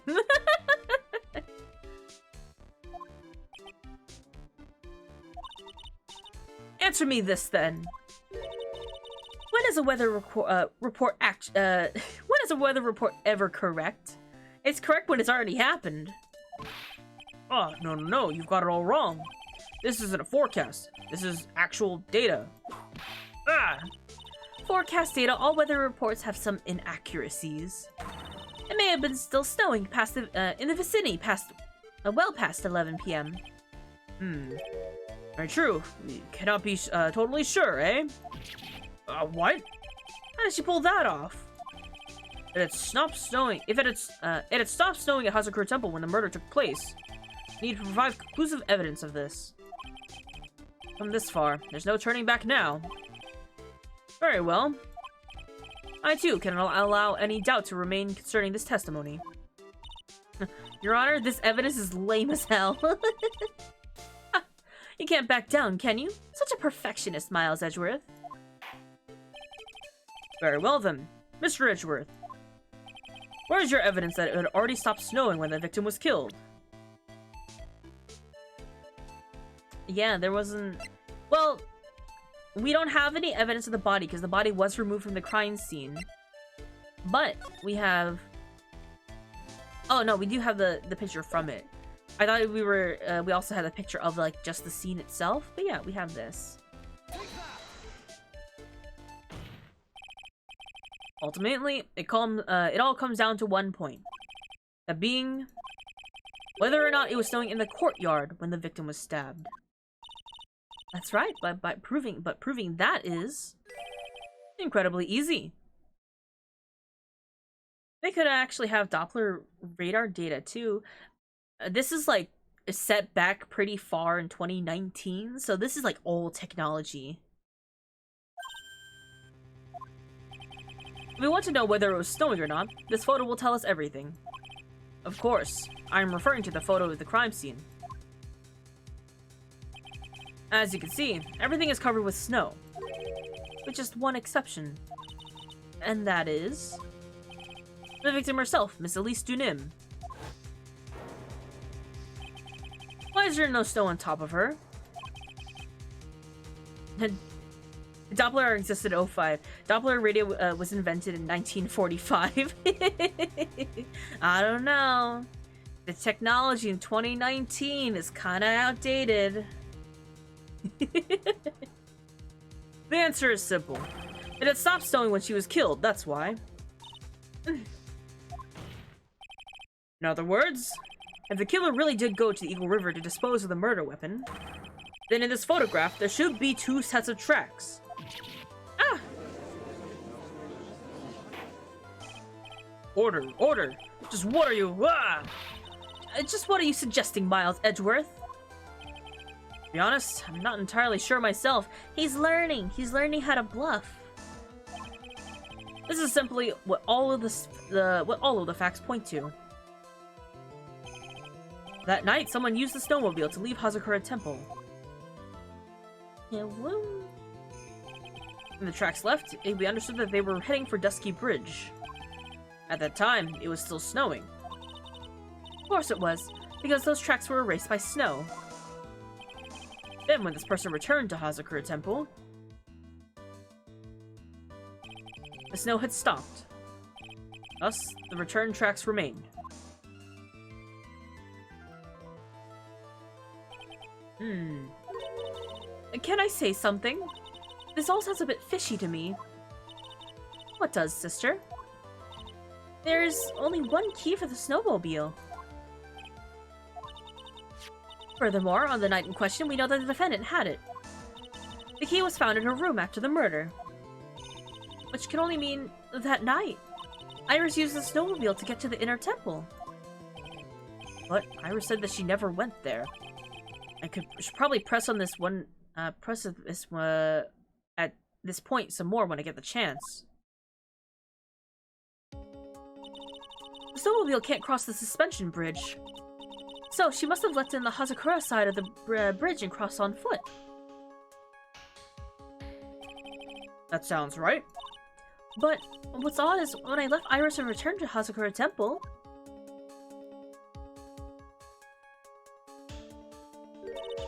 I didn't see anything near Dusky Bridge. You must have just failed to see it, sister. Maybe, but when I made it back to Hazakura Temple, it was there by the main gate. The snowmobile, I mean. I know what I saw. It was covered in snow, too.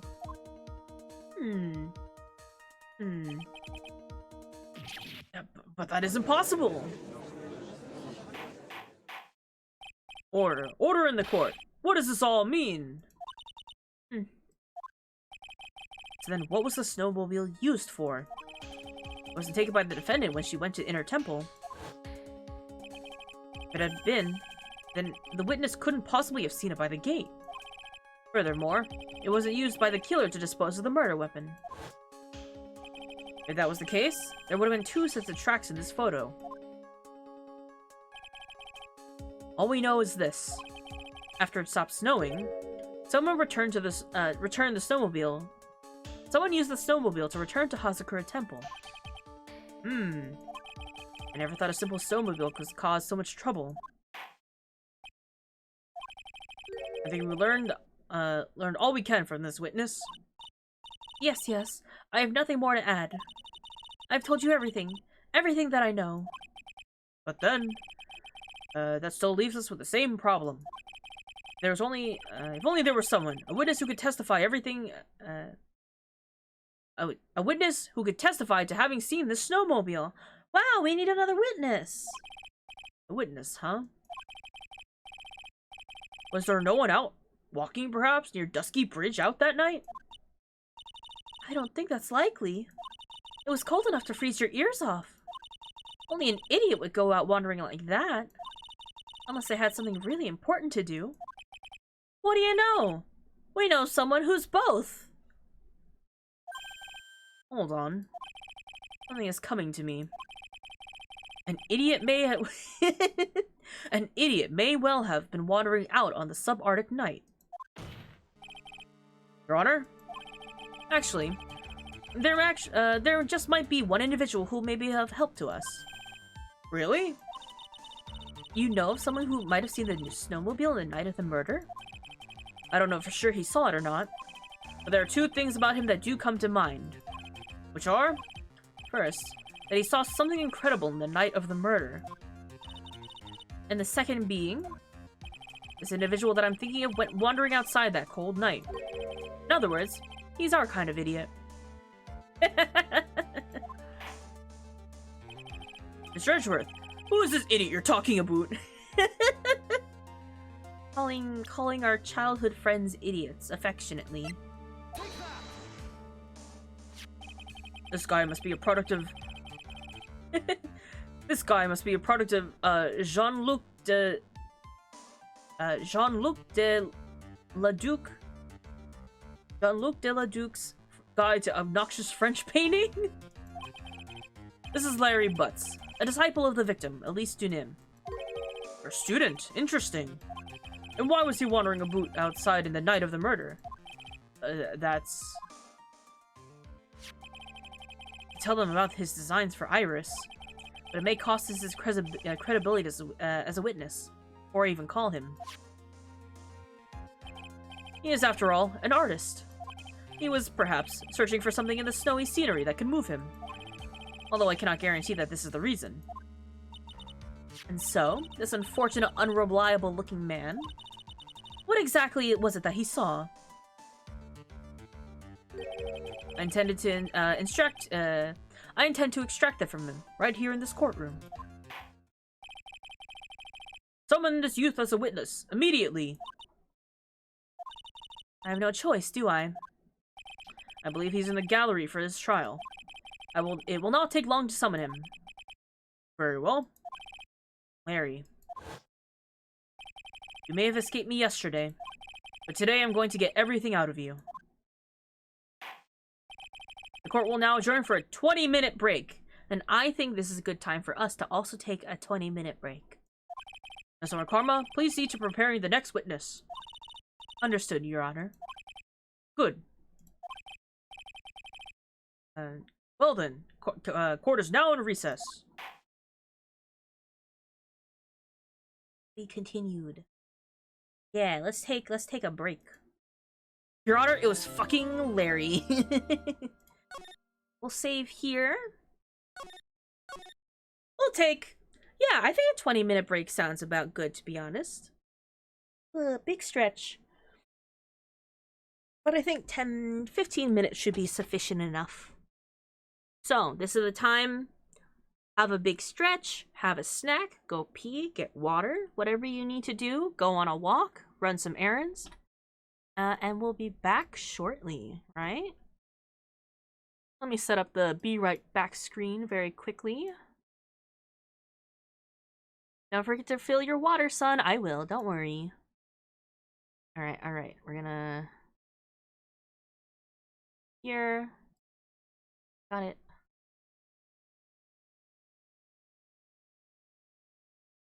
Just in case. Alright. And I added a new thing to the Be Right Back screen, just for fun.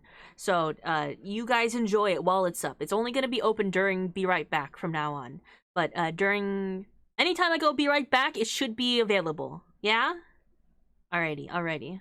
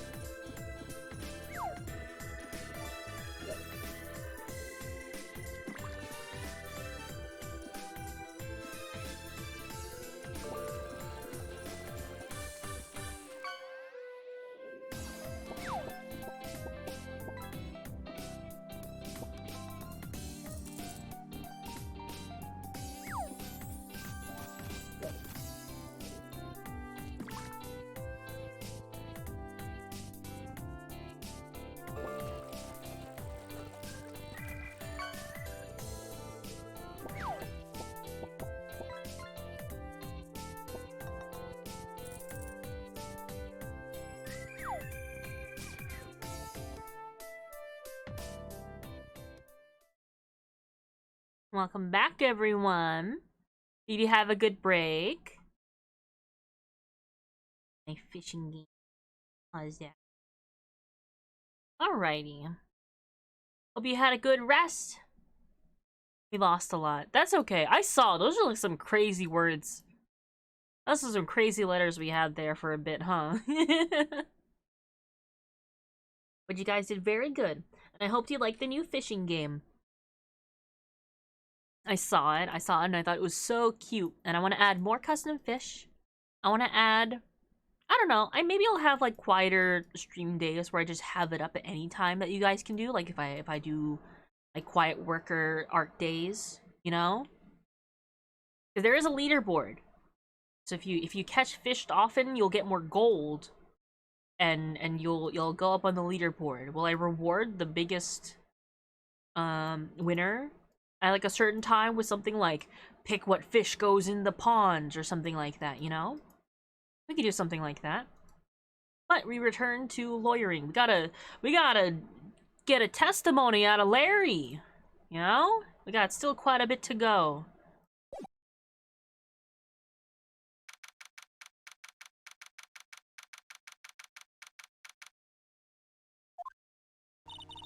Excuse me, Mr. Edgeworth? I'm not really sure what to say. Iris, we only have 20 minutes. There are two things which I need to ask you before we reconvene. Alright, I'll help you in any way that I can. First, about that night. You really didn't go into the inner temple, correct? The last witness claims to have met you and talked with you at the training hall. Either you or Sister Bikini is lying. Mr. Edgeworth, it's just as I said yesterday. Until the incident occurred, I was in my own room in Hazakura Temple. Very well. The second thing, then. That night, the temple snowmobile was used in between the time Sister Bikini returned to the main hall and when she bore witness to the murder. Sometime between 10:30 and 11 p.m. that night. Were you the one who used the snowmobile? There's only one key for the snowmobile.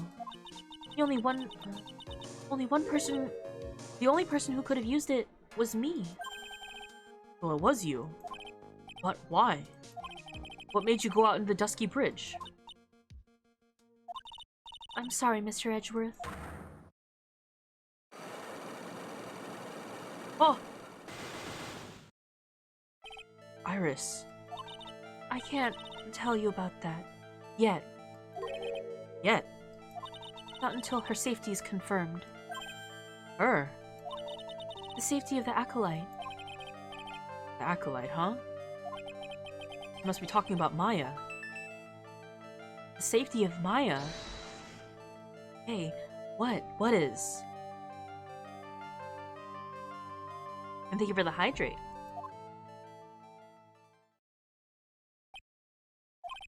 Iris, look at me in the eye and tell me the truth. Did you kill Elise Dunim? Elise Dunim. She is. Iris? No matter who or what may come, I could never take a life. As I thought. No psycho locks. Very well. My job to get the truth. You'll discover this for yourself soon enough. We'll find out one way or another.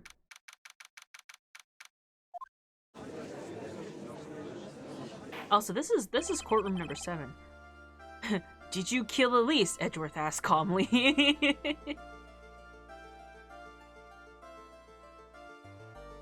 I keep, like, the name is written out so oddly that I keep wanting to read it out differently than how I know it should be read. If that makes sense, Elise Dunim. And I don't want to point out what the pun is. Yet. Court will now reconvene. Miss Von Karma, where is the witness? During the break, a man was detained for suspicious behavior in the gallery. Suspicious behavior? He was sketching something very intensely. Dare I ask what the witness was sketching when he was detained? He drew a terrifying woman, armed with a demonic face and a vicious whip. I can only presume that his intention was to capture you. Anyway, it's time to drag this pathetic excuse for an artist before the court. Pseudonym is the pun, right? Yeah, like how an author will have like a pen name or something like that.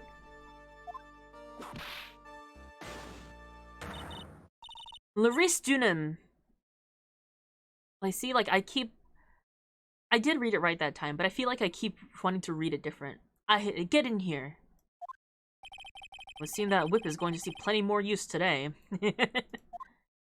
Edgeworth will not stop her. Youch! Your sketch is in contempt of this court. Hey! I was just artistically rendering. Ouch! You tried to run away from the bailiff who was trying to hand you. You tried to run away from the bailiff who was trying to hand you your subpoena, correct? Well, look, I'm nothing but a fledgling artist, training up in the out in the mountains. I'm only down here in the city because I ran out of green paint. Well, to use the technical term for the color, Viridian. Larry, this isn't an art store, now is it? I know, I graduated junior high, okay? Look, art is all about working in the fields, isn't it? Working in the fields? I presume he wanted to say field work. I hope. That's it. Thanks, buddy. It's kind of sad. It's kind of sad that I was able to understand his mangled train wreck of a sentence.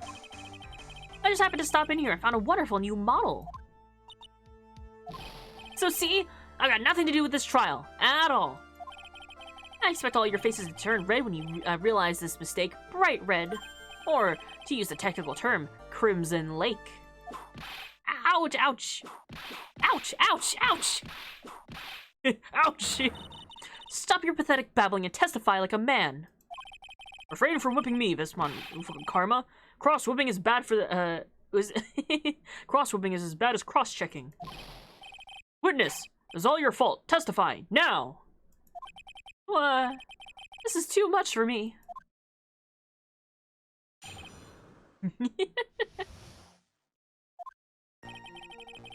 I was at the lodge,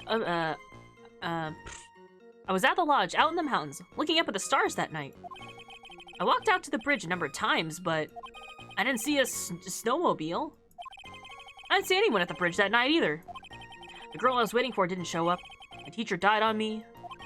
I'm all alone now. Aren't I, Edgy? Hey, Sam, what's up, Meta? Larry's overstimulating. Witness, please refrain from talking to directly to the lawyers during your testimony. I'm just a nobody, nothing but a small, worthless man, aren't I? And why wasn't I asked for my name and occupation or anything else? I don't think I was would enjoy this type of game, but you've made it so enjoyable. Aw, I thank you.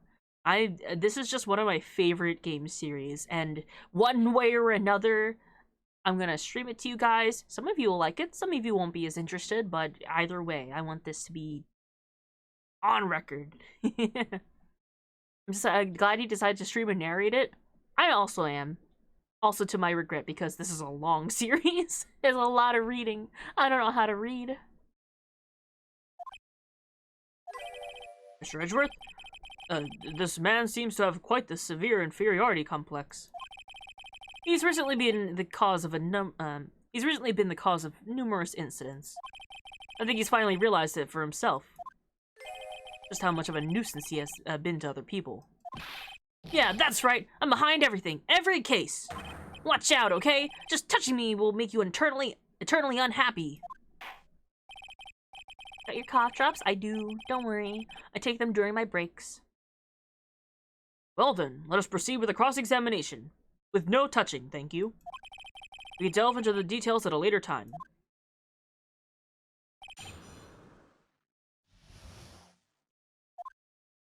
Alright. Was the lodge out in the mountains. I walked to the bridge a number of times, but I didn't see a snowmobile. I didn't see anyone at the bridge that night either. That's a lie. No one. No touching allowed. There was no one there. Like, not a person at all. You have a cough? Oh, I don't have a cough, no. I just have lozenges because reading for 7 to 10 hours in a row is a lot.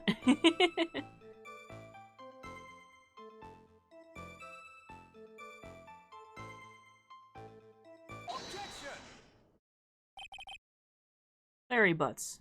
Yes, it is. So no, it's not a cough. I don't know how you do it. Perseverance. And also, like, you'll find that sometimes I'll fall out of the voices when I think it's too much. Like, I won't push myself too much to do them. And no touchy. Cough drop. They are cough drops. Lozenges is generically what they are, but cough drop is not wrong either. I can understand why you might want to throw your old life away. Pretty pathetic. And you'll cause all sort of trouble. As for that, are you just calling Larry pathetic? I'm sorry. But, having realized just how much of a nuisance you've been, that can be considered a step in the right direction. Edgy, are you trying to console me? It certainly doesn't sound that way to me. However, I cannot forgive you for simply turning away from the incidents you create. You're totally pinning this on me. Now then, let's talk about the night of the murder. Mr. Bikini, after seeing the murder take place, asked Phoenix Wright to report it. Thus, he headed for the public phone by the bridge. There, he happened to cross a certain nefarious individual. You, Larry Butts. That's right, me, in the flesh. Listen carefully, witness. Doesn't matter if you change your name. So as long as you remain pretty pathetic, you will continue to cause these incidents. That reality will not change. But what do you want me to do then? Harry? What you need is a change of your inner self, but for now, what you saw that night, testifying truthfully about this one issue, is all I need from you. Edgy, I think I've finally woken up. Edgeworth more brutal than a Twitter call-out post. Well, I guess I could still be sleeping. But anyway, I'll do it. I'll testify. Well, I'm not sure this will go especially well. Psychologically manipulating the witness? That's his job. That's what he does every case. I'll ask again then, witness. What did you see on the night of the murder? Okay, what I saw. Part 2. I went to the shack around 9, so it would have been around 10:30 p.m. I was lying under my bedding when a white flash almost blinded me. I looked... First of all, what has he got? He got oranges. He's probably got beer. Comics. He's in his clothes under like a straw mat. There was still some thunder, but I went right away to check it out. That's when I ran into Nick.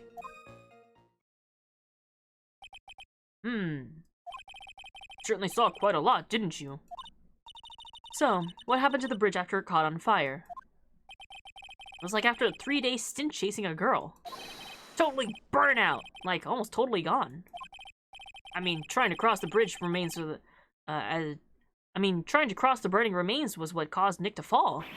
What did you say? Oh, don't worry. It's nothing life-threatening. He just caught a cold. I never know with that man if he should be called lucky or unlucky. Think this man drinks beer? That's soda. Oh, you're so right. It's like cola. Now, Mr. Edgeworth, please commence your cross-examination. Alright. Went to the shack around 9, so it would have been around 10:30 p.m. I was lying under my bedding when a white flash almost blinded me. I looked out the window, and Dusky Bridge was on fire! Seeing that, what did you do? What do you think? I was burning up as well, from the fire in my heart! That's why you went to take a look at the bridge? Well, to be honest, I was freezing cold, so at first I thought, forget it, I'm not leaving my covers. What a mood. But it pretty much stopped snowing, so, I don't know, I changed my mind. I'm not sure I care for the forget it attitude you had at first, witness. This man's mind is too poorly kept to willingly degrade it. And dog, that was me this morning. It was the sound of thunder, but I went to check it out right away. To check it out. You said right away, but exactly how long after the strike was that? Lightning fell and the bridge caught on fire, maybe around 5 minutes? Object! The judge has hair. It's a different judge. He's a Canadian judge. Hi, Kaido. I mean, I suddenly thought, gotta go check this out. How far is this small shack from where you were from the, how far is the small shack you were in from the bridge? That's a sentence. How far is the small shack you were in from the bridge? There we go. Hold on, well, it pretty much stopped snowing. I guess about a 5-minute walk? And how did Dusky Bridge look when you got there? I'm like it had recovered a piece of my childhood. I mean, not even the bonfires kids make... not even the bonfires kids make during school camping trips can compare. Oh, should I press him for a little more info? Why don't you call anyone? We're next to a phone. Larry, let me ask you one thing. What is it, Edgy? What's with the serious face? Why didn't you call anyone? Huh? What do you mean? Normally, when faced with a towering inferno, one would try to tell someone. There's a public phone right by Dusky Bridge, correct? Well, of course I thought of doing that. For Edgy, yeah. Phoenix Wright fell from a bridge, down plummeting into a river below, and now he's in the hospital. So Larry called Edgeworth to charter a jet all the way from a different country. Actually, it's not specified, but I'm assuming Europe, to fly straight back to Japanifornia overnight. And now we're pretending to be a defense attorney. We got his badge and his Magatama. So then, let's hear why you didn't. Well, yeah, okay. A reason. My reason. It isn't that I didn't try to tell anyone, I just didn't have time to, okay? I arrived at the bridge and Nick showed up less than a minute later. That.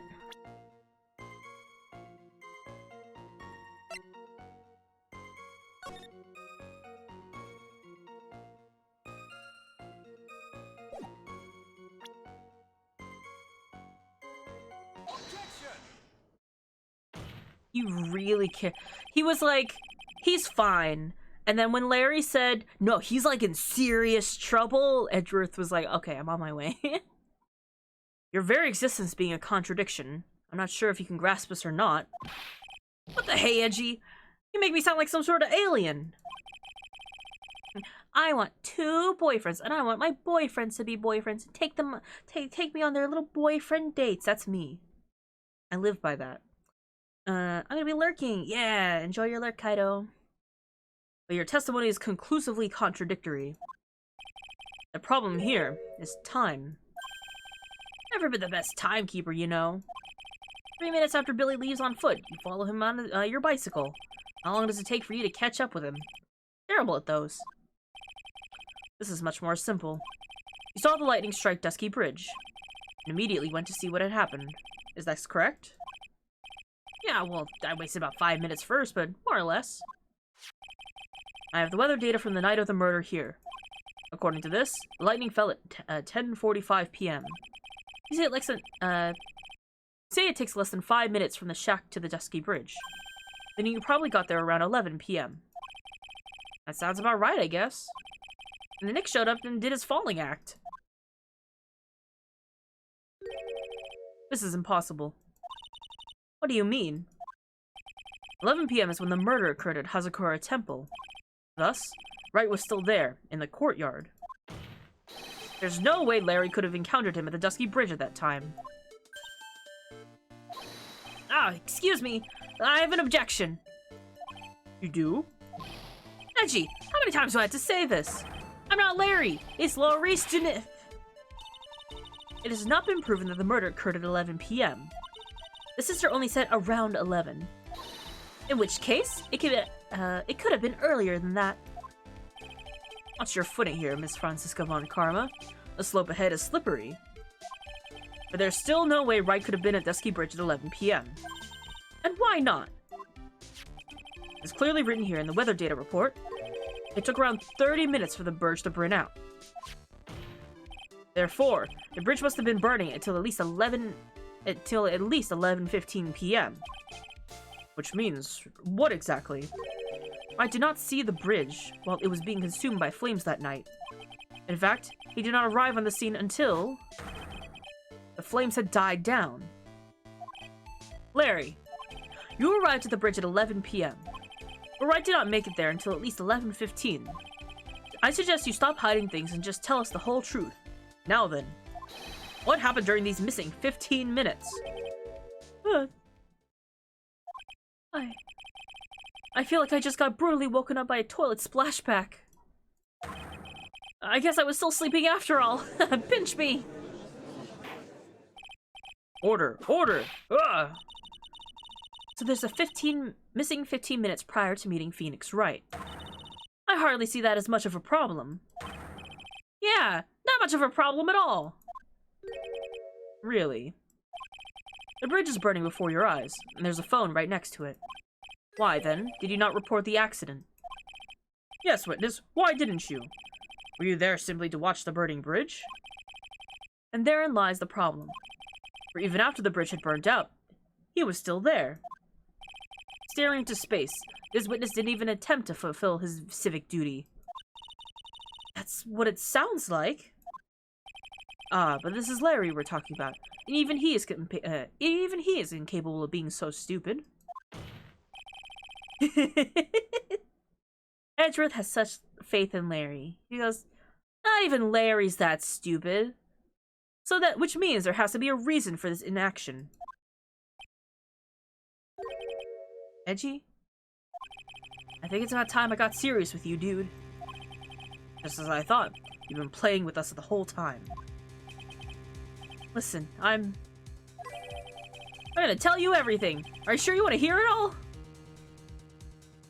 To be fair, Edgeworth has the best grasp and intelligence. Honestly, yeah. He knows that Larry isn't that stupid, but he knows he's gonna have a reason for what he does. He knows that he's, like, cunning. Hey, lawyers, I don't have much time. You have to help me hide a body. Sorry, wrong chat. Hi, Jeff. You made it just in time. We're questioning our witness, Lawrence Dunim, as to why he was watching a bridge burn for 15 minutes and do nothing. He's capable of being an adult, but he's not a capable adult, yeah. So what was he doing? Yes. I may really say it this time, everything— Then say it. Very well, I have a terribly bad feeling about this. However, let's have the witness finally give us the whole truth. Now, for this 15-minute gap, what were you doing, witness? Missing 15 minutes. I mean, what the fuck was he gonna do? Splash water with his two hands in the fire? Well, there was a... I don't know if we have a picture of it, but there is a public phone next to the bridge that was caught on fire for 15 minutes. Well, the bridge was burning for like half an hour. I'm a Junim. I'm an artist. What do you think I was doing? Sketching in front of the bridge. I was whipped up into a frenzy of art. The shock and awe I was feeling, I transferred all directly into the page. Before I realized it, the flames had gone out, and he came running up. I suppose artists can be strange folk. We are. That's right! I'm willing to sacrifice everything in order to draw the perfect sketch. Including the truth from the sound of it. Mr. Edgeworth, has this removed the last of your doubts? Not at all, Your Honor. One very large doubt still remains. And what would that be? This is a surprisingly believable story, especially considering the source. So why did he think he needed to hide it from us until now? I intend to drag the reason out of him. You'll regret this, Edgy. Why?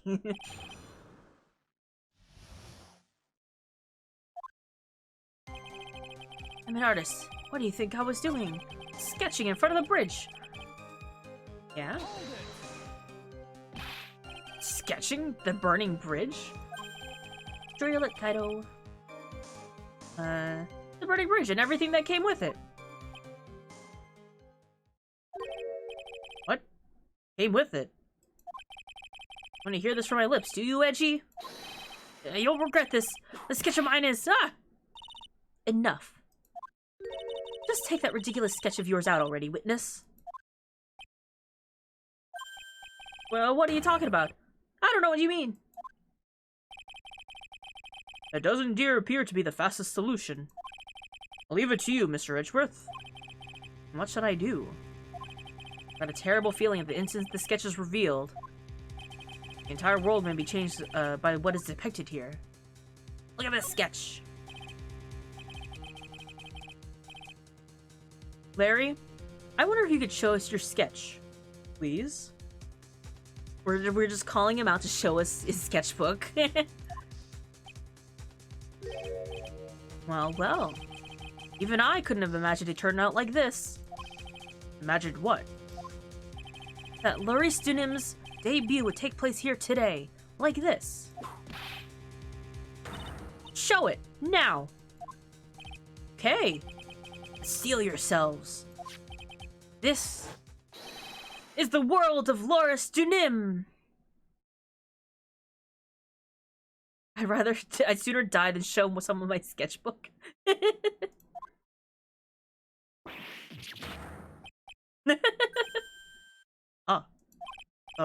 Well.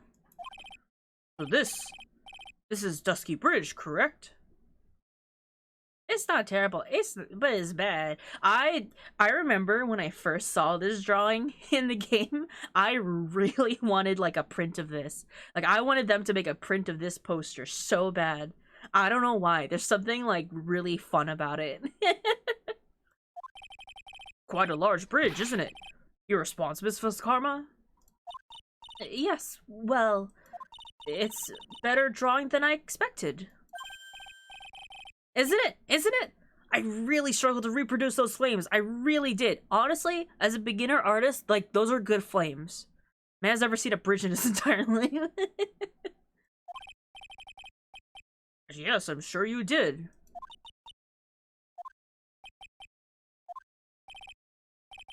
This is gonna get ugly.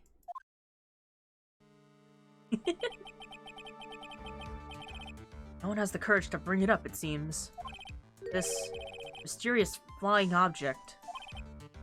Larry? What? The burning bridge is fine. But what is that unfortunate looking figure? Ah, you spotted that? I thought you might. However much I want to try to ignore it, I can't. It's Iris, of course! Iris! I wish she'd take better care of herself. We have to plan our future, you know? What would have happened to her if she had injured herself finally like that? Larry, please, answer this next question honestly. Okay. Are you really claiming to have seen this? Are you claiming to have seen the silhouette of the defendant flying over a bridge that was engulfed in flames? Yep, that's what I saw.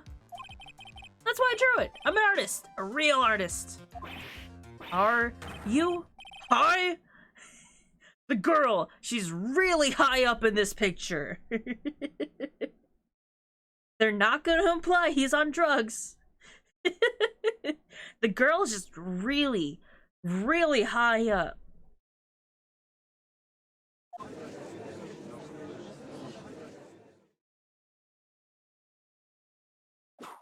Whoa, what was that for? This is all a bad dream. I was hitting you on the cheek to test that theory. Please whip your own cheek from now on if you wish to test your wild theories. She achieved the miracle of flight. Oh, by the way, anyone who's coming in and doesn't quite know who's who in this court case right now. Iris, who is a nun at a temple, a spiritual temple, has been accused for the murder of a children's book author, Elise Dunim. A nun, you say? Yeah, she's a nun. She's the only nun aside from Bikini, who is the head nun. And, we started off as Phoenix, but he fell off a bridge and is currently in the hospital with a cold. He's fine, though. We called in Edgeworth to step in for us. No court of law will ever acknowledge that people can fly. Actually, there is some precedent for this. I was gonna ask, yeah, literally Edgeworth was overseas and took a private jet to fly overnight. Hey, what are you talking about? We've never met her before. She was flying pretty high, my sweet Iris. She was about 30 feet above the bridge, at least. It was really something to see.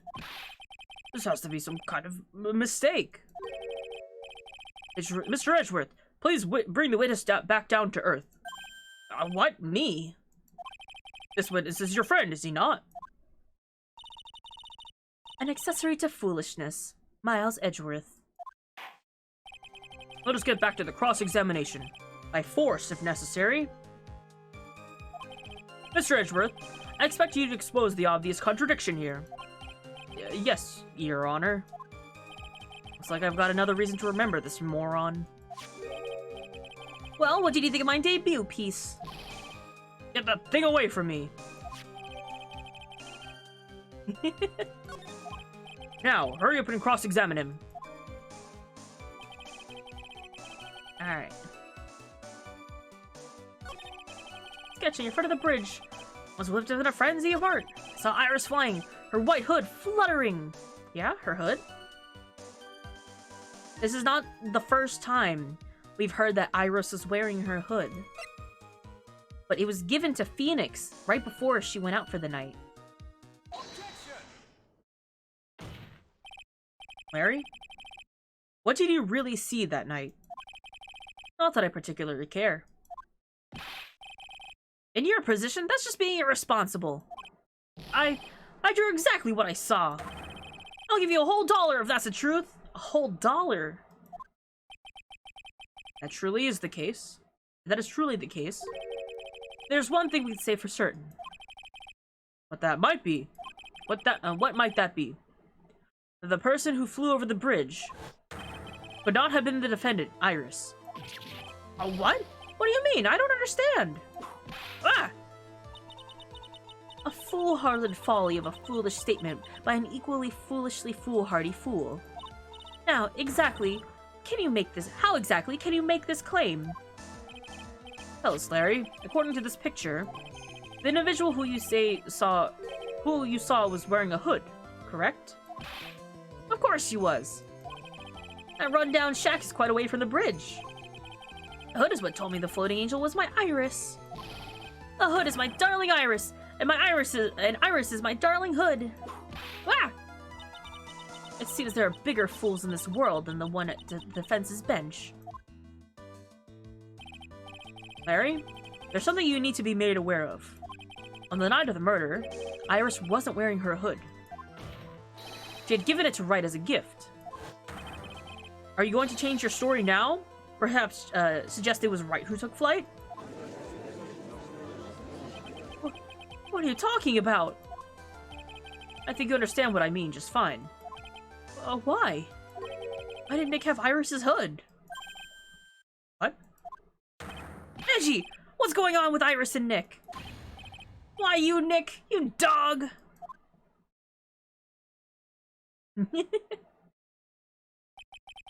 I do believe that this unbelievably mysterious sketch is destined to disappear, discredited and discarded, straight into the garbage.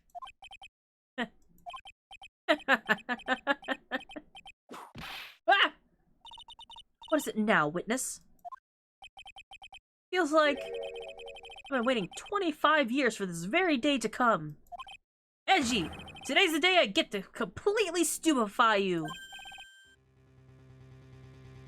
Did the usual judge get a cold as well? So because Edgeworth is pretending basically to be a defense attorney, that's not exactly legal. So he requested for a different judge and for a different prosecution. The judge is so, like, they only met once, like, 6 years ago. And so the judge doesn't know that Edgeworth isn't a defense attorney. And then Von Karma, she's just pulling us a favor right now.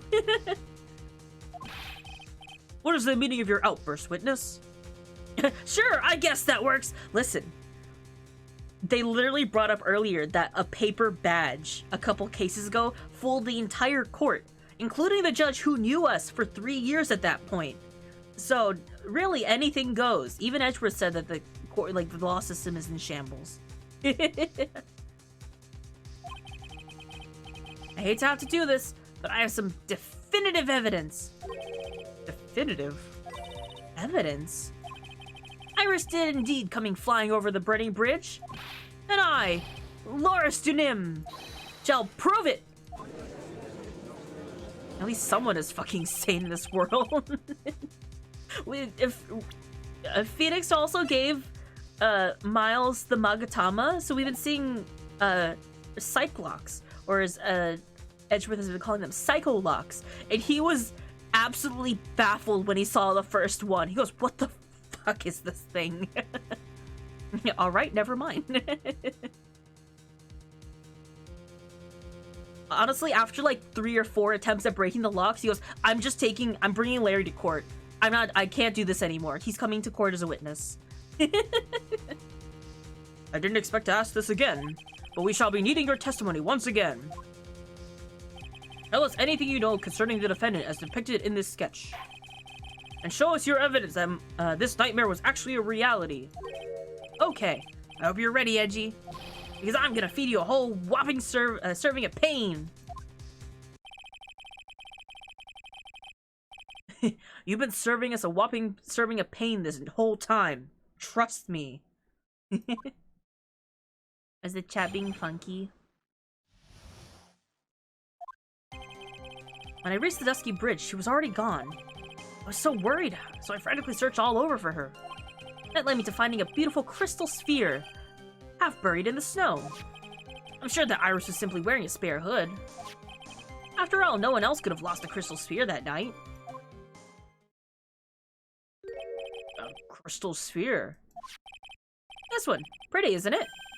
But finders keepers. That sphere. Where did you find it? Not displaying you messages until I pray. Oh, weird. Let me see. You're around here somewhere. Looks about right. It was half buried in the snow. It pretty much stopped snowing by then. But there were still some falling when as I walked to the bridge. Or accepts this crystal sphere. That's mine, okay? I want it back afterwards. There's something on it. Oh my, it's blood. What? Blood? Added to the court record. You ready, Edgy? By tomorrow morning, you'll be calling me Master Larry. Yeah, I like the sound of that. No one's gonna push me around anymore. Didn't you want to be called Loris Dunim for only a few minutes ago?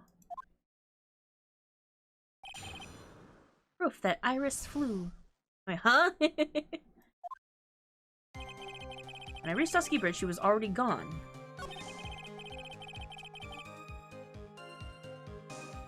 I just got back. Why is he calling him Master?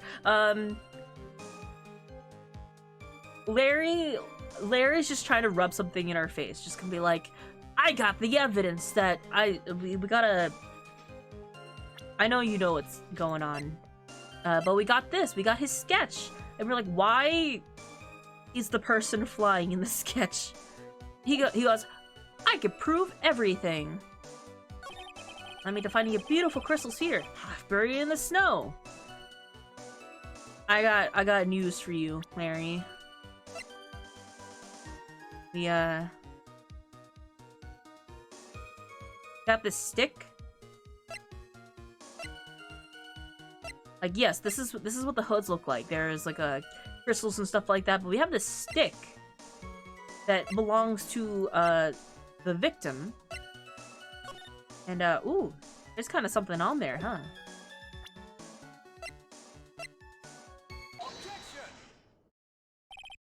Larry, that night, there was someone who lost the crystal sphere.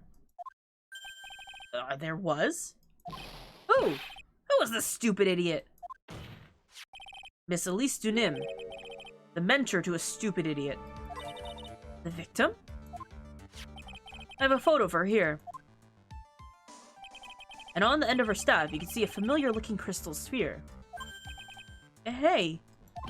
That's my photograph! Give it back! Ouch! A crystal sphere like that is quite easy to find.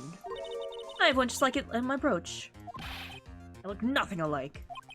In any case, please take a look at this. This is the victim's staff, found at the scene of the crime. Ah! The crystal sphere! It's gone! What? What? What? What? What? Just what does this mean? If anyone jumped and flew across the bridge that night, it certainly was not Iris, after all. She was not wearing her hood. More importantly, the crystal sphere at the found at the landing site was not hers either.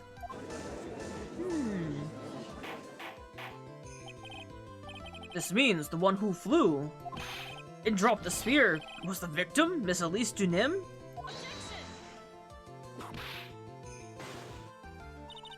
A fool alongside another fool, on a fool's errand to reach a foolish conclusion. First of all, this sketch, which I prefer to call a scribble, is ridiculous. People cannot fly, thus is rejected. You can't do that! I saw it with my own 2 eyes! This crystal sphere. This is nothing more than a red herring. You honestly believe that? Give it some thought, and I'm sure you'll realize it as well, Miles Edgeworth. Elise Dunim was in a room that night of the murder. There was no reason for her to go to Dusky Bridge. Therefore, the sphere cannot be related to this case. That is all. That's from Francisco von Karma. The only people who will accept that explanation are scatterbrains and clowns. Why are you pointing at me? The victim's crystal sphere was found near the bridge the night of her murder. Do you expect us to believe this has nothing to do with the case? The crystal sphere was probably thrown away at the bridge after the murder. After the murder? There's blood on the crystal sphere, isn't there? This naturally suggests it was thrown away after the murder took place. The killer placed it there to throw the investigation off the scent. Which is the exact same reason why that he drew that ridiculous sketch. What? You mean I'm the killer? No way! All joking aside, just when did this crystal sphere appear near the foot of the bridge? Unless this can be proven in some way, I refuse to believe this is related to the case. Makes a valid point. No evidence that Elise Dunim had left Hazakura Temple that night. However, if somehow this crystal sphere can be proven to have been dropped before the victim was killed, then this case is going to transform into something else entirely. Oh, that's right. So no one else knows currently that Elise left her room to look for Pearl, because she's currently missing. Like, we don't know where Pearl is right now. And so late last night, Phoenix went out of his room to go to the bathroom, and he met Elise, who was worried about her. And so she actually went out of her room, but people don't know that. No one in this case currently knows that. Ma'am is the dang murder weapon. But we have to prove it. Your response, Mr. Edgeworth? I want your final opinion on the disposition of this crystal here. If it is not related to the case, then this witness who you called will have been nothing more than a monumental waste of time. Prepare yourself for some very appropriate punishment, Miles Edgeworth. Can I prove it? Can I prove that the crystal sphere was dropped before the murder took place? I think we can. Can I prove it? That isn't the issue. Just simply prove it. That's the only option. That's what he'd do. My boyfriend. That's the way Phoenix Wright would do this. What would Phoenix do? Allow me to prove something to you. I will prove that this crystal sphere is a very vital link to solving this case. You will do what? That look in your eyes. You remind me of Phoenix Wright when he's cornered. That should come as no surprise. Because right now, I am Phoenix Wright. I am indeed cornered. I order you to present your evidence, Mr. Edgeworth. Evidence that proves that the crystal sphere was indeed dropped before the murder.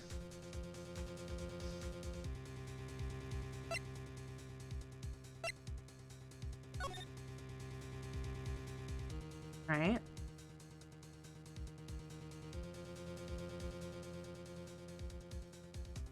Holy shit. Is it the sword? It's the Shichi Shito. And it's being held by the statue of Ami Faye. We already... Man, I wish I could go out like that. We already proved that this is not actually the murder scene. Because, it had snowed just a bit before the murder. So, the fact that there's no snow on the body means that when it was found, it took place somewhere else, or the body was moved or something. But this isn't the location of the murder.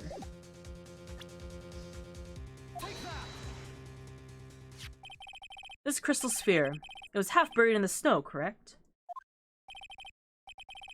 That's right. If it hadn't stopped snowing, then it would have been game over. The snow would have totally covered it.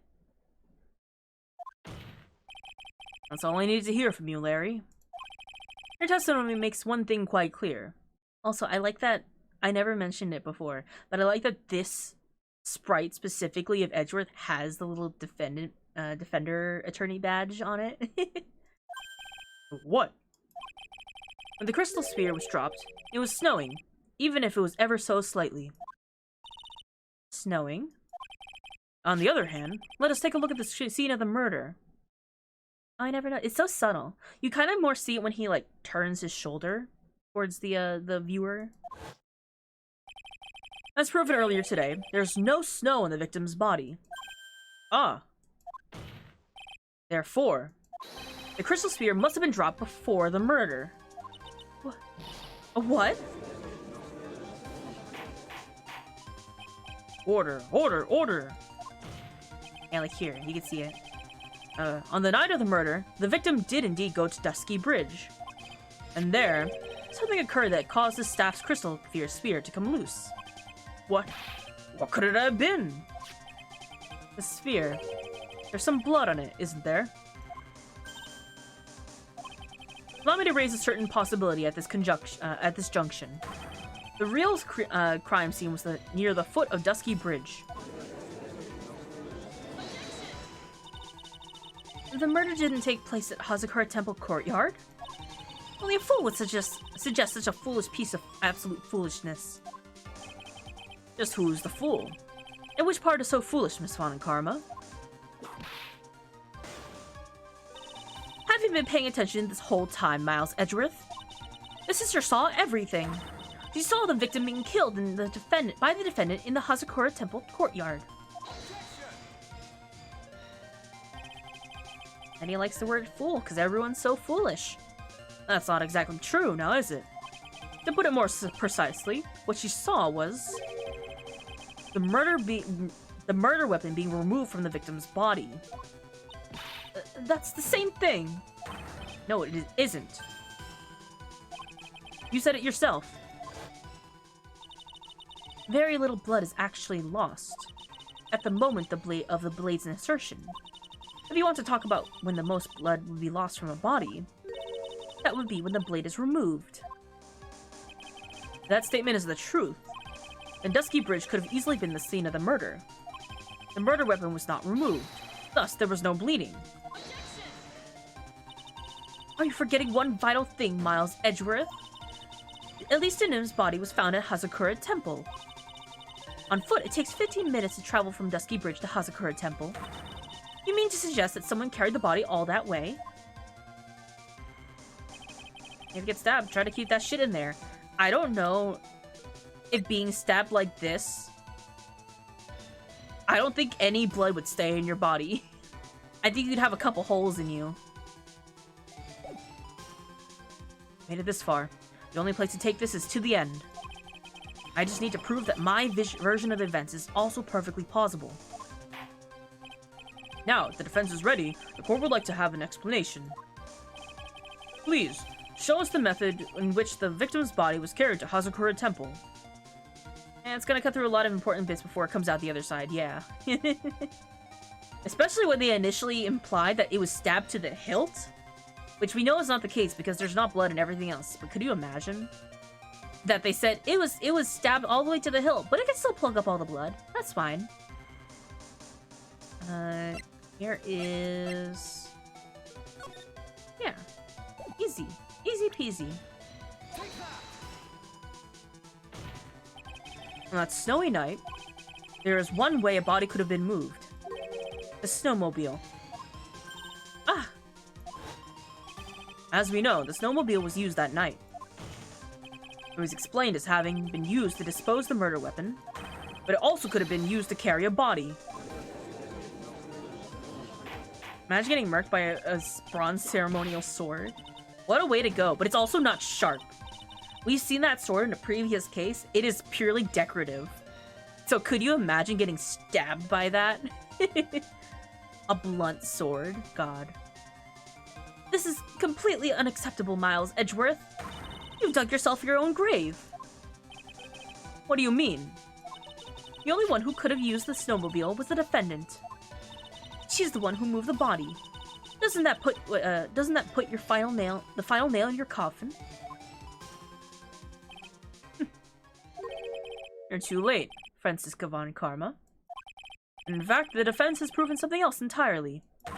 We have shown that this case requires further investigation. What? Where was the victim, Elise Dunim, really killed? If her body was moved, whatever for? And finally, just what does this image mean? You even need to think about that. Such a creature could never see the truth, let alone describe it. This witness certainly sits on one of the lowest possible branches of humanity. God, Edgeworth. However, he could never utter a lie that could hurt the girl.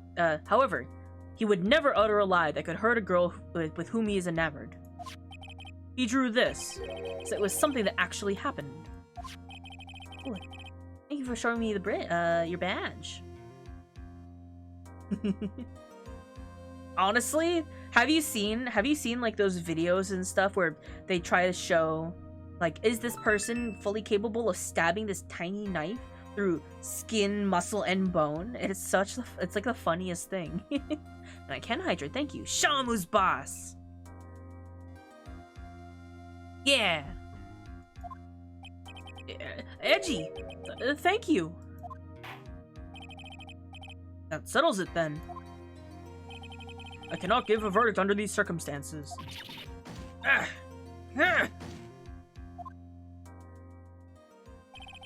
Right? I seem to have fulfilled my part in this. It's just as I thought. Franziska von Karma, you make a wonderful partner. Excuse me? There was one reason, and one alone, for me being here. To expose the darkness lurking in this case, and pass it on to Right. Really? That's what this was about? You could have just told me that from the very beginning. Then I wouldn't have had a frenzy with me at all. Youch! Miles Edgeworth, I don't care what you were here to do. This is my chance to finally grind you under my heel. A shame that your chance seemed to have slipped you by. What a shame, Ranzi! This is all your fault. Such a terrible witness. You're an affront to all legal systems stand for. Ow, ow, ouch! I demand satisfaction. Oh, he's dead.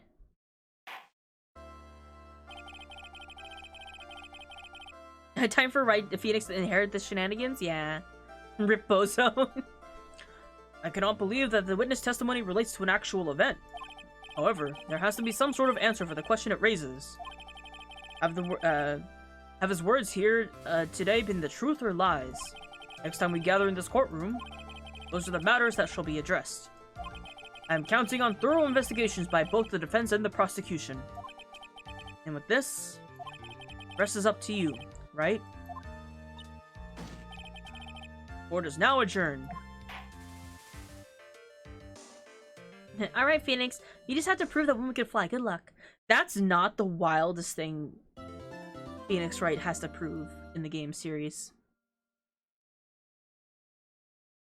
And honestly, that question is like one of my favorites in this trilogy.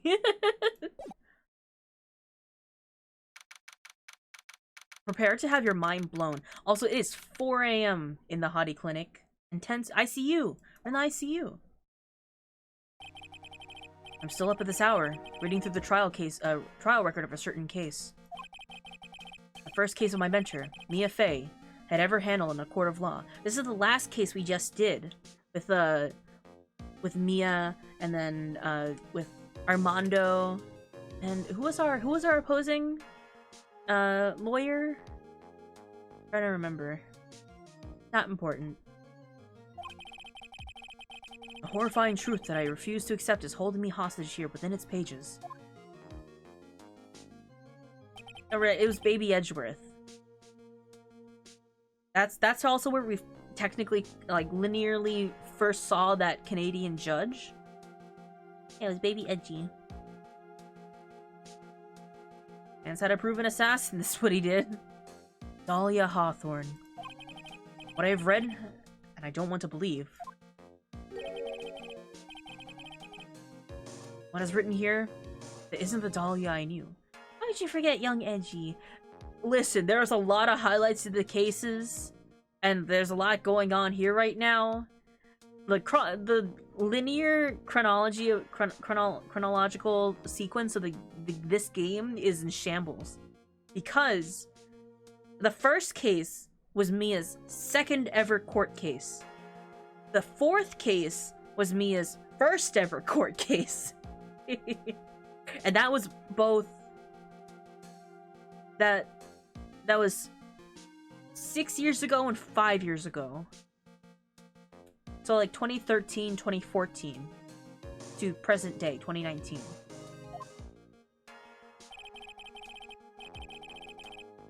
After falling into Eagle River, I was somehow miraculously saved. I ended up catching a cold that seemed to knock me around the world and back. Honestly, Phoenix, after falling off a bridge and all you caught was a cold, I think, you know, that's not bad. You do have like an IV attached to you, though. I feel dizzy, my ears are ringing, my throat burns, my head is on fire. I think you have pneumonia. But I will recover.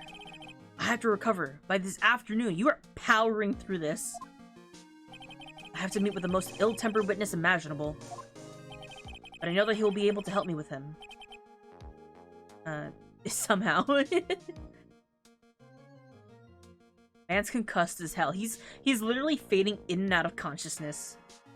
Fast enough river to not freeze in the winter, yep.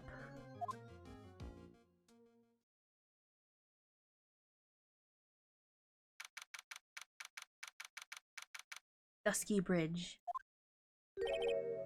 Right. Are you sure you're well enough to be doing this? You still look a little green in the face. Maybe Viridian in artist speak. Actually, my fever's gone down quite a bit. How's your temperature now? Only 102.2 degrees. Nothing to worry about. 102-degree fever. God. I remember once, it was like the middle of the day. I think it was like right after school. I thought to myself, oh, you know, I feel like a bit tired. I should go like take a nap when I get home. I took a nap. I woke up with 105-degree fever. But I got better the next day. So you know what? Phoenix can get over this in a day.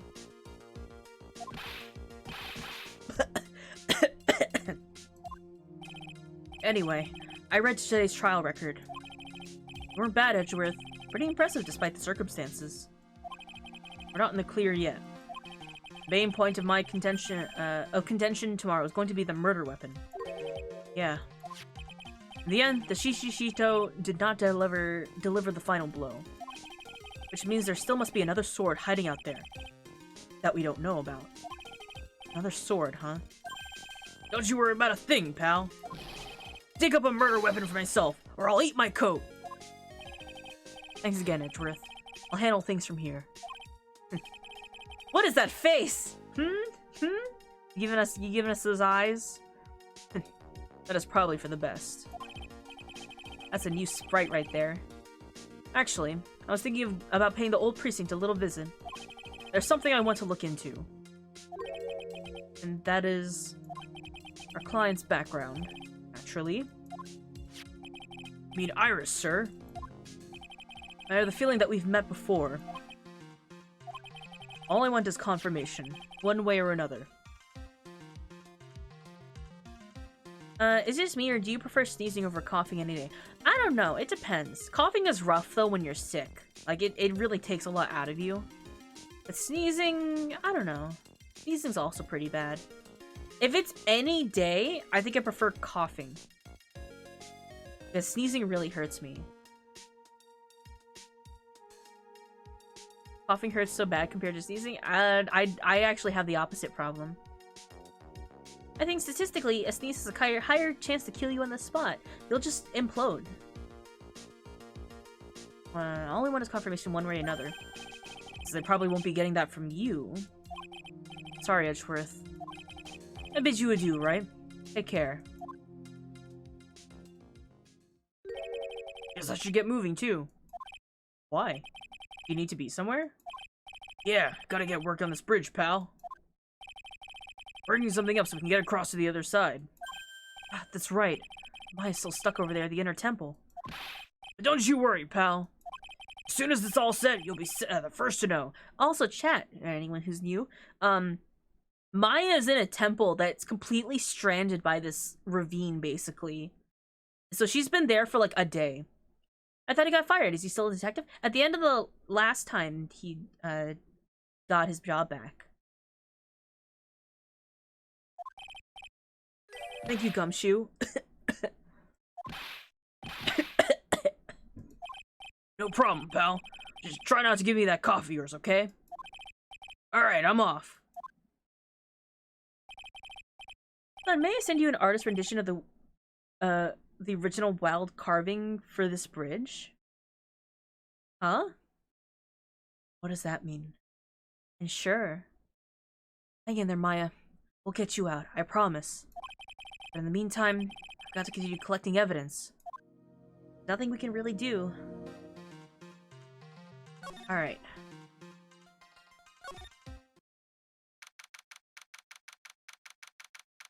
Oh, we've taken the snow off of the snowmobile. Oh, for the front of the stone? Yeah, I want to see it.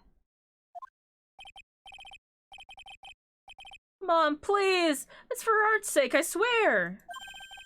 There's only one guy like there's only one guy I know who could be this persistent and high-strung. Oh, that's cute. Okay, so that's kind of what it originally looks like. I like that. A helicopter wouldn't go amiss. So we couldn't get the helicopter up because it's like too blistery. It's like the middle... Actually, it's early February and it's like the weather's terrible right now. So we couldn't get a helicopter like the first... on like first call or something like that. Talk about a hero in here. Like the heroine of my book. It'll make you famous. Ah! Enough. A fool's fool. A fool's fool fools fools who foolishly accept the foolishness of a fool's fool. Wouldn't you agree, Phoenix Wright? Huh? Me? Wait a second. I know you. You're, ow! Your reflexes and mine need to shape up.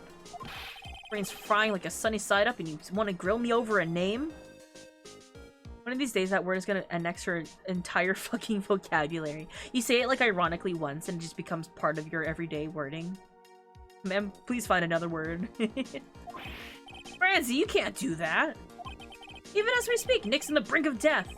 Or so I'm told. Whip a dead horse. Isn't that one of your American sayings? No, it's not.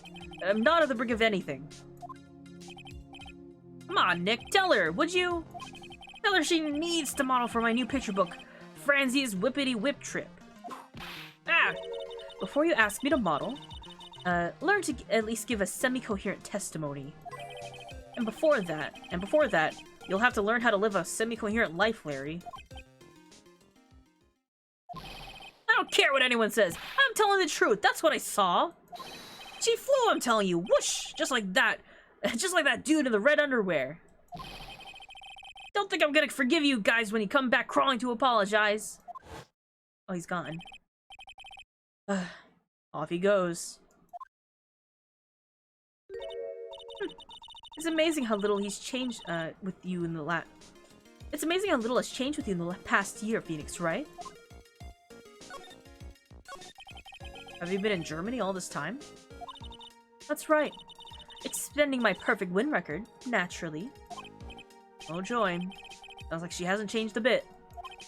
Has it really been a year since we first met? I'm Franziska von Karma, the prodigy. I see. I gave up a promising career in Germany and came to this country for one sole reason. Revenge. Franziska was born and raised in Germany and became a prosecutor at the age of 13. Her father was a legendary prosecutor, Manfred von Karma.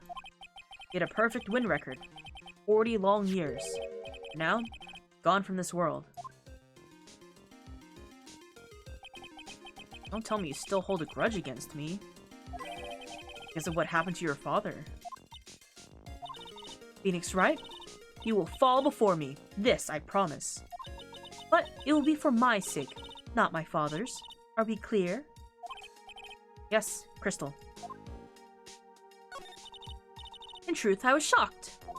I came back to America with the intention of defeating you. Instead, it was my little brother who was leading the defense. Edgeworth. Come to think of it, Edgeworth was pulled into being a prosecutor by Manfred von Karma as well. Imagine introducing yourself as a prodigy, ma'am. She's like, how old is she now? Like 19? I don't remember. Yeah, she's 19. Became a prosecutor in Germany at 13. Also, she's calling Edgeworth her little brother, but Edgeworth is like 26. He's the same age as us.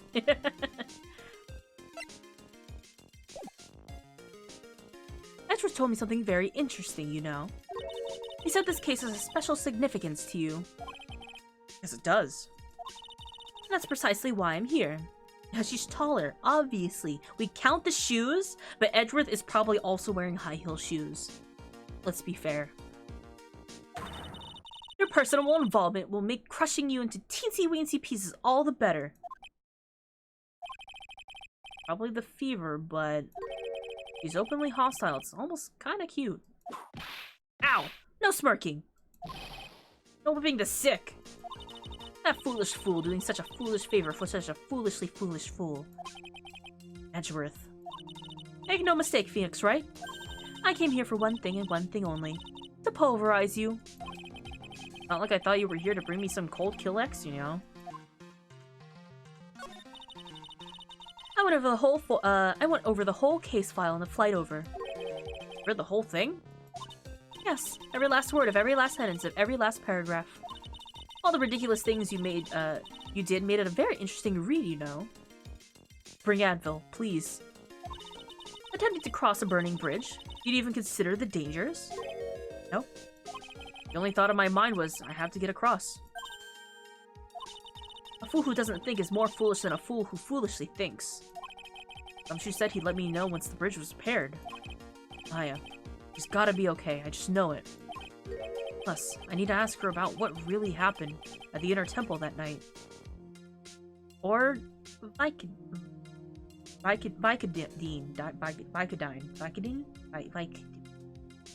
I don't actually know what that is. It's a familiar name, though.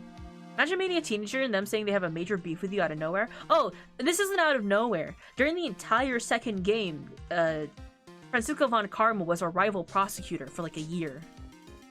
So it's not out of nowhere. Also, we did get her father the death sentence.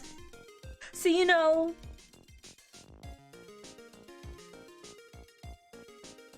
You know, things happen. Interpersonal relationships. Oh, clearly I don't go here. This is the third game of a trilogy. This is actually the final chapter of the trilogy. She's 5'3", he's 5'10" apparently. Oh, there's almost a half a foot difference there. Both of them wear heels. Alright. Let's move around.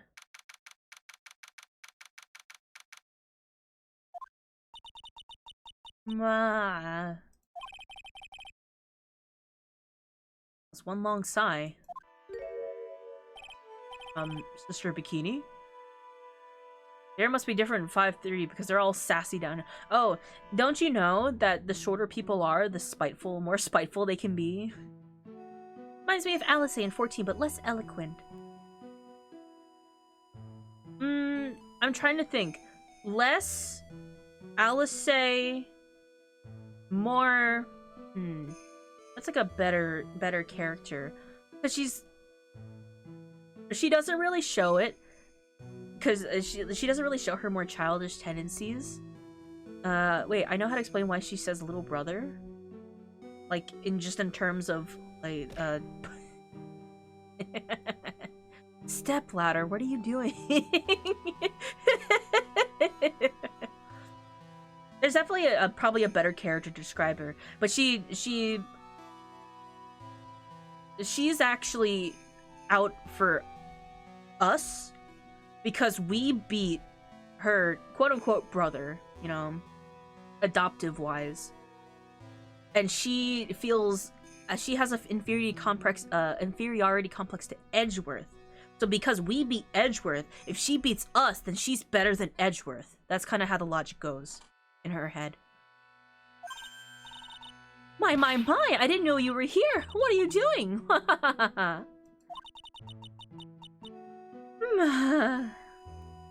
Sound logic. It's transitive property, yeah. It's like, you know, King of the Hill type of thing.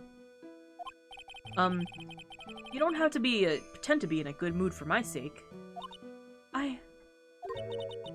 I suppose I made a terrible mess of things, haven't I? I let Mystic Elise die, and then there's Iris as well? Mystic Elise? Now that I think about it... There's an acolyte stuck at the inner temple. And that poor little girl has gone missing too. Little girl? You don't mean Pearls, do you? Yes, I'm afraid I do. She hasn't been seen since the morning after the incident. Pearls? She's missing? Why didn't anyone tell me about this?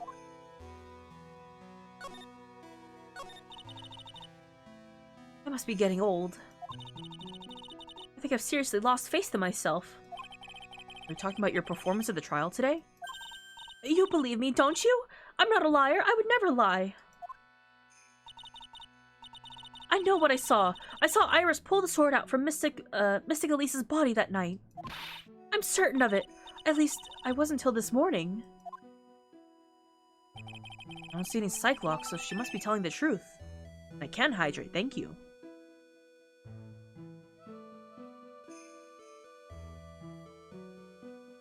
Be the guy who beats perfect records, and all be better. You break the streak. It's like a tournament bracket, you know? Even if you don't fight anyone else in the bracket, if you just beat the top guy, you win. That's how the law works, right? That's how the court system works. If you beat the best guy once, even if you've never win, you win lawyers, right? So why are you so unsure of yourself all of a sudden? You know that artist who testified after me? I saw Iris flying, her white hood fluttering. I feel like I might start flying myself. When I saw that man testify so fervently about something so impossible, I started to wonder if I had acted just like him when I was on the witness stand. I wouldn't take that guy too seriously. He's an artist, but all he draws is trouble and nothing else. Both Bikini and Larry are telling the truth. I can only mean one thing. They both didn't see what they thought they saw. Yeah, just bring their lawyer HP to 0. We need to have, like, a Marvel vs. Capcom again, but it's all the lawyers. We have so many lawyers and prosecutors we could bring into the fray. I'd love an Ace Attorney fighting game. Has someone made one yet? On the night of the incident, you met Iris at the Inner Temple, is that correct? That's right, I'm sure it was Iris. Iris claims she was in the room at Hazakura Temple. I knew I shouldn't have come back here that night. But because you did, Maya stuck all by herself in the Inner Temple. I'm so sorry. The drafts in that place are nothing to shake a stick at. Winter's especially bad. I'll bet. The training hall looks like it's about to fall at any second. Eagle Mountain has always been prone to earthquakes, just so you know. Earthquakes? We already have Phoenix and Marvel vs. Capcom. That's why I'm saying we need one with all the lawyers. We have so many lawyers at you know, our disposal. I would be surprised if the next big one levels training hall. Gotta get Maya out of there fast. But still, there's really no need to worry. That area on the other side of Dusky Bridge is isolated like an island. Like an island? How so? Well, the only thing that on the other side of the bridge is the Inner Temple. No one lives out there, and it's surrounded by all sides of the river and the forest. I see. So a criminal will be trapped there should they choose to flee in that direction. And as long as the bridge is out of commission, he or she will have to stay there. That means Maya could be stuck there with a murder, and there's no way of escape either. Oh dear. Yes, I suppose it does. Please, Gumshoe, get that bridge up faster. I'll fight it's just an argument, and buttons give different rebuttals. No, I want a fighting game. I want a fighting game between the lawyers. There's a character in King of Fighters that uses whips already, so we're halfway there, right? We have like a whip user. Trust me. It'd be spoilers for me to talk about them now, but we have a whole arsenal of weapons throwing evidence at each other. Ooh boy, it'd be so good. I'm curious about a few things, if you don't mind answering some questions. Oh? Do you need to know your measurement? Do you need to know my measurements for your investigation or something? No. I want to know a little bit more about the victim, Miss Elise Dunim. I'm afraid I don't know her waist size, or her bust size for that matter. No. I'm wondering why she came to stay in a place like this to begin with. I mean, she told us herself that she wasn't here for spiritual training. My. You make it sound like this place is some sort of dump, Mr. Wright. Mystic Elise was here to soak up the natural beauty of Eagle Mountain, if you must know. There, you did it again, Sister Bikini. I noticed you always refer to Miss Dunim as Mystic Elise. Oh? Yes, now, why is that? After all, she's not here as an acolyte.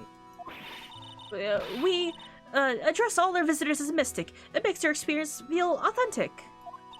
And anyway, she's older than me. You must respect your elders, you know. How do you know that? Can you say for sure that she's older than you?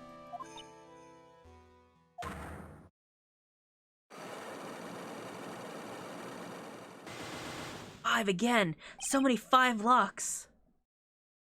Ezra just brings a gun, but he uses it as evidence. Yeah, he just throws it. You see, Miss Elise Denim was no ordinary visitor after all. And there's Pearls. She was with Miss Dunim on the evening of the murder. Now she's vanished. It's all gotta be connected somehow. Why did Pearls have to get mixed up in this mess? Please, Mr. Wright, I know you're worried, but try to keep it together. Oh man. My head's throbbing so bad it's killing me. Now our headache, our fever. Pearls. She was with Miss Dunim on the night of the murder, remember? Bro, why are they lying about a dead person? I don't know, who knows? Yes, but I have a temple to run, you know.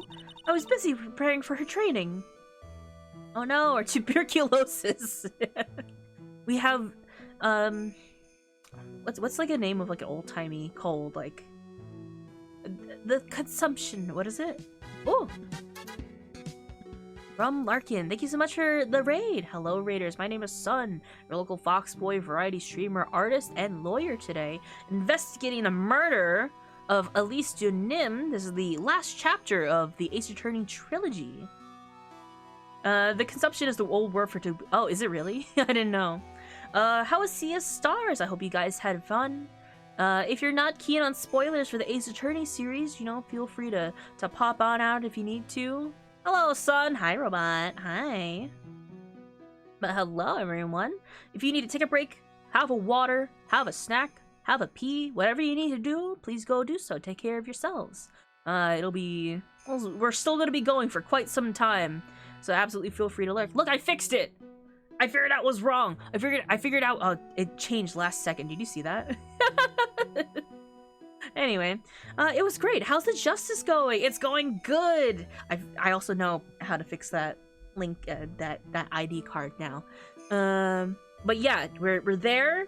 Phoenix. Ooh boy, a lot just happened. Phoenix just came back from the hospital. He has a cold. He's about to pass out from his 102-degree fever any second. Yes, everyone, go drink piss. If you must, you know. But yeah, this is gonna be split into 2 parts. So today is part 1. We're about halfway there right now.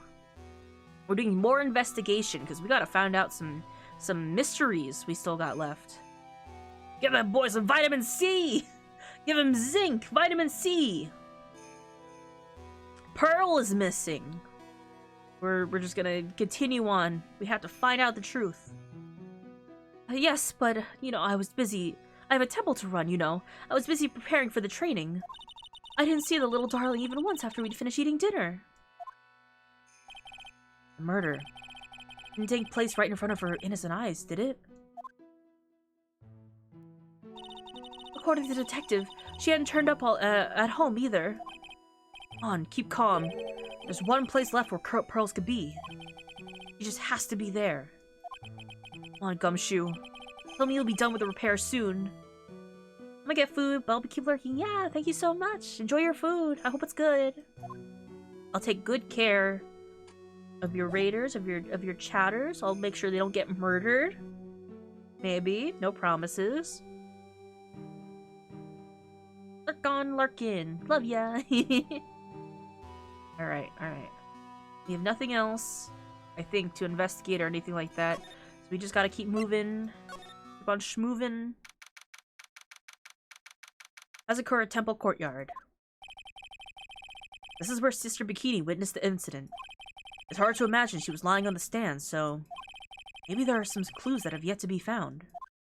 If a skeleton stabs you with a knife during your stay here, it will be filed under accident. You should have been wearing safety gear. No murder for me, thanks. I've not had my appy juice, but after? Will you be okay? Let's see.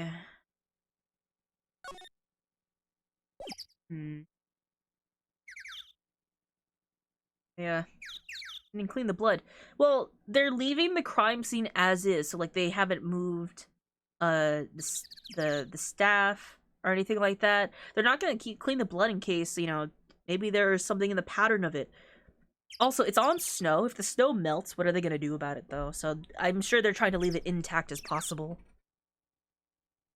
Let's see. Oh, actually, I'm gonna go from here. Oh. Hey! What was that jarring, inconsiderably loud yell? Oh. So this is where you've been, keeping nice and warm, I see. Detective, have you finished the bridge? Yeah, I did! I told you I'd let you know. Well. Then I'll come along with you and... Sorry, ma'am. No authorized entry. Access is restricted to people involved in the case. What was that? I'm involved, aren't I? You couldn't get much more involved than me. Oh, yeah, but that's not what It's been a while, Scruffy. It's... Miss... Von Karma! Sister, please, leave the investigation to me. My. Well, you certainly seem to have everything under control. I'm on your side. I won't do anything you don't want me to.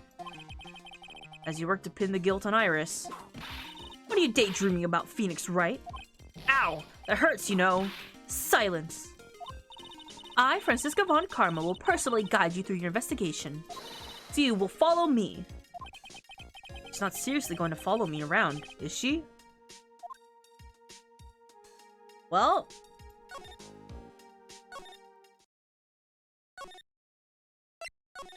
Ooh. Oh, look at that. They built like a temporary bridge. That's a little scary looking, but... Wait, can I, like, examine this? That thing looks like it's ready to collapse. At least more than it did before. According to Bikini, Eagle Mountain is very prone to earthquakes. Which reminds me... Am I ever sure to see correctly? Edgeworth isn't exactly a fan of earthquakes. Oh yeah, that's right.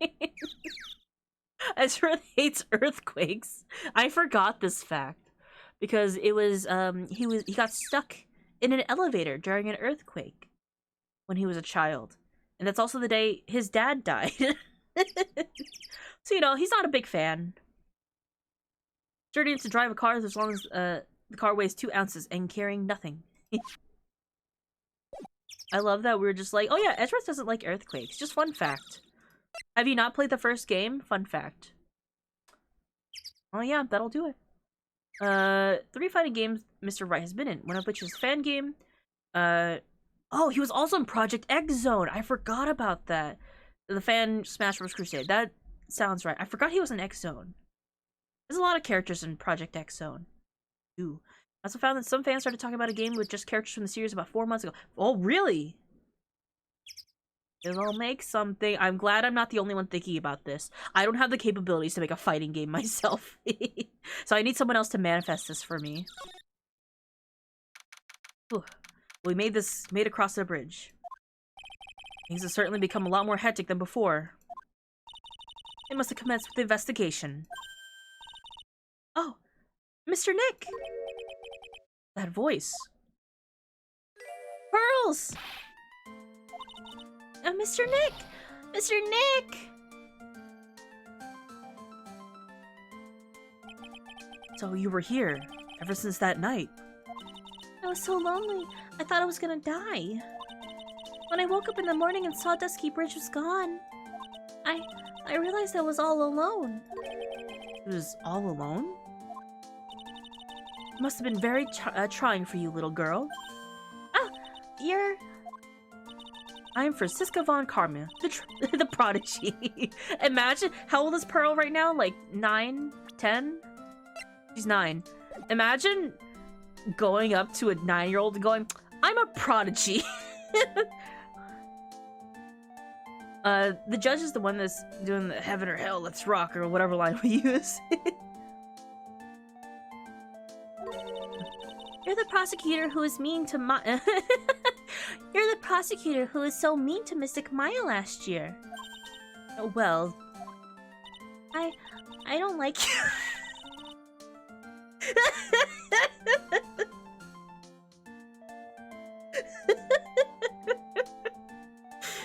Damn!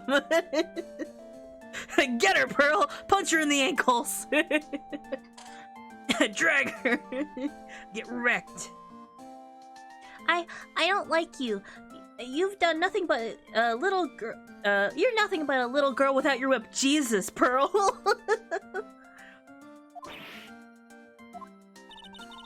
Mystic Maya didn't do anything wrong, but you were so mean. I'll never forgive you. Looks like Pearl's words are getting under his skin. Yow! Why are you whipping me? I didn't even say anything! You didn't have to. The smile on your lips gave you away. Anyway, Pearls? Weren't you with Maya? Ah!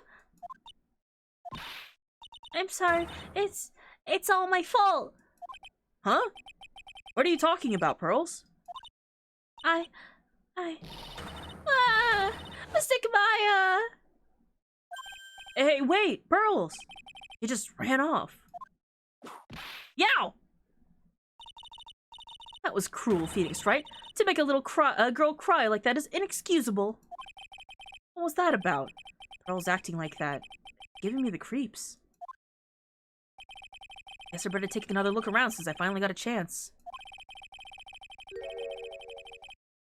Goodness, this is my first stream. What did I just walk into? Hi! This is the final chapter of the trilogy for Ace Attorney, Phoenix Wright.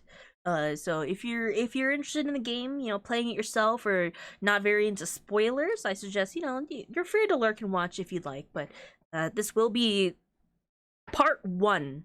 We're already halfway through part 1. Part 1.5 currently. Surprisingly, I love Ace Attorney, and I've played the whole game, but I forgot about that. There's plenty of times where I love this series too. This is like my second go around of it, but there are a lot of details that I'm forgetting too. Legal proceedings, believe it or not. Especially since something about this place seems different than 2 days ago. Was this here before? I don't remember this thing. I'm going to fucking jail. Everything I know about the law, I know from this game. Listen. I wanted to become a forensic scientist because of the series. Phoenix Wright. What? Would you stop calling me by my full name like that? What's this once a prosperous port? A port? Yes, that metal hook is a mooring port for boats, you know. Oh, that. That's an anchor for one of the wires that's used to hold up the bridge. I think the wire that was tied to this one probably snapped when the bridge burned down. I mean, there's no way it was ever reported all the way up here. Don't get smart with me, Phoenix Wright. But I didn't say anything. Oh, so this is for the bridge support wire. Perjury is completely legal. Look at all the Buddha statues lined up along this path. Phoenix Wright. Do you think this is how many siblings the head nun has? Why don't you ask her the next time you see her? You know what? I think I will. And she'll probably slap you for prying into her private affairs. Let me a good perjury. There's a weird smell coming from this incinerator. The door is also open, almost like it's begging me to look inside. Oh well, let's see what stunning clues concealed in here, shall we? Huh? It's empty. How naive of you, Phoenix Wright. But it's a bit strange, don't you think? Francisca von Karma? We're just sassing her for no reason. I seem to remember. There was snow on this incinerator the first time I saw it. In other words, someone's been using it to burn something recently. Listen, Phoenix Wright. It's impertinent to call people by their full name. I was only copying you. No reason. No, what do you mean? I accidentally clicked. Slide to the right. I think the reason is the fact that she's been insulting you for 5 hours straight. The sign says Inner Temple. I don't know how you're reading it, but it's incomprehensible to me. Actually, I can't read it either. Gaining comprehension is a very good habit to have, Phoenix, right? That's how we get through every court case, though. Looks really happy to finally caught me on something.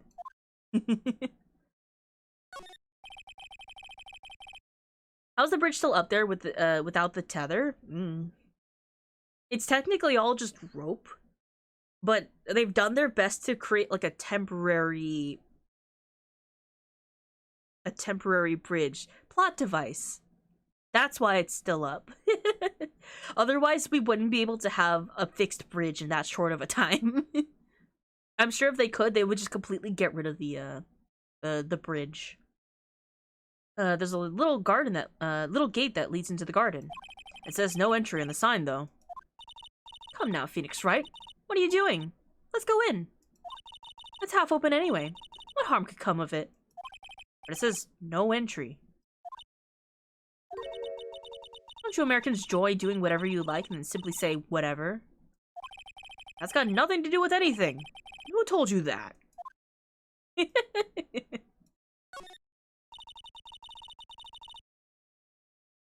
was gonna say, like, didn't they recreate it or something? They put, like, supports on what was left of it so we can cross.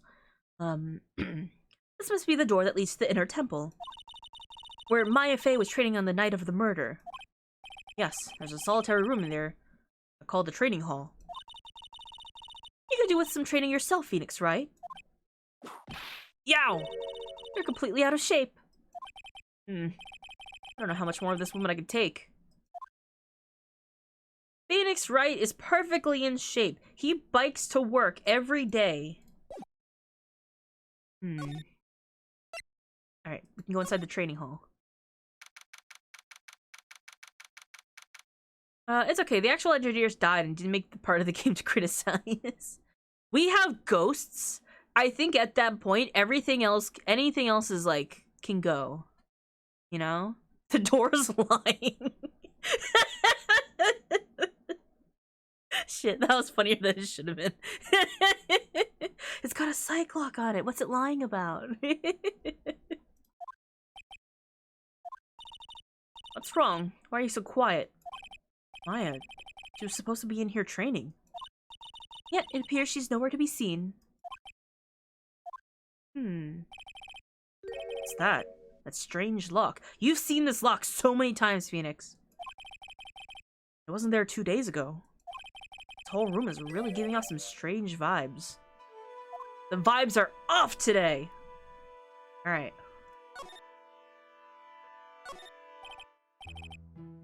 This door. When it was here 2 days ago, the weird lock wasn't on it. What's changed? It's almost as if they're guarding something inside that cavern.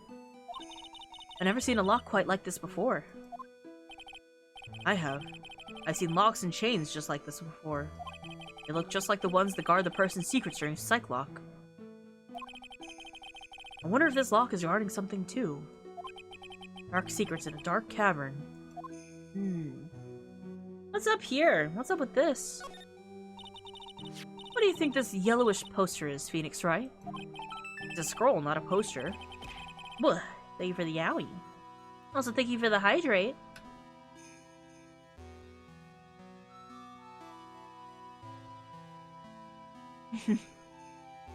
That's like a 9. It reminds me of a child, but who?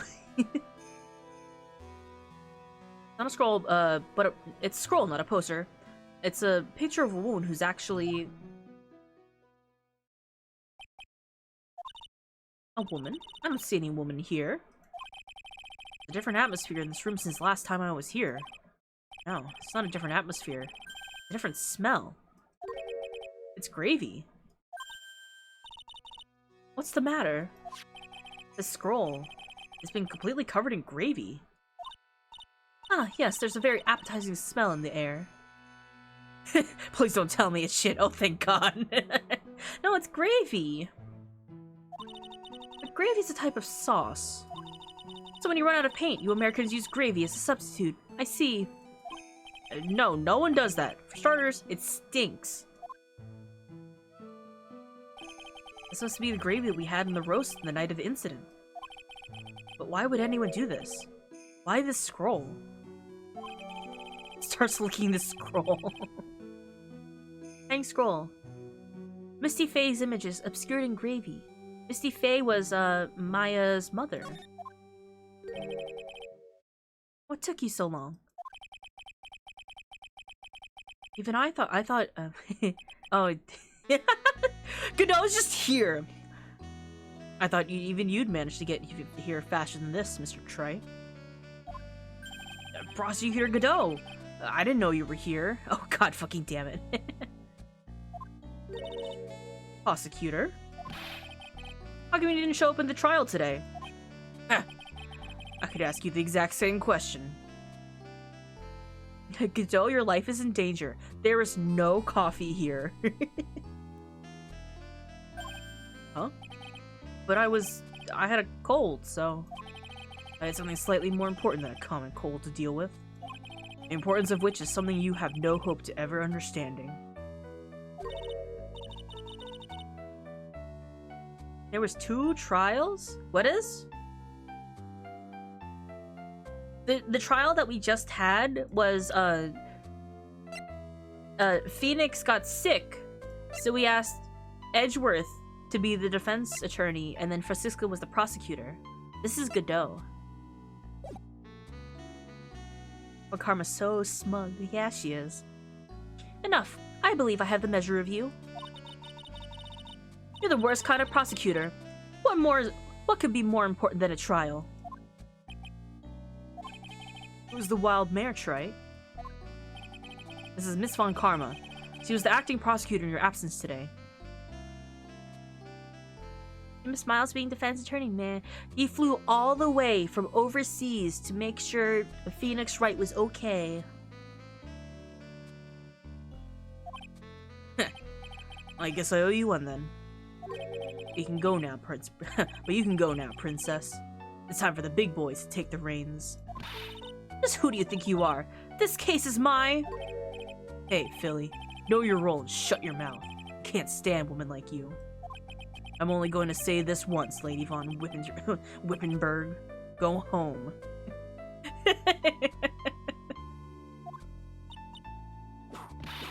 Phoenix Wright!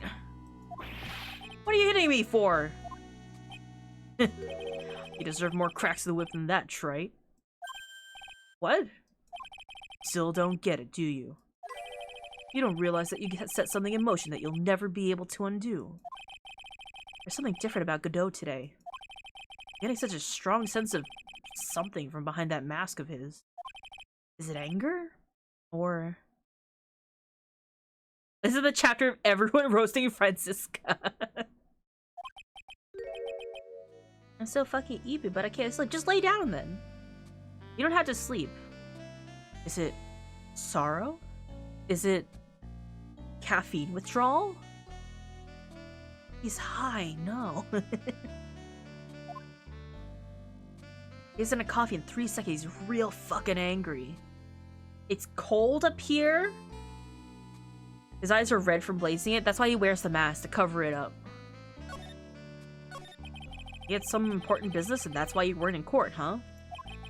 What was it? I told you once before, but perhaps you don't remember. I return for the depths of hell. You battle with you. See, Trite? I've experienced something most have not. Death. You died? Oh no, you died? Oh no, restart? You're back, okay. Of course, being extradited from hell is a tedious affair. Meticulous regeneration and adjustment of all your internal organs is... Well, let's just say modern medicine allows us all to live at a ripe old age. Even someone like me. So you mean that mask you wear is... this ugly device?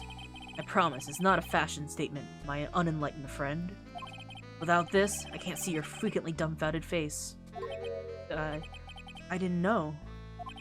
My eyesight is pretty messed up. Even with these huge goggles on my head, I still can't see everything. Still, I keep this worn-out piece of junk on my body, going with regular servicing. I'm sorry, but you say you experienced death? How's that possible? What happened? It's basically super glasses. Yeah. Why don't you ask him? Son, be nice to the man. He's dead. We've talked to ghosts. Again, ghosts are in the equation at all times. Nothing else matters. Why don't you ask him? Huh? Me? Yeah, Trite, you. You should know all about it. You know when my life ended? Oh, you know when my life ended? And who ended it for me? Well, Phoenix Wright, do you? I don't know what he's talking about. Although, to be honest, I do feel a little tug at the corner of my memory. I think I do know about how Godot was killed. It all becomes clear in due time. Isn't that right, Trey? Earlier, you said I've done something I can never undo. What do you mean by that exactly? The inner temple here in the side of Dusky Bridge is an isolated island. That's what Sister Bikini said, too. And I wondered, Trey, do you know what the police are doing here today? What do you mean? They're searching. Searching for any trace of an acolyte who went missing. Missing? As leader of the search party, I can tell you this with absolute certainty. Maya Fey is not on this side of Dusky Bridge. Huh? But that's impossible. She came here that night and... I won't say it again. Her chances of her being here are nil. Excluding, of course, one very unique place. Oh, thank you for the alley. One? Where's that? Sacred Cavern, the entrance of which we are standing at right now. It's the only place that the search party's yet to explore. They haven't searched the cavern yet, huh? Be aware, though, that the temperature inside frequently falls below freezing. Even if she were in there, the chances of her being found alive are slim at best. No! Which means, Trey, they've sent Amaya Fey to her death. You fool! If that's the situation, why aren't you thank you for the autopsy report update. Why aren't you in there with the search party right now? You must have blinders on, my equestrian angel. Don't you see the big lock and chains?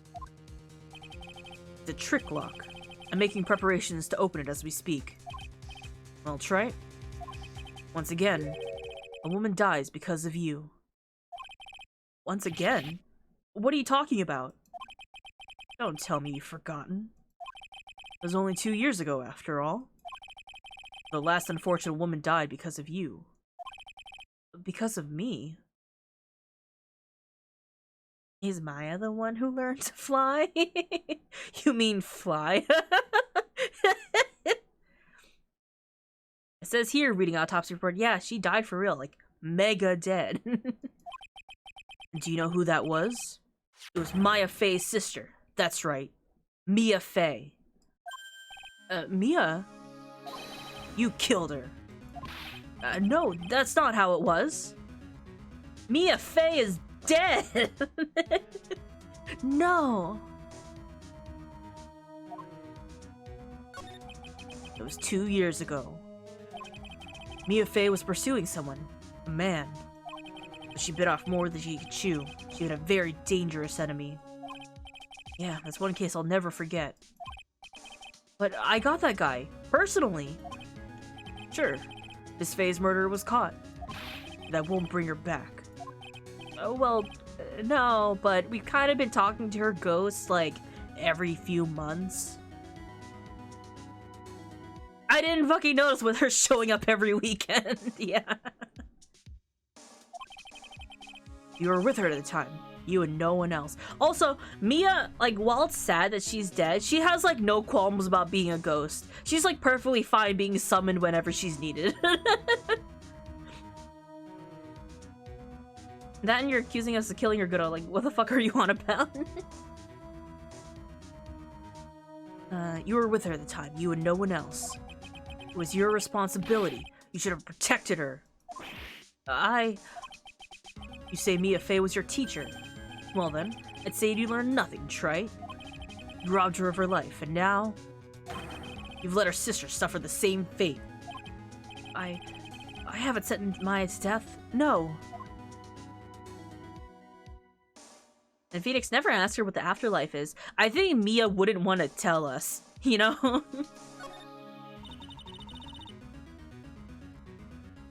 What is this peculiar looking lock? Why don't we just break it open?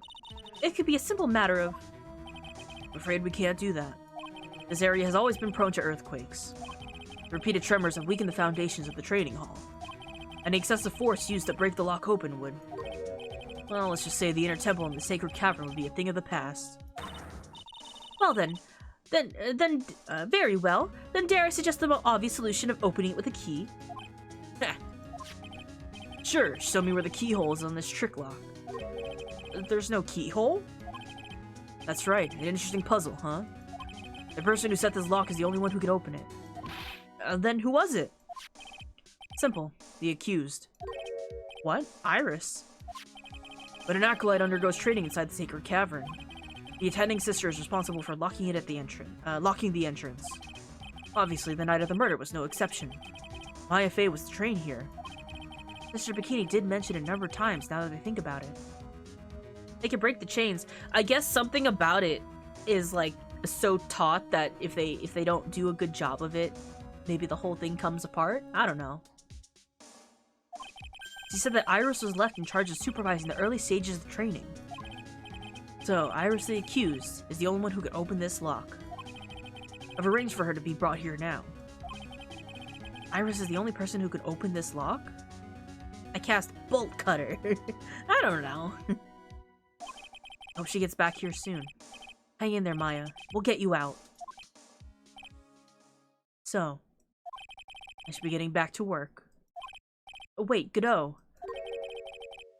How sure about Maya are you? There's no doubt in my mind. She's in the sacred cavern somewhere. It's the only place she could be. You better start praying. You better pray that friend of yours brings the accused back here soon. Edgeworth. Listen up, Trite. There's only one thing I want to say before I go. I'll never accept you. Never. There he goes.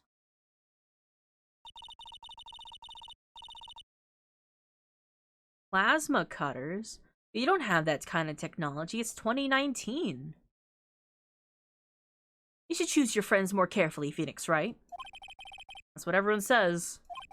Looks like I don't have much of a choice. Guess I'll just have to do what I can for now.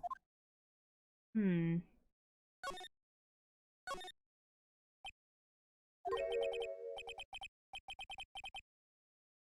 don't know, should I? Or shouldn't I?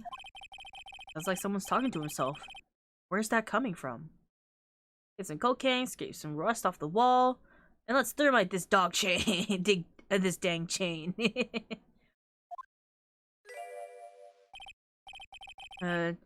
Yeah, I guess I better wash that off. That's what I'll do. Oh, but I can't do that. I'm a detective. Ugh, my brain. It's driving me nuts. Ah! Is something troubling you, Scruffy? Please don't be like that all of a sudden, sir. It was merely a simple greeting. A friendly tap on the shoulder. With my whip. So, what's up, Gumshoe? Is something on your mind? How did you know, pal?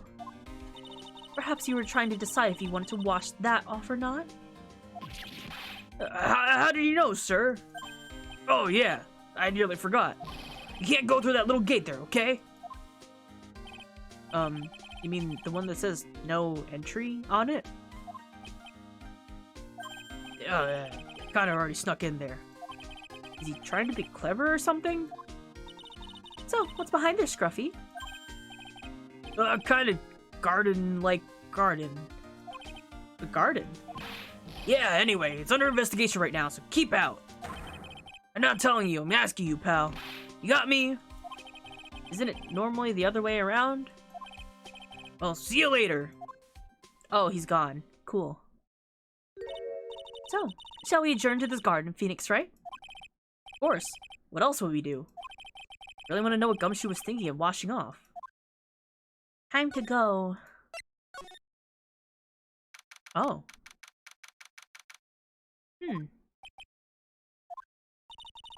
There's a strange feeling in the air. I wonder what it is. Never change, Gumshoe. Except your clothes. You can change those. Wash them once in a while. Strange feeling. Forget about that. What's that strange writing written on the stone lantern? Ah! What are you doing here, sir? I thought I said you can't come in here. Maybe a shave and a haircut. No, his hair's kind of clean. Maybe a shave.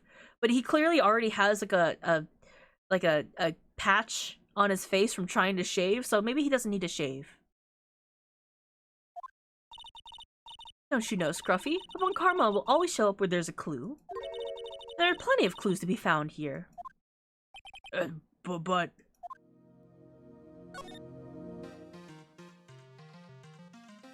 What an ominous atmosphere, she says while staring at a headstone with bloody writing on it. So, how's the inner temple investigation going? We're the best forensic team in the world. We're all working at the place. Forensic team? And what is the outcome of this scientific study? Nothing. Scientifically speaking, the place is as clean as a whistle. The chin is all he can grow. Well, maybe he stops at the chin. That's simply not good enough, Scruffy. You think I'll let you get away with that?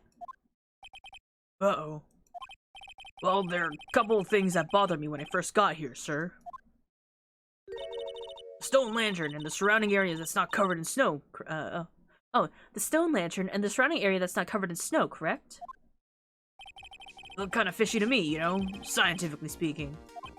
So I got the lab boys to look them over. Results were... it's kind of hard to say, actually. Guess I better look into that myself. About Maya.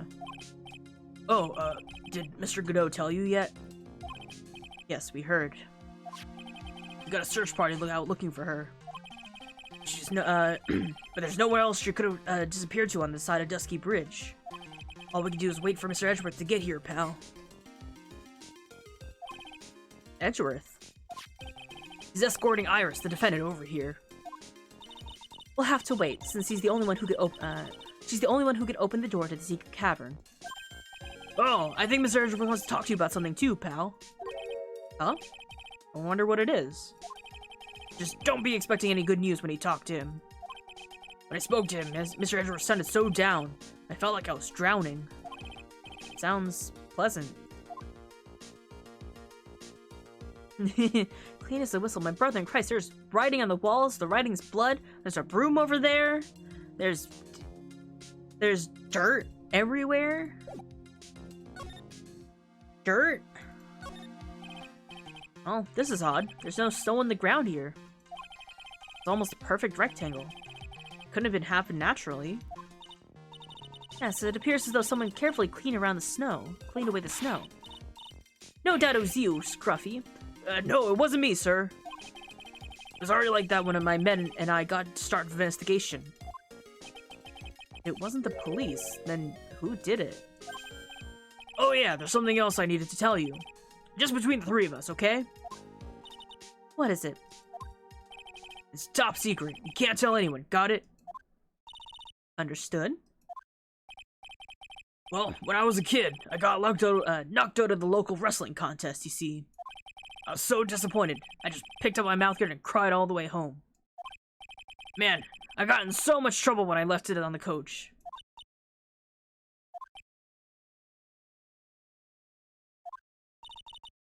Is that it? That's it! Ah! Whoever cleared the snow away must have had a reason.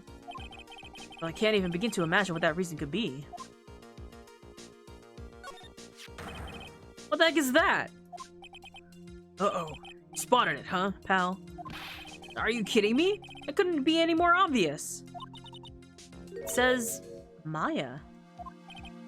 Yeah, before you ask, it's written in blood. You will answer all our questions now, Scruffy, without exception. Gumshoe casually trauma jumping? Well, not just trauma dumping. He also told us when he was a kid he wanted to be a wizard. Yes, sir. There are a couple of torches here. I guess you need all the light you can get up here in the mountains. Yeah, I was looking at these things, pal.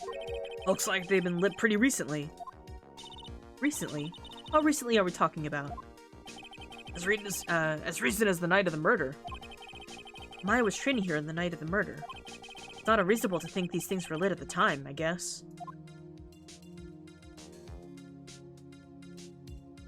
Arrow. You wanted to be a wizard? Now the chin beard makes more sense. He grew it out to become a wizard. A little lantern. A little statue. That's certainly a quaint little garden. Oh. What is this huge bowl over here for? Oh, I know this one. It's a water bowl, ain't it? Everything else is completely frozen over. But the ice in this bowl has been broken. That's true. I wonder if this has any impact on the case. Well, I doused my face earlier with the water in this. I was getting kind of sleepy. Ah! Next time you're sleepy, you only need to come to me, got it? Come shoot, please. Guess we just know there's water in there. There's a charm or something poking out of the snow. Looks pretty old. There's a leather cord tied to it, too. Apparently it belonged to the victim. To Miss Elise Dunim? Yeah, there was a broken leather cord around the lady's neck.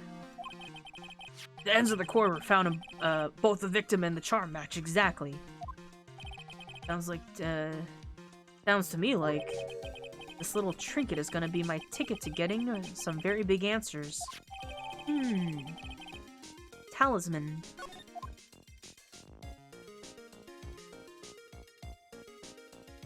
I think that's all we'll get for now.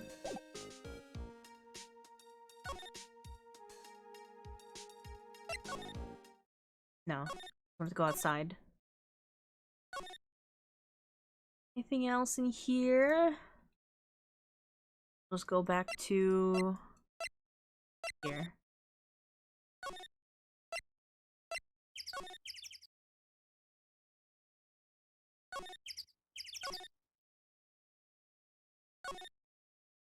Or not. Here? Are we missing something? Missing something then. Where do I go?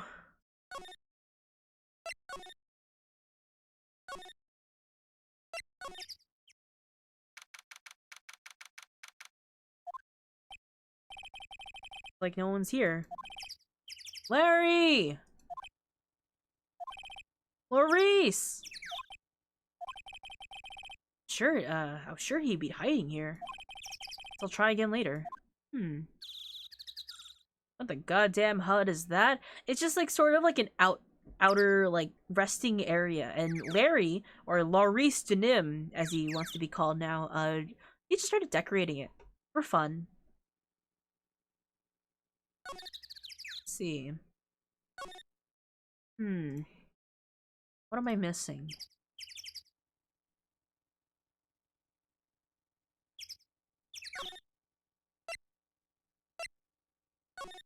It's like a dialogue. A garden. Oh yeah, here we go. Maya, so these letters are written in blood? Yeah, what's worse is the victim's blood. Huh? This is Miss Denim's blood? We haven't done a detailed analysis yet, but it's looking that way, pal. Most interesting. Phoenix right. I presume you know, don't you? Why Maya's name is written upside down?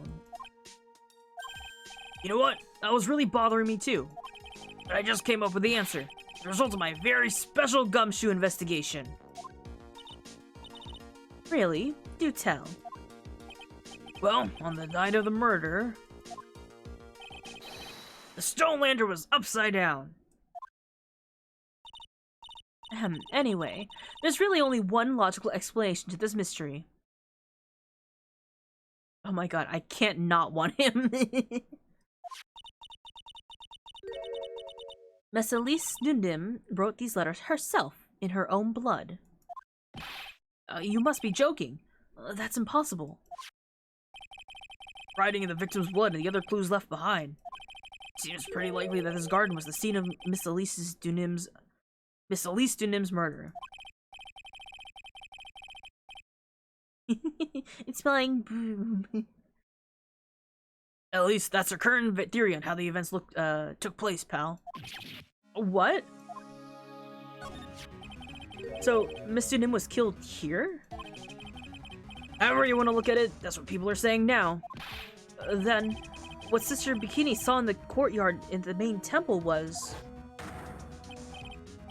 Well, what was it? If it wasn't the scene of crime, what did she see? What do you think, Miss Von Karma? Surely a special gumshoe investigation will reveal the answer, no? Well, wait a sec. The bloody writing and all the other clues here. Someone could have easily set that up after the murder, right? Sorry, but that's not an option, pal. Why not? Not quickly forget, Phoenix, right? Ever since the incident occurred, this place has been completely inaccessible.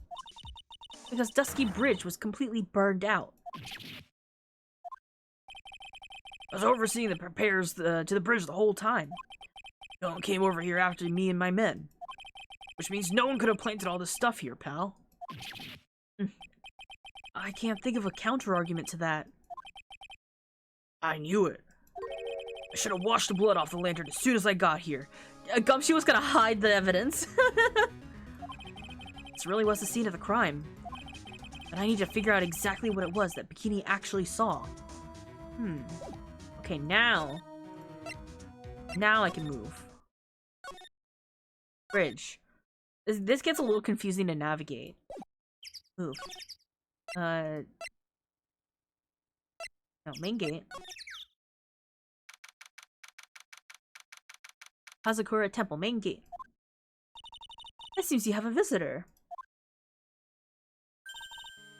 Mr. Wright. Iris, I'm really glad to see you. Kido managed to mobilize the police by claiming a state of emergency. Not him again. Never mind him. We gotta hurry and unlock the sacred cavern. I'm sorry, Mr. Wright. It's my fault someone so important to you is locked in there. Mr. Edgeworth, can we finish our conversation later? Alright. Let's hurry to the inner temple then. I'll see you later, right? Oh wait, Edgeworth, I'm coming with you guys. Sorry, Ray. Can't allow you to come with us. What? Hate to be the one to break it to you, but Maya Fey is in a rather delicate position. What do you mean by delicate position? This isn't simply a rescue operation, right? It's also an investigation. We might kiss if we were left alone in the cavern together. And that being the case, we can't allow members of the public to interfere. Come on, Edgeworth. If anything happens, you'll be the first to know. Please, understand, right? But it's Maya. Mr. Wright. All that matters is that Mystic Maya is rescued, correct? Listen to the voice of reason for a change, Phoenix, right? From now on, consider anything beyond Dusky Bridge to be off limits. We'll be going now. Excuse us.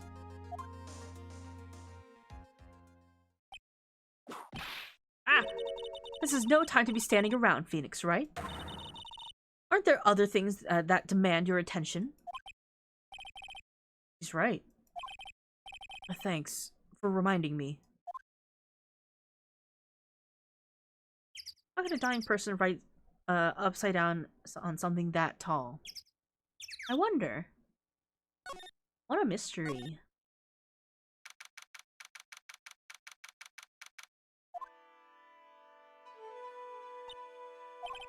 Sister Bikini looks like she's shrunk some last I saw her.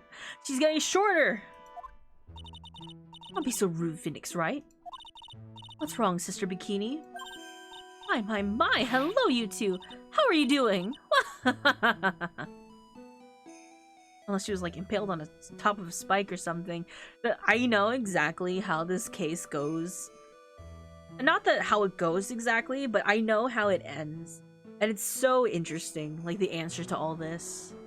Get her on platform shoes. Clap. The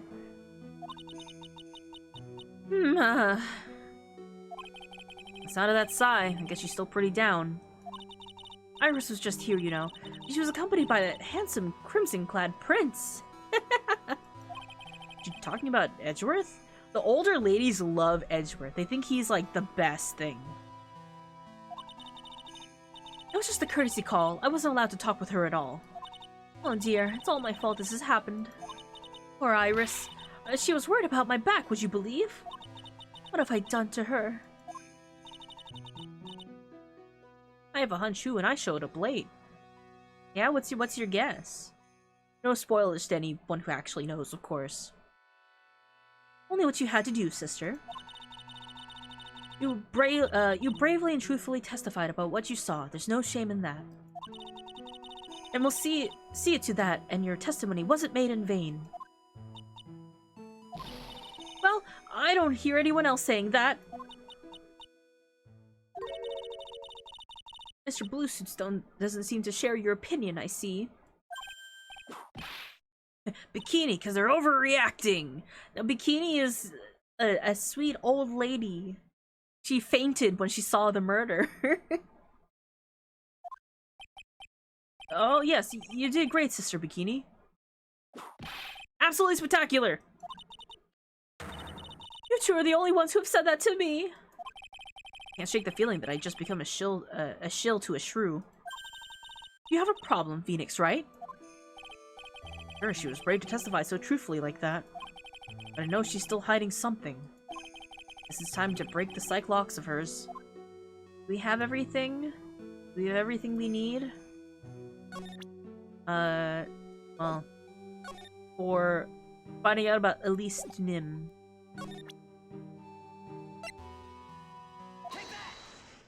I have no idea.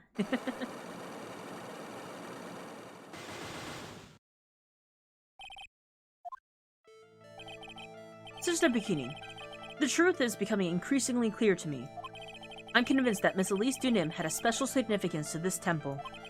And as to why she had a special significance, I believe it has to do with her true identity. What on earth are you talking about? She was... Mystic Elise was an author, just an author of picture books. To be honest, I had my suspicions almost immediately after I met her. Suspicions? Yes, but I hadn't had the evidence to support my theory, though. And now I do. The piece of evidence that proves Miss Dunim's true identity. That fucking face. Alright.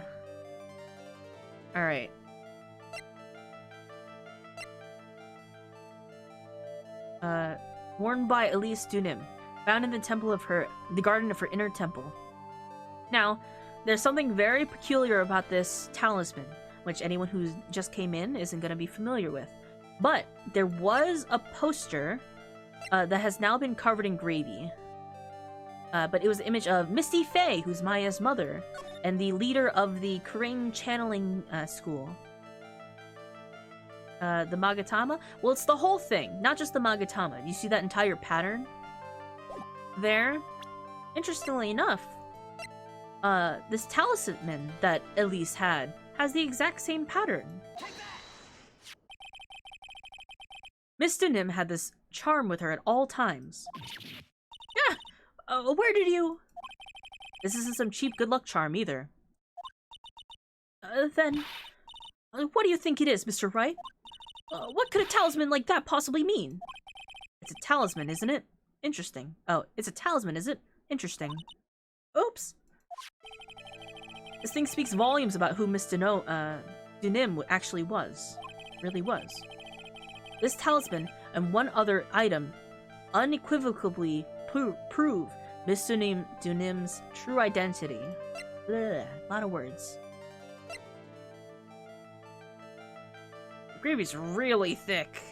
Unfortunately, you guys can't see the drawing of Misty Faye underneath. The painting is obscured by the gravy stain at the moment. But this scroll shows the Master of Crane channeling technique. The crest at the top is a sign of that honorable title. The very same crest that adorns the talisman the victim carried with her. I'm sure it's a lovely drawing. It was very pretty. This crest is reserved for the Master of Crane. Oh, who on earth told you that nonsense? I've got no idea what you're talking about. The new master, Maya Fey, told me. What?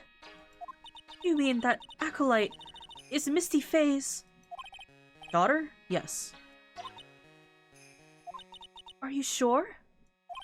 Yes. In fact, since her eldest daughter passed away, Maya is Misty Faye's sole successor.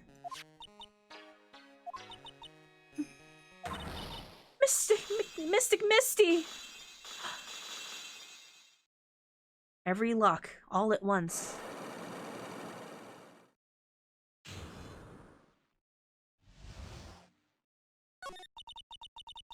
Mystic Elise graced us with her presence about a week ago. When she showed me the talisman with the mark on it, oh well, I nearly fainted. No one had seen her since she disappeared 17 years ago, after all. What is the significance of this talisman, sister? The Kurain talisman is a symbol of the Master of Kurain. The bearer must carry it with them always until their death. Till their death? So, at least Dunim was really Maya's mother, huh? She was Misty Faye, the master of the Kurain channeling technique. Truth comes out at last. Looks like we're making some headway here. Tell me, sister. After 17 years, why did she show herself now? Has something happened that called her out of hiding? What happened? Well... Uh-oh. It can't be. Earthquake! Ah! Oh my goodness, the inner temple! That kind of tremor might... The inner temple? The Tinker Cavern and the training hall, it might very well cave in! Edgeworth's there right now. He hates earthquakes. What? Maya! Uh-oh. Uh-oh.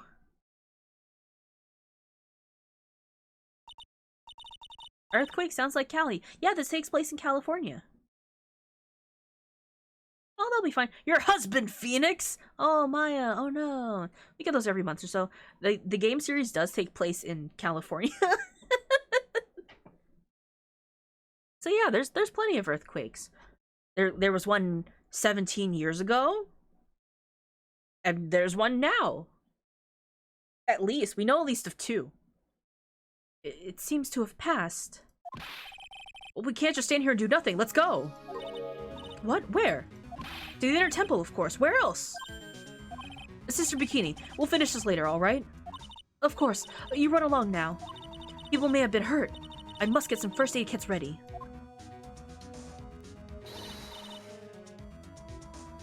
It'll be fine as long as you have a doorway. Actually, we know 3.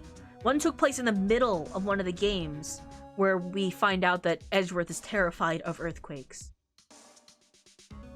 Come now, Phoenix, right? They won't bar you from entering as long as I'm with you. Thank you. Right at that moment, I had the worst feeling in my gut. We just had an earthquake. I wonder if he's alright. Yeah! Worry about Edgeworth! Look at that concern!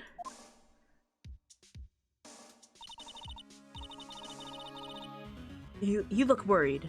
Are you thinking about Miles Edgeworth? Come on, let's go. Edgeworth!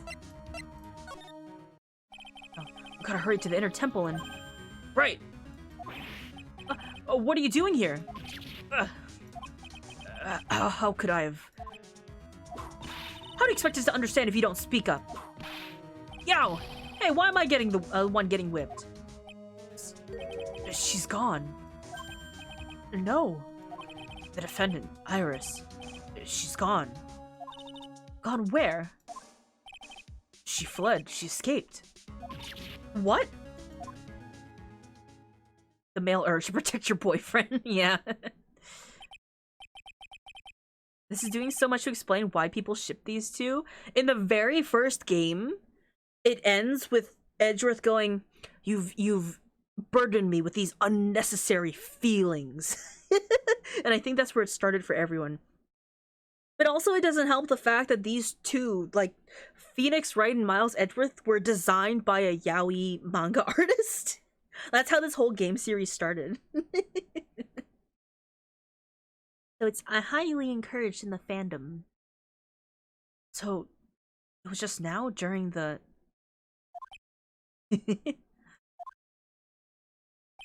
Maybe they should kiss. Ooh. It's easy to see Edgeworth's one and only weakness. His fear of earthquakes. And hydrate, thank you.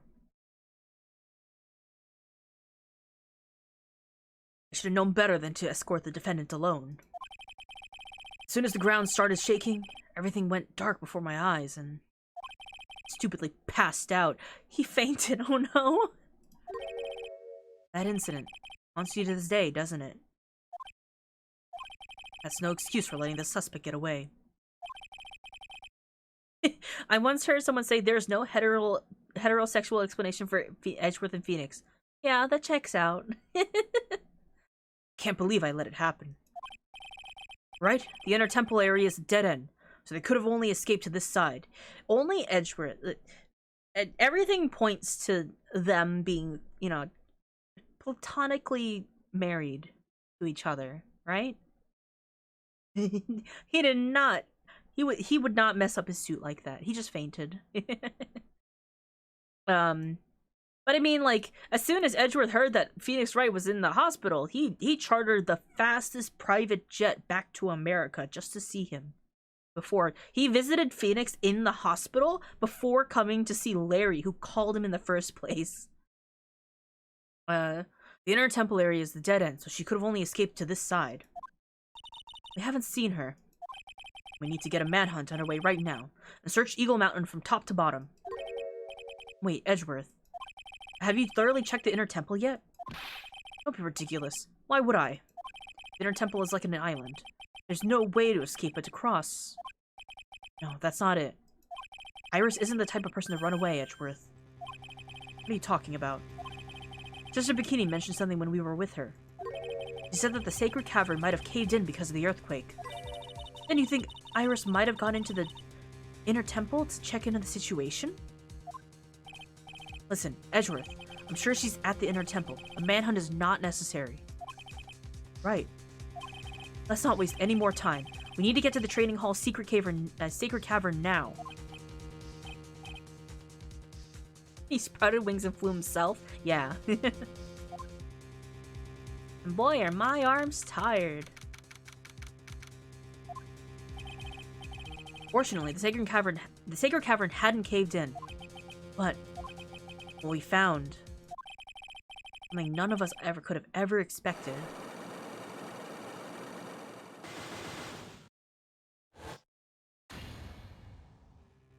Huh? How can there be even more locks? What's the meaning of this? You didn't eat something, Meta. Have a snack. I told you whenever we have breaks, I encourage everyone to have snacks and hydrate and take breaks. And I really mean that. Man, they doubled down. Some fucking metaphysical shit happening in here. Iris! Iris, please tell me. What the hell's going on?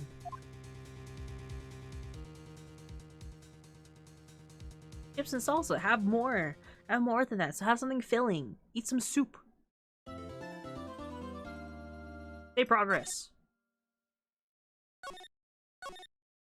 Probably one more part. Maybe, perhaps. Yeah, that feels right. Sandwich.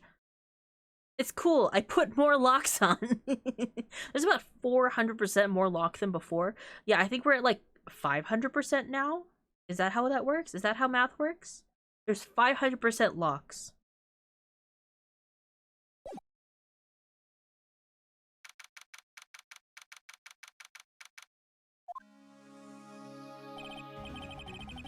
Right. Is this what Godot was talking about? Yeah, the trick locks. Now then, Iris, please remove these at once. Mr. Edgeworth, I'm afraid I can't. It's not possible for me. What? During the earthquake, the cavern was in danger of caving in. Iris escaped. And I know that there was only one lock when I last came here. If you're saying that you can't undo the new locks? Yes. If only I was stronger, I could break these locks open with my own hands. Edgeworth, how are you feeling? You look a little pale in the face. Like you're the one to talk with your face all green. Phoenix is on the brink of passing out from his fever and cold, and then Edgeworth has already fainted from his phobia of earthquakes. That's great, we're fine. And also, the room is locked in the middle of winter. It is February in the mountains, and there's gravy on the wall. That's probably been there for a couple of hours, if not a day now. Sickly lovers. If you're sick and I'm sick, who's taking care of the other? Well, Karma's fine. She's kind of the one in charge right now. Thick, yummy gravy that's definitely not curry. Miles Edgeworth, go and get some fresh air. I'll watch over the suspect. You can get a grip of yourself. Don't be ridiculous. I'm perfectly fine. There's no telling what sort of mistakes you can make in your current state. Go and get some rest. That's your only concern now, Miles Edgeworth. Understood. I'll handle investigation in the garden. You take care of things here. He gets progressively more worried. Edgeworth. You got so much pride in that. Phoenix,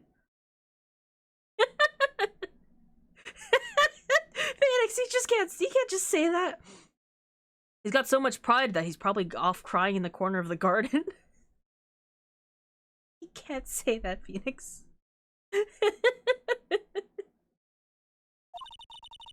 Pride is simply another trap that hinders us in our lives. That said, one must have pride to be effective in the job. At any rate, it seems that this is where we part ways, Phoenix, right? I'm gonna stay here and see if I can help solve these bothersome puzzles. See. Well, thanks for your help. Now then, do you mind if I ask you a few things, Iris? No, not at all. Why did you make a run for it, Iris? I'm sorry. I heard the inner temple had been severely shaken by the strong earthquake we had. I was so worried. I had just come to see. In other words, you didn't run away to escape the law. At least we're clear on that. I can tell you how relieved I was when I saw the sacred cavern was alright, but... But what? Then I saw these chains here. I saw all these extra locks that someone had put on the cavern door, and... Who in the world could do something like this? These trick locks are a sacred treasure of the Korean tradition. There are hundreds of ways to set them. That's why only the person who set the lock can open it. And you aren't the one who set these locks? I don't think it's that simple, Francisca von Karma. When we were here the first time, there was only one lock. But now, somehow, there's 5 of them. I'm pretty sure, like, these corner ones really aren't doing anything. It's really the ones that are right in front of it. Bolt. Cutters. I'm really wondering how, like, I get the idea, right? Like, these are locks. In terms of the story, we can't get past them. Can we just open the door and, like, crawl under? Right? Like, could we just, like, sneak under there? Oh, what does that mean? It means that someone wants to secure the place even more. And they wanted to secure it before you got here, Iris. Presumably, they wanted to make sure that Maya couldn't get out. This means that Iris can only open one of these locks, the first one. Yes, that's correct. What? Iris, try to think, please. Isn't there any way around this? Well, like I said, there are hundreds of ways to to set these locks. I suppose if I went through every combination with each one, I could remove them. But... It would take time, won't it? Yes, about a day if I had to guess. Whole day? Well, that's better than leaving these locks in place. Will you do this for us? Sure, I'll do whatever I can. Gotta wait another day? Hang in there, Maya. You're gonna have to call your inner strength now. None of the locks are actually locking anything. There's some kind of, like, spiritual thing going on. Visually, it's very intimidating. You know what, Iris? There's still one thing I don't quite get. And what that might be. And what might that be, Phoenix, right? I think it's obvious. Iris, on the night of the murder, where were you? Please, Iris, don't give me that look. You told us that you were in your room at Hazakura Temple at the time of incident. But you were seen at the same evening at the inner temple. And then you were spotted at the scene of the crime in the Hazakura Temple too. Being spotted at both Hazakura Temple and the Inner Temple. It's as if you were... Well, Iris, I think it's about time you told us the truth. Another mystery.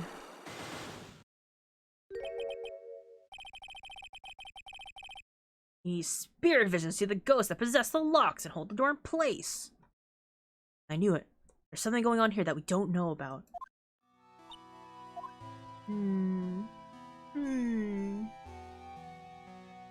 We don't have enough yet, I believe.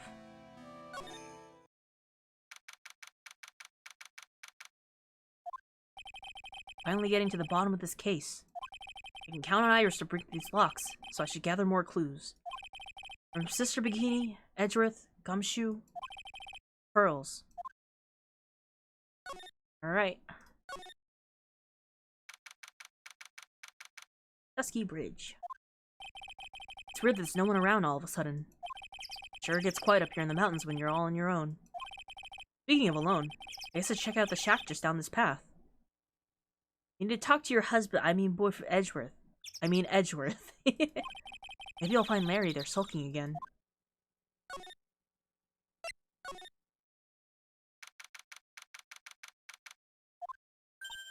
Oh, Mr. Nick! Pearls, what are you doing here? Nothing. What about Mystic Maya? Is she alright?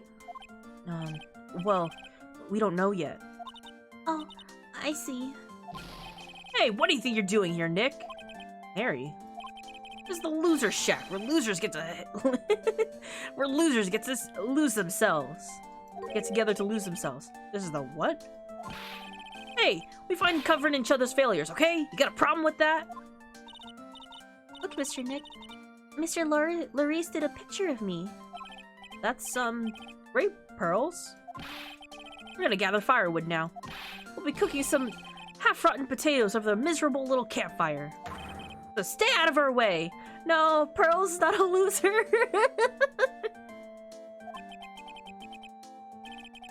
I don't believe this.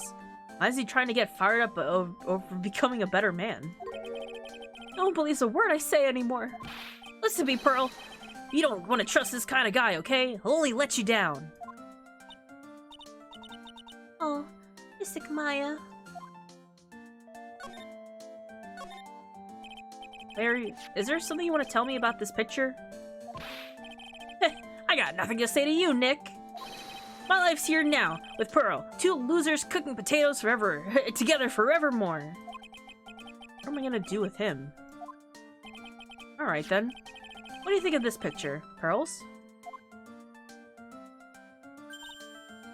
I think it's really well drawn. I can't draw at all, so I think it's really amazing. See? Someone appreciates it. It's tough getting flames to look like that, you know? It's supposed to be Sister Iris flying through the air, isn't it? I love it. It's like a dream, a wonderful fantasy. No. It wasn't a dream. She really flew, I'm telling you. Iris really flew that night. But, Mr. Larice... Not you too. Please don't look at me like that, Pearl. Don't look at me like I'm some kind of nutcase. I beg you. Guess this picture really is a representation of what Larry thinks he saw. Okay, so I was half asleep when I was here that night. But I was wide awake after the lightning struck. I saw what I saw. Exactly what I drew in the picture. Looks like I don't have any choice but to take the sketch at face value. Hey, what's with the look at you down of your face? Pearls? Yes, Mr. Nick? I've been meaning to ask you about the night of the murder. Where were you? What exactly were you doing when it all happened? I'm just a kid, you know? I'm sure it really doesn't matter what I was doing, does it, Nick? Mr. Nick? Sorry, Pearls, but yes, it does. On the night of the murder, you were supposed to be in Miss Dunim's room, reading a book together. But Miss Dunim was murdered, and you, Pearls, were at the Inner Temple. What exactly happened that night, Pearls? Really sorry, Mr. Nick. Pearl, no. Huh? What? I'm sorry. I've been a bad girl. I'm sorry. Is it because Pearl's so short we couldn't put the one chain? We couldn't put the one lock in the middle like it normally does? So we had to make it taller because Pearl's too short. Jesus Christ. That's why I'm being punished. What are you talking about, Pearls? My spiritual power. It disappeared. What? Your powers have disappeared? What do you mean your powers have disappeared, Pearls? It's all over for me. A spirit medium who can't channel spirits is like a painter who can't paint. Hey, what are you looking at me for? Pearls? Did you try to channel someone's spirit right here at Hazakura Temple? Tried but failed, perhaps? Way to go, Nick! You made her cry! That was really cruel of you! Just as I thought. I'm gonna have to break her psych locks to get the truth out of her.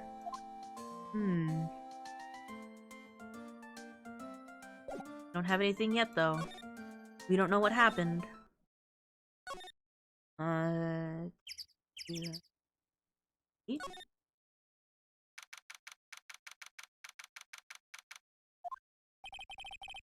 I wonder if Sister Bikini's back in the main hall yet.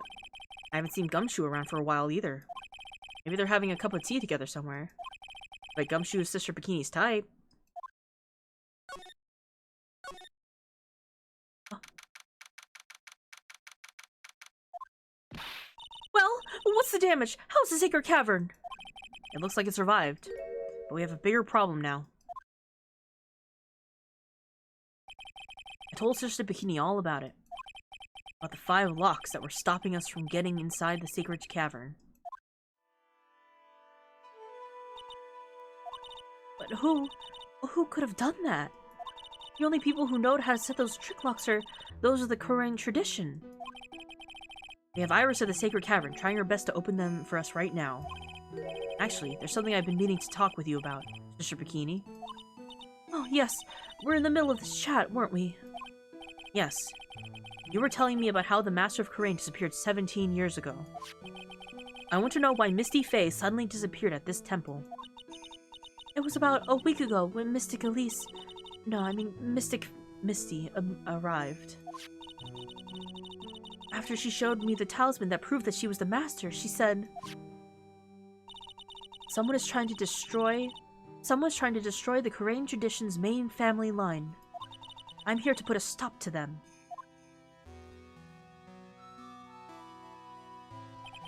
Someone was trying to destroy the main family line.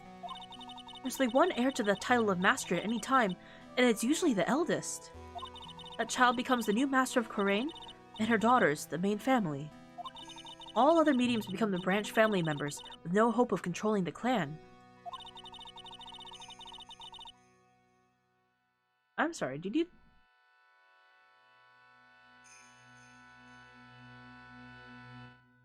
Did you just redeem dark mode even though the lights were already off?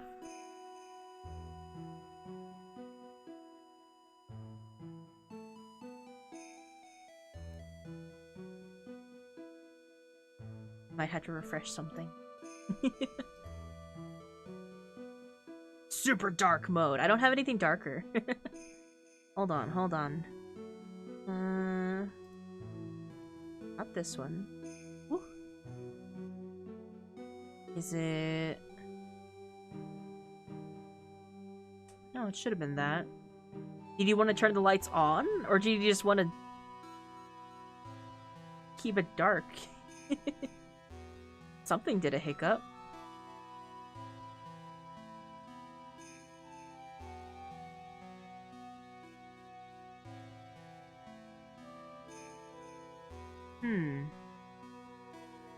Something might have disconnected. I wanted to turn on the lights. That would have been light mode. I can do that manually.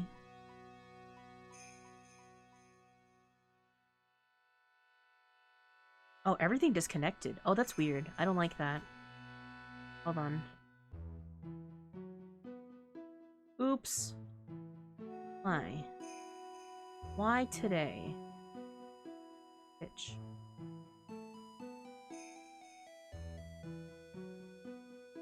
Why is there no connection to Twitch? That's not good. We're about to die. No! I don't know what's happening. I'm just gonna have to do these manually, I guess. Oh, weird. Yeah, nothing... Nothing changed. I guess I'm gonna have to ask you guys not to redeem dark mode for now, I guess.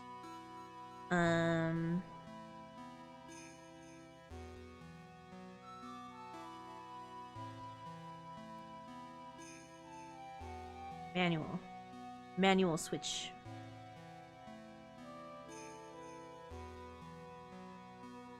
Alright. That's why nothing has changed through the history of the clan. Branch families always have and always will plot to erase those of the main family line. Oh, always. Is this the power of the Master? Is the power of the Master worth this much bloodshed?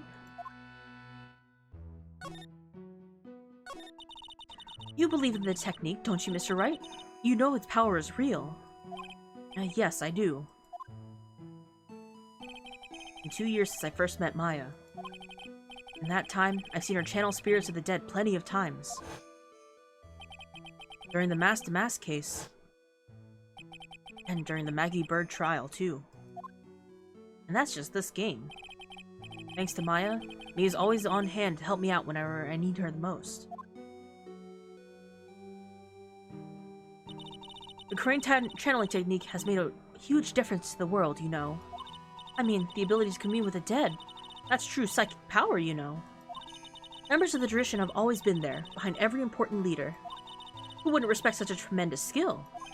I suppose so, but... all that power and influence, kind of expected you to be really rich by now. You're saying we're poor, Mr. Wright? You're very direct, aren't you? People don't believe in it anymore, you see. All because one little mistake. Mistake? What mistake? It was 17 years ago. That's when everything came crashing down. All because of that incident. The DL6 incident. That incident? Is she talking about what I think she is? I'm sure the records still exist if you're interested. Locked up, of course. It was called the DL6 incident. That's the name of the file. I didn't know. I forgot that they would just name drop it. Hey, we're back here! Yeah, everything all comes back together. Miles's trauma of earthquakes and elevators. Maya's mother being outed as a fake in social media. And the decline of spirit mediums in the world. The DL6 incident. I knew it. The DL6 incident. I know it well. I handled a related case just 2 years ago. Ah, that's right. So it was you who was the defense attorney on that case. I'll be duty and lunchtime. Ooh. Pork, steak, pasta, yams, biscuits, covered in steaks gravy. Ooh, that sounds good. Gravy? Just like this. The hanging scroll covered in gravy.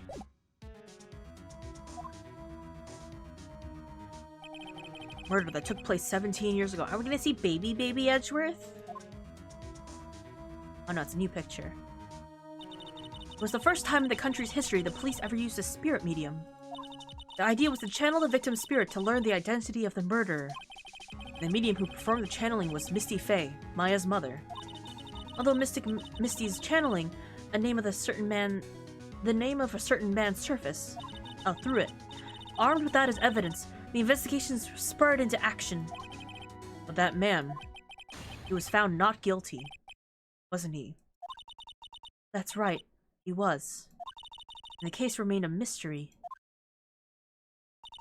In other words, we failed. You didn't fail. It's that the ghost you channeled lied about the identity of the murderer. He'd be a teen, wouldn't he? He, 17 years ago, he was like 9. Edgeworth is only 26.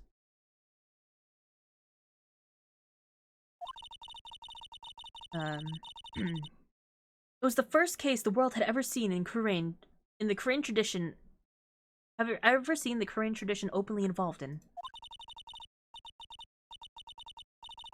It was all over the media, the public, the judiciary, the people of Kurain village. Everyone judged her. Everyone said Mystic Misty's powers were a sham. And then she just disappeared, vanished while everyone still thought of her as a fraud. But I know the truth. Misty Fae's spirit channeling wasn't a sham at all. Of course it wasn't. And since you managed to reveal the truth, we're finally making a comeback. The Kurain tradition is starting to recover at last. But with a new master wielding the power of the clan. Do you mean Maya?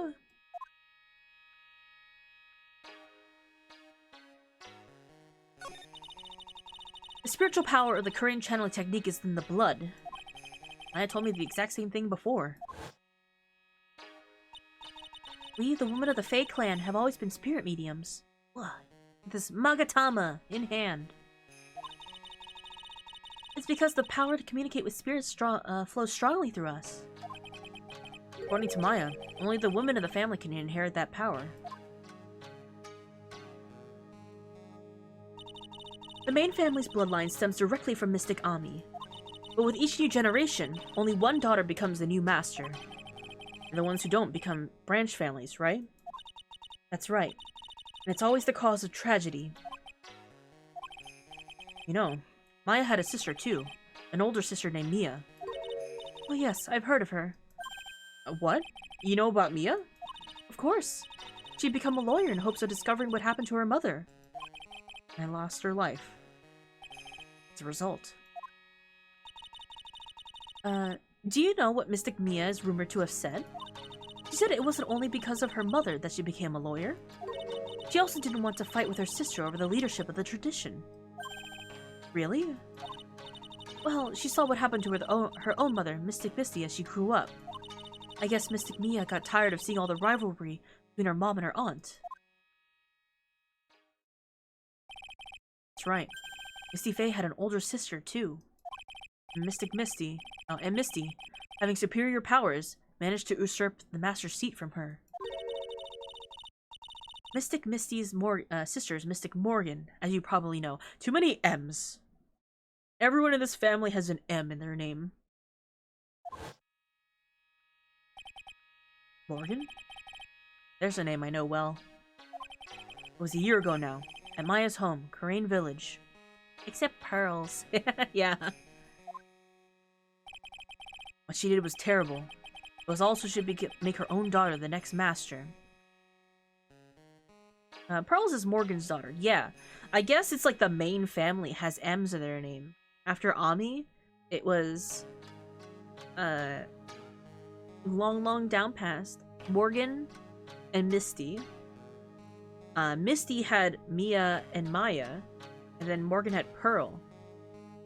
No more M names. Pearl. I wonder if there's a more consistent pattern in their original Japanese names.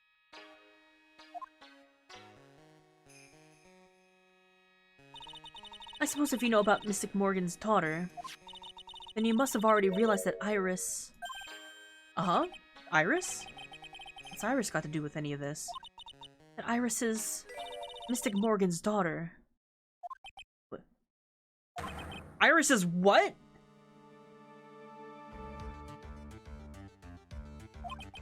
Is she kidding me? Iris is Morgan Faye's daughter? Huh? Did you just say that Iris is Morgan Faye's daughter? Oops. I thought you already knew. It sounded like you'd met Mystic Morgan's daughters already. I have. I know her very well.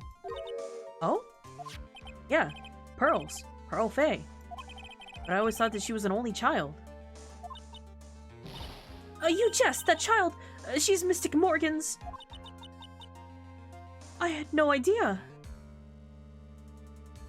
that face again. It's familiar, But we've never met her before. Mystic Morgan. But she's in prison now, isn't she? Yes, ever since she was found to be a co-conspirator in a murder case last year.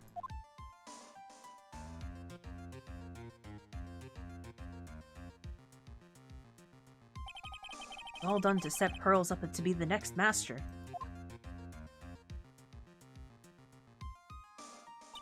I see. I've been wrong all this time. Mystic Morgan had 3 daughters, not 2. Wait, what? 3? Yes, Iris, her twin sister, and Mystic Pearl. What? Twin sister? Oh, didn't you know? It happened 20 years ago. After the clan leadership was taken by her by a sister, Mystic Morgan's life crumbled. It wasn't many years later that Kurain's reputation hit an all-time low. Of course she's a twin sister. That would explain why Iris had been caught with the blade. I don't know about that. We'll see. When Mystic Morgan's husband realized his wife would never become the master, he left her in the village, taking the twin daughters with him. How awful. He was a jeweler, you know. In the end, he remarried, and that's when it happened. He decided to give one of his girls up, and be looked after by us here at the temple. That was Iris, you see. It's unbelievable. If Iris had a twin sister... Could it be? Could you tell me one thing, Sister Bikini? What was the name of Iris's sister? I'm sorry, Mr. Wright. I just can't remember. All I can recall is that her father was a jeweler. Oh, that's a clue, I guess. A jeweler. Thank you very much. You've helped clear up a lot of details. Girls had 2 older sisters, huh? Yes, that's right. No doubt it was because of Mystic Morgan's anger towards the main family. Anger? What do you mean? Her twin daughters were taken from her by her jeweler husband. But even that couldn't destroy her dream of a child of hers would one day become the lead the clan. Words. That's why she had pearls? It seems that the incident here was a result of Mystic Morgan's anger. It was able to break free of the bars that confined her. She's in jail right now on death row. So, Iris has a twin sister. Plot thickens.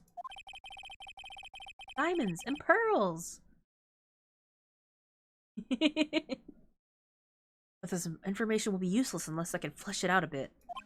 I need to ask more questions, get more info.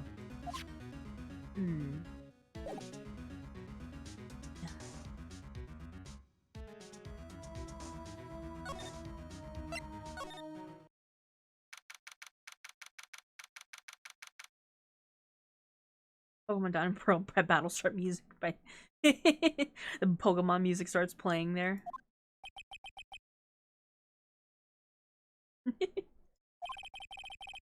Sounds like someone's happy. What tune is that they're humming? Ugh. Pyro! Thank you, Pyromimic _ for 13 fantastic months of support.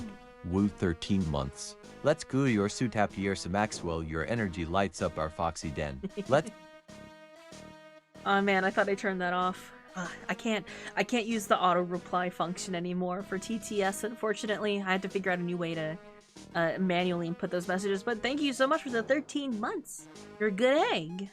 Hi. If it would please the court, I'd like to call the witness to the stand. The witness being the conveniently identical face and voice, twin sister. But that can't be the case because the character that you guys are thinking of is in jail. No motive, no crime. I think my favorite joke for the Pokemon was the Manaphy movie when the Team Rocket's thinking about Diamond and Pearls. And Mouth goes, let's get done with this mission first. They go through like the whole line, like rubies and sapphires, diamonds and pearls.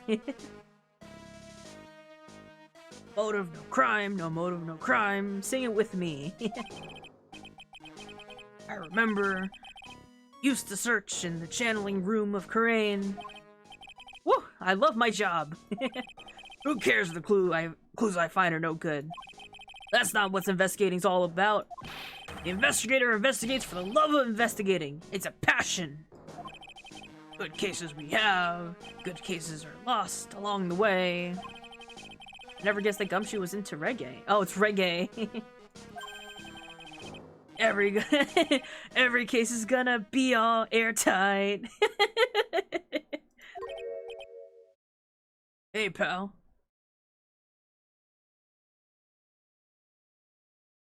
My favorite gems, Black, White, XYZ instead. Now I know what the tune he was supposed to be singing. It's just like, no motive, no crime. Huh? Who, me? How long have you been there? I just got here. Oh, okay. What are you up to, detective? I've been investigating, pal. I made a promise to Mr. Edgeworth. I promised I would find the real murder weapon. The real murder weapon? That barbed sword thing turned out to be a false lead, right? Given it my best shot here, but I still haven't turned up any clues. I just found these weird scraps of paper. Looks like a letter or something. Doesn't seem to have anything to do with the case, though. Letter?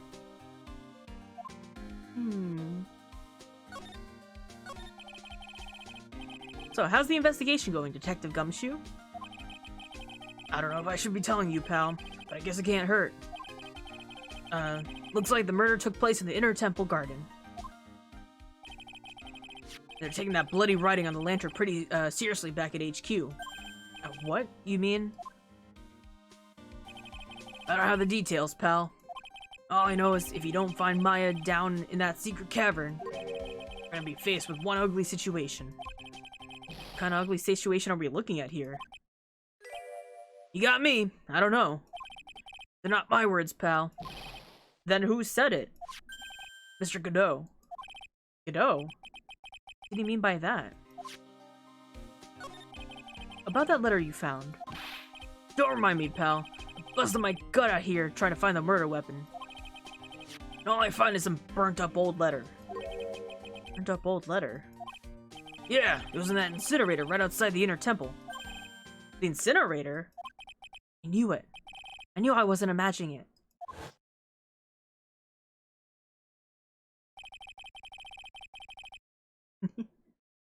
There was snow in the incinerator when I first saw it.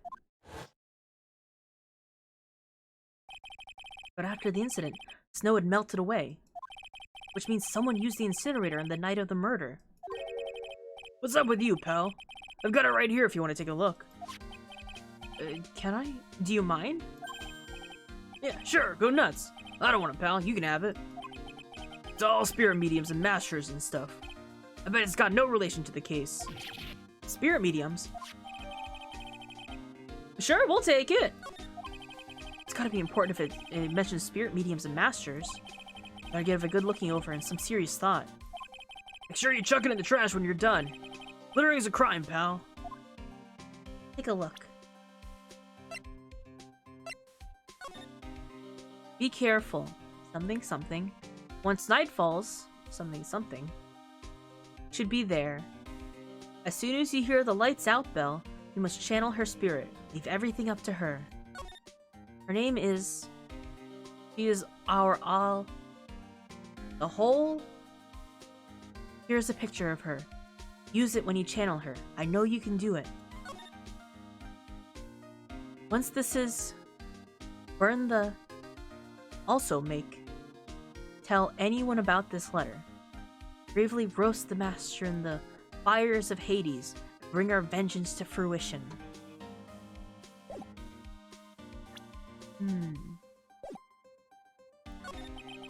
So, what do you know about the real murder weapon so far?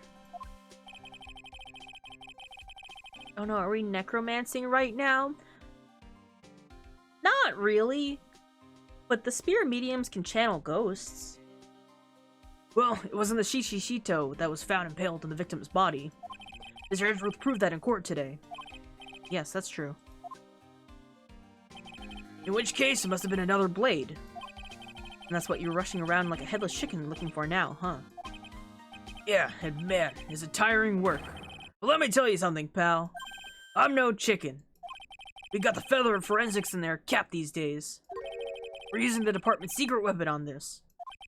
Secret weapon? What's the secret weapon of yours? You wanna know? You gotta think scientifically, okay? Alright. Murder weapon was a sword. Swords are, scientifically speaking, made of metal, right? Any questions so far? No. I know what he's gonna say, but I'll let him look smart. So it's the perfect tool for the job! Ta-da! A metal detector! He's so proud of himself, look at him. Raise your hand if you didn't see this coming from a mile away. Well, you wanna give this scientific investigation a go? Huh? Me? I've been using this thing for hours now. It gets pretty boring after a while. Why don't you give it a try? The man's a genius. I don't know. Should I help Detective Gumshoe out or not? What do you think? Play forensic expert or save it for later? Raise his hand. I never saw it coming. Could have used a dog. But a dog doesn't specialize in finding metal. Could have, though. We could have brought Missile up here. I think.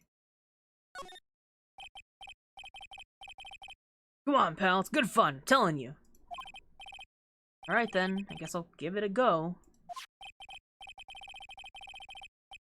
Like I said, this is the department's most advanced gadget. The absolute best. It's so sensitive, it can make you cry.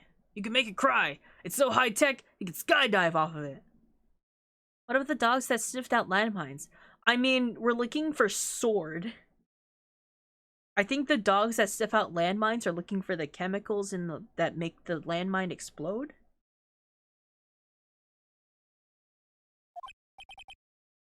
Could have a trained dog to sniff out sword steel. We have one dog. His name is Missile. And also is like probably hours away. Looking for a metal sword in snow. Oh, bother. And I'm gonna tell you how to use it. It's possible the real murder weapon is somewhere around here, right?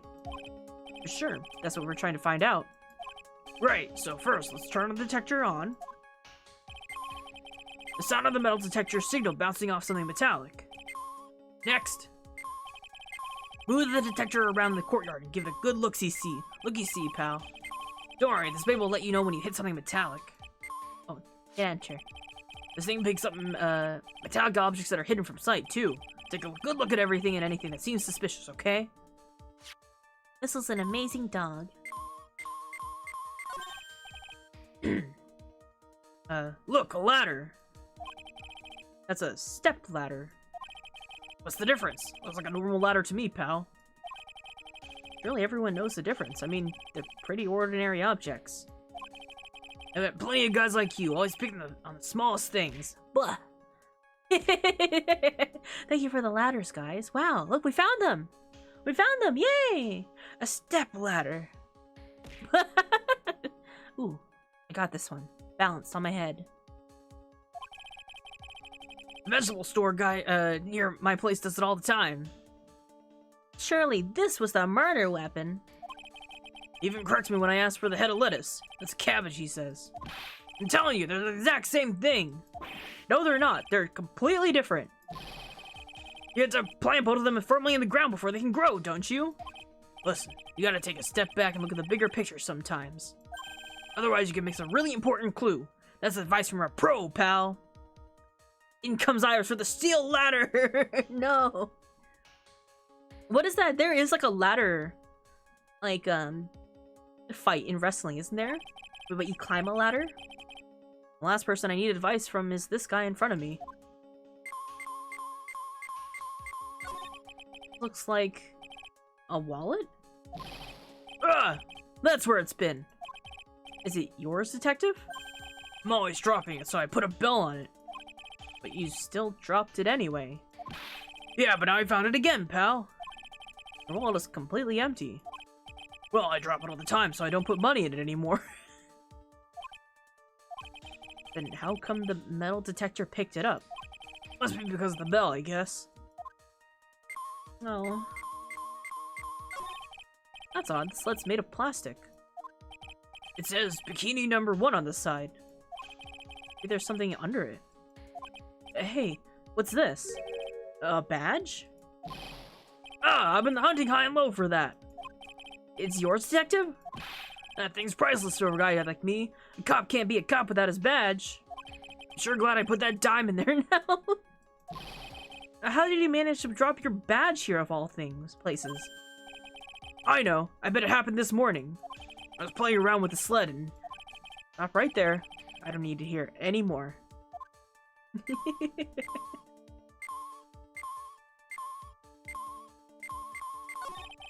like there's something buried in the ground here. Don't touch that, pal. Huh? What is it? Trap! People set them out to catch us detectives. They're real nasty. A trap for detectives? You mean like those fierce traps with the sharp teeth that are supposed to snag your leg? Yeah, those. Got my finger caught in one of those once. No! Gumshoe! What the dog doing?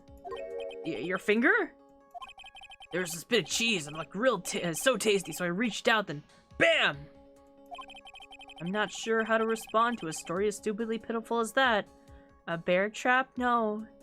He was getting cheese from a mouse trap.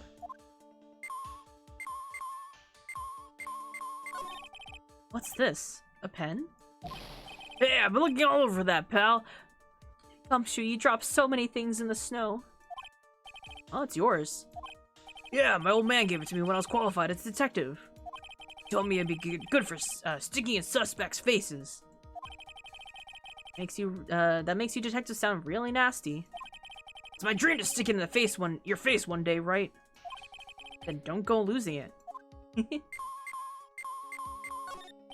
That Shishito, next to the gold statue wasn't the real murder weapon, pal.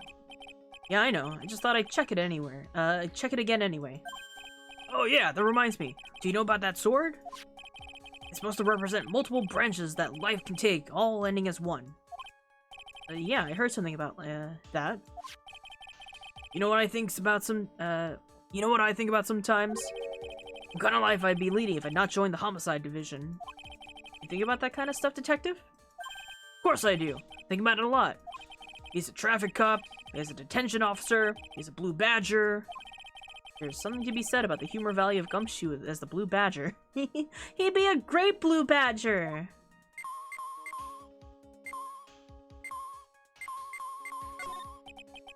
This is Miss Dunham's staff, isn't it?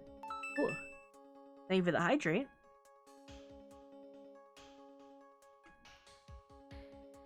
I come, fresh off the trauma of my tablet dying before I could save a half hour of work. Oh no, is it wireless?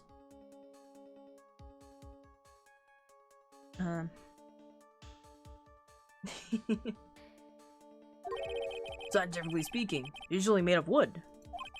But the detector's reacting to it.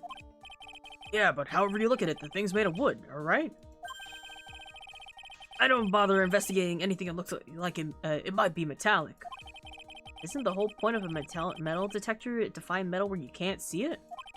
It's weird that this thing is causing a racket. Here, let me take a look at it.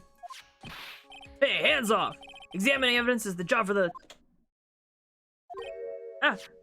The top is coming off. Look what you've done! You damaged a really important piece of evidence. Ah!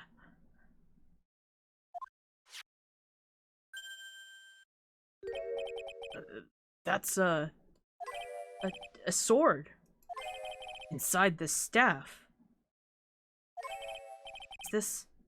Could this be a murder weapon?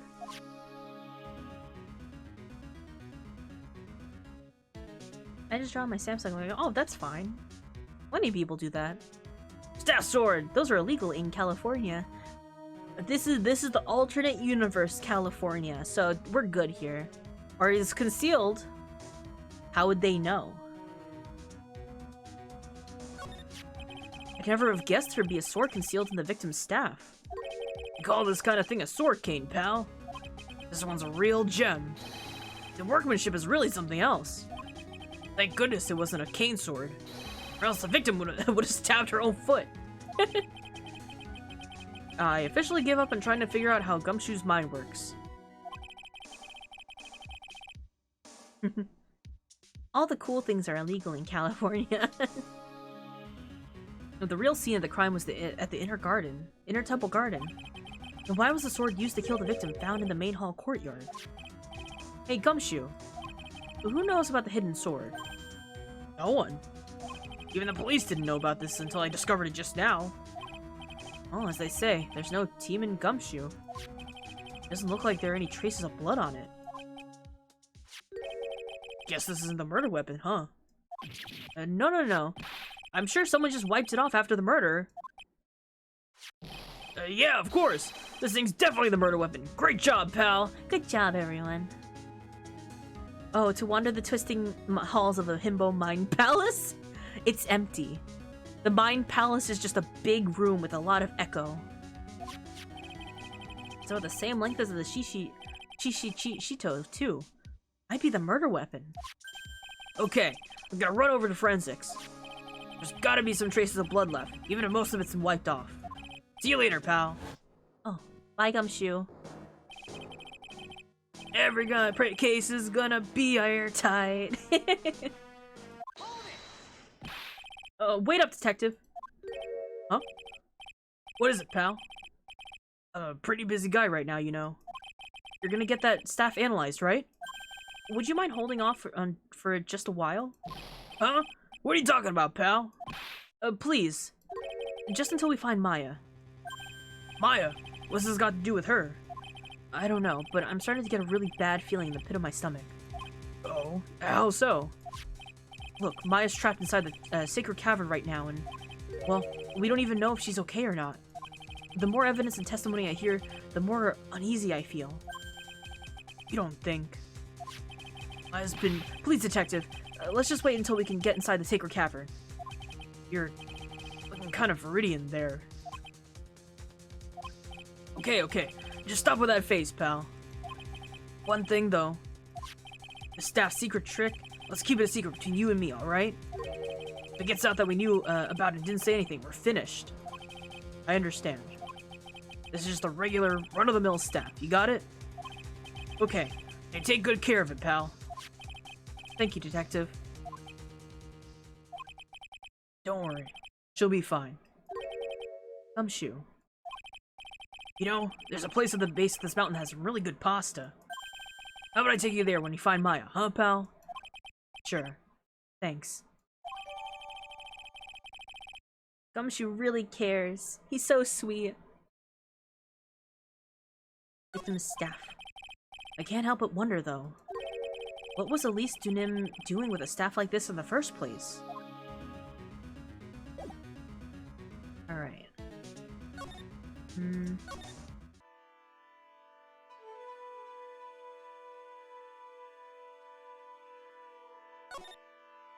So...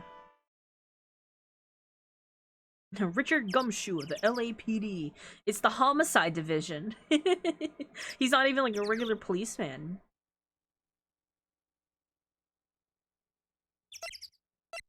Yeah, I know when the ads are running.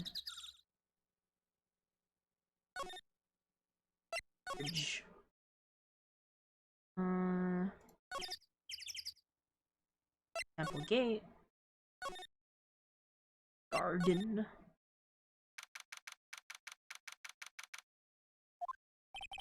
Cops are still coming through this place. They look pretty nervous. I'd be nervous too. Gotta be a tough job. Especially with someone giving the evil eye the whole time. How could I have done that? Wow, I can't believe they're still bothering him. Edgeworth? Ah!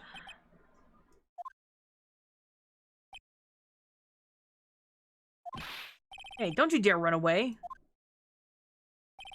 What do you want, right? What do I want?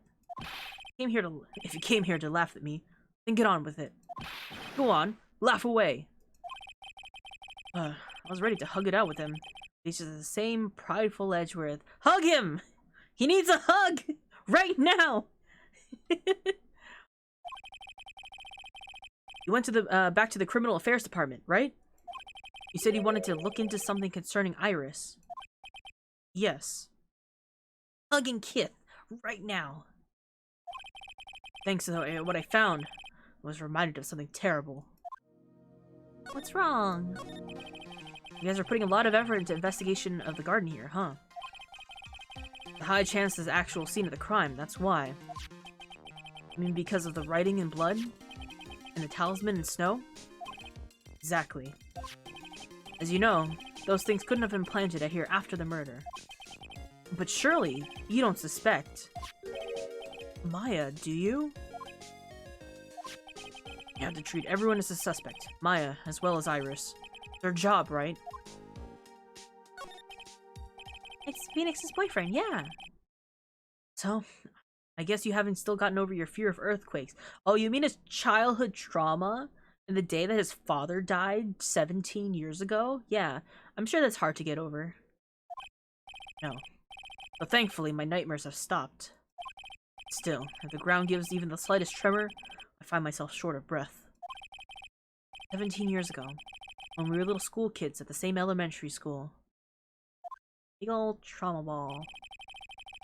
Edgeworth found himself in the middle of a murder. It all started when that big earthquake hit the courthouse.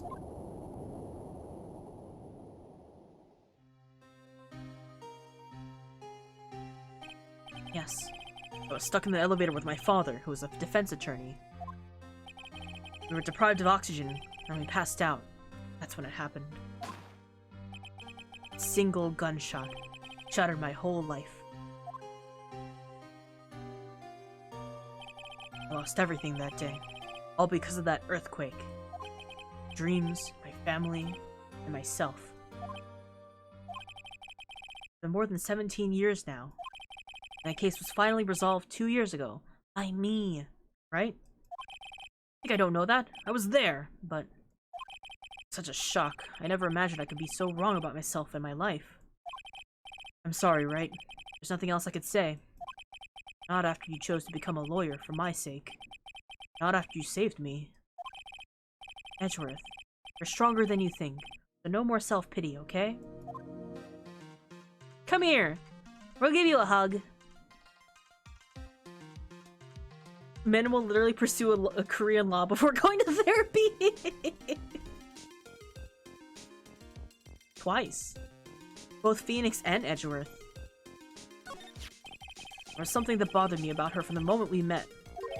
I felt like I'd seen her somewhere before. No, wait. Not somewhere. I felt like I'd seen her in court before. Are they actually not actually a thing? I guess just for the sake of the openness of the story, and that there really isn't any romance between any of the main characters at all. Even though they'll drop some hints and say some things to each other, they're a little transparent sometimes. The house is made of glass. Also, thank you for the hydrate. They went back to the Criminal Affairs Department to look for her file? Yes. Checked over every case I've ever worked on. I was right. I'd seen her face before, 6 years ago. On your very first court case. 6 years ago? Oh, Phoenix has no idea about this, that's right. It was my first appearance in court. As cases go, it was my worst nightmare. So, who is she? Sorry, right? Can't give that information away to a member of the general public. What? Why not? It might be a crucial piece of evidence that solves this case. That one I knew that was the daughter of a jewelry store owner. She had nothing to do with the Iris and Hazakura Temple. Neither did this case. And neither did the case. No. That woman is completely unrelated to this murder. The house is made of glass. That means the ceiling is too, huh? Yeah. These guys are as married as having Haikame and Genshin. Basically, yeah. They were roommates. She's totally related to the murder. What? No. Edward just said that she's unrelated. I think only the explicit romance any of the main cast had with each other is Mia and Mia? No. When? Frong Edgeworth, if you care to take a look at this Updated file case! Extra doubt! my dumbass, it's more likely than you think. The fact that Mia first met Phoenix when he was a college student and they became co-workers for like a year before Mia died. Unrelated? Yes, I can say that with complete confidence. Wrong, Edgeworth. She's totally related to the case. I need to fill Edgeworth in. I need to explain the connection between Iris and the woman Edgeworth knew. Why did my brain remember it like that? Your headcanon. Yeah, Edgeworth doesn't know. We didn't know until just now.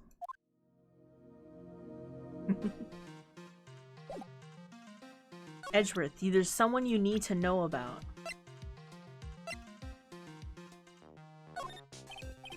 Hey, Edgeworth.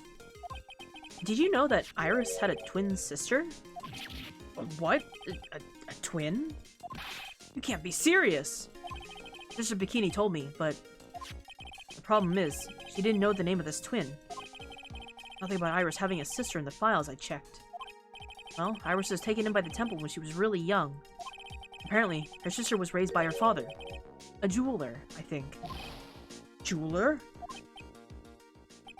Right, I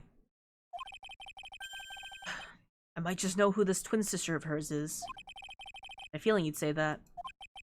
Let me guess. Her name is Dahlia Hawthorne, right?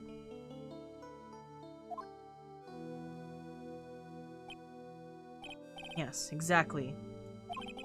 Please, tell me what you know about her, Edgeworth. Please. The closest to a relationship any main characters have had to each other that weren't like, you know, husband and wife were Phoenix and his ex-girlfriend Dahlia Hawthorne. They dated for like 8 months. And then Dahlia was condemned to murder.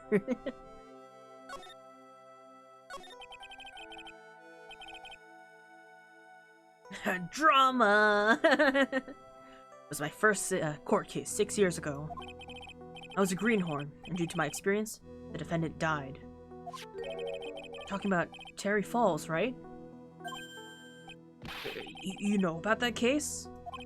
You're not the only one who noticed something about Iris and Dahlia Hawthorne. I checked on Mia's old files from 6 years ago. Yes, Dahlia was a key witness in that case. Dahlia and Terry Falls conspired together to stage a fake kidnapping 11 years ago.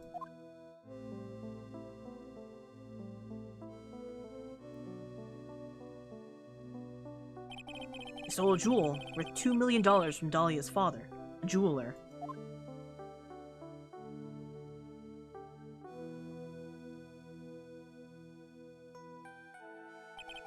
Five years after that, she murdered her own sister, Valerie Hawthorne, to keep her from talking.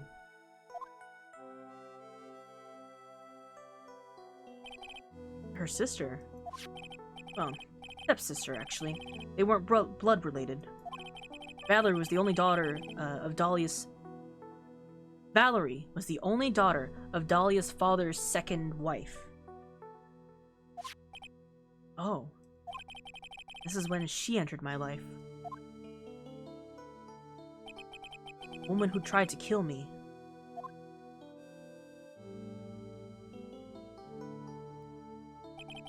So, after Terry Falls died, what happened to Dahlia? We're just not gonna tell Miles that we dated Dahlia for almost a year. Did you check that out? Does it really matter? Like I said, Dahlia isn't connected to this case. Why are you so sure about that? It's simple. Dahlia Hawthorne is dead. What? Well, her metabolic processes are only a matter of interest to only to historians, so to speak. Hello, Sunny. How did you enjoy Mr. Armstrong in Case 3? Oh, he's so good. It was very fun voicing him. Now isn't the time to bring it up, I guess. If we tell him, that brings... He's not telling us because it's not supposed to be public knowledge, but if we tell him that we already know who this is, does it not become, like, not public? General public? Are we not the general public? We're not the general public. To think all these games and cases led up to this moment. Everything's building up, everything's tying together. Isn't that crazy? How they're wrapping up something that happened in the first case of the first game to, like, all the cases in this last game.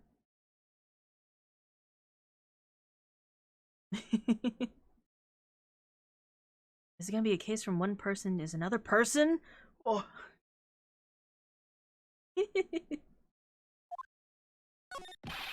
What do you mean by Dahlia Hawthorne is dead, Edgeworth? Right? I must confess that in reading her file, I came to know of the murder case you were involved in during your college years. Oh, so he already knows. Cool. Dahlia Hawthorne was found guilty, thanks to the persistence of Mia Fey.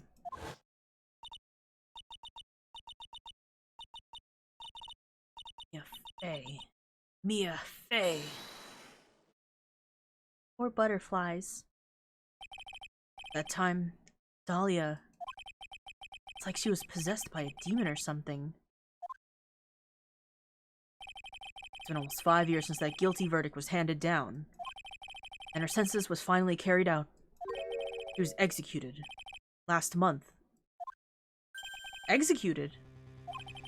I'm sure that's a bit of a shock for you, right?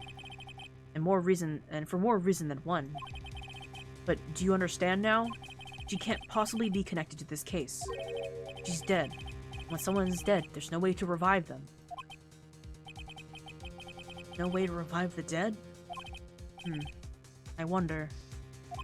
It seems like you're not aware of the other connection yet, Edgeworth. And what's that? It's about Iris and Dahlia Hawthorne's mother. What's their mother got to do with any of this? She's Morgan Fey, a spirit medium from a branch family of the Karain channeling technique. Did you say Karain channeling technique? But ghosts exist! Executed, like deceased, like shuffle out of their mortal coil, like kick the bucket, like put on death row. She was put on death sentence and it's been carried out. Do you know something about it? Oh yes, I know it's connected with a fraudulent spirit medium. Fraudulent? It's involved in another nightmare 17 years ago. The DL6 incident. It all comes full circle. I was caught up in the middle of my a murder investigation. The police didn't have any leads. They were stumped. That's why they called her in. She was a very famous spirit medium, the master of her channeling school. But do you know what happened? As a result of her efforts, an innocent man was accused of murder. She and her powers, they're all fraudulent. Edgeworth, go to the police records room. It's all there. All you do is check the DL6 incident case and you'll know. Of course. How could I forget? Edgeworth was the victim in that case. Edgeworth, you'll understand someday. Then, you'll see that the Karain channeling technique is real. We'll tell Edgeworth about ghosts when he's ready. Is there anything else that we have to show him? Guess not.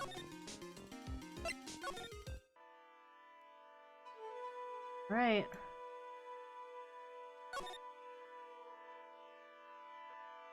I think we're ready to Magatama this. Show him her badge. You want to show Edgeworth her badge?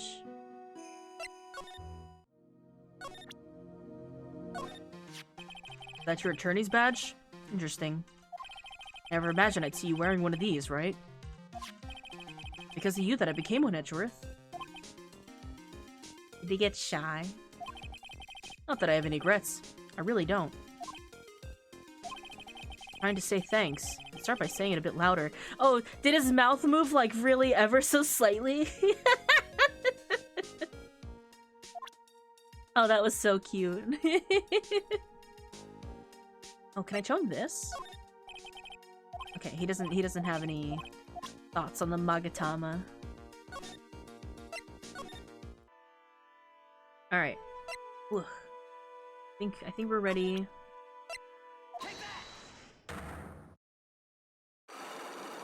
Honestly, I wasn't expecting the badge to do anything. Usually the badge will do, like, something if it's not in the middle of, like, a dire case. You know, if it's not, like, a desperate situation. And we're, like, in character just showing people stuff. I think it's time you told me the truth about what you were doing that night. You said that you were in your room at Hazakura Temple the entire time. You still claim that to be the truth? Yes, that's where I was. Iris, I believe you're innocent. That's why I want to believe that you're telling. That's why I want to believe what you're telling me too, but I can't. Because this person saw you somewhere else on that night of the murder. Man has been stabbed 27 times or murdered. Anyway, here's my lawyer badge. Sometimes we need to show it because we need. Like, people aren't respecting our authority as, like, an attorney until they know that we're one.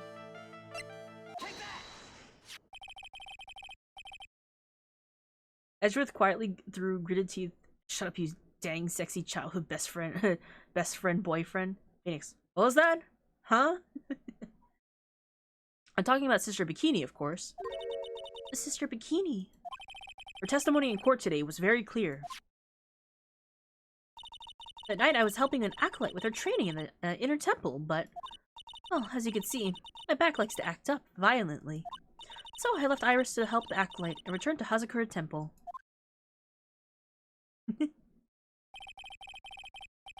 Sister Bikini didn't just see you, but she spoke to you.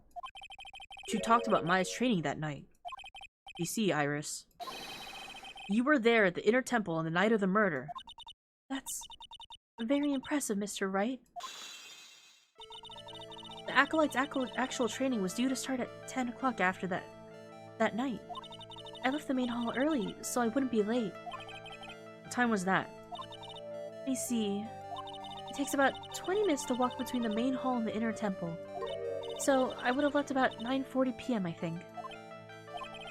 Sorry, Iris, but lying just doesn't suit you. Uh-huh. Now, you say you left the main hall at 9:40 p.m. But what you say doesn't add up with this. Evidence.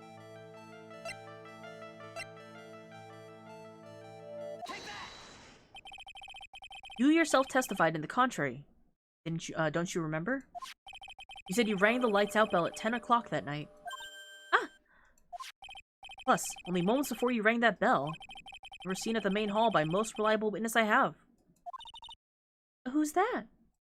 Me. Mr. Wright. You even spoke a little that evening. That's when you gave me this. Surely you haven't forgotten. No, that's right. I remember. That brings us to another puzzling fact, Iris. At 10 o'clock on the night of the murder, you were seen in 2 different places at the same time. It's time you told me exactly what's been going on, Iris. So far, I managed to prove 2 things. First, on the night of the incident, you were at the inner temple. And second, at the exact same time, you were ringing the bell at Hazakura Temple. There's only one possible explanation for this apparent possibility. 20 minutes, that's a pretty long walk from the main hall. It's through the snow, and if you kind of walk at like a at a leisurely pace, that's really not that far. Well, it is. It's a 20-minute walk, but I've walked that. It just takes some patience, you know. But as a nun at this temple, I'm sure she does it all the time, so it's really nothing. They also have a snowmobile if they need to get there quick. We're at the Hazakura Temple. We're at the Inner Temple. There are 2 of you. On the night of the incident, you were seen in 2 different places at the same time. Which means there must have been 2 of you. Can't think of any other explanation, Iris. But that's crazy! How could that be? There's only one of me! It's impossible! Impossible? I wonder. The way you're trembling certainly seems to suggest otherwise. You're seriously trying to suggest there's more than one of me? Then show me the evidence. Show me something that proves there's more than one of me. I mean, I walked a 20-minute walk in 15 minutes, but that was uphill, so... There's a little bit of vertical...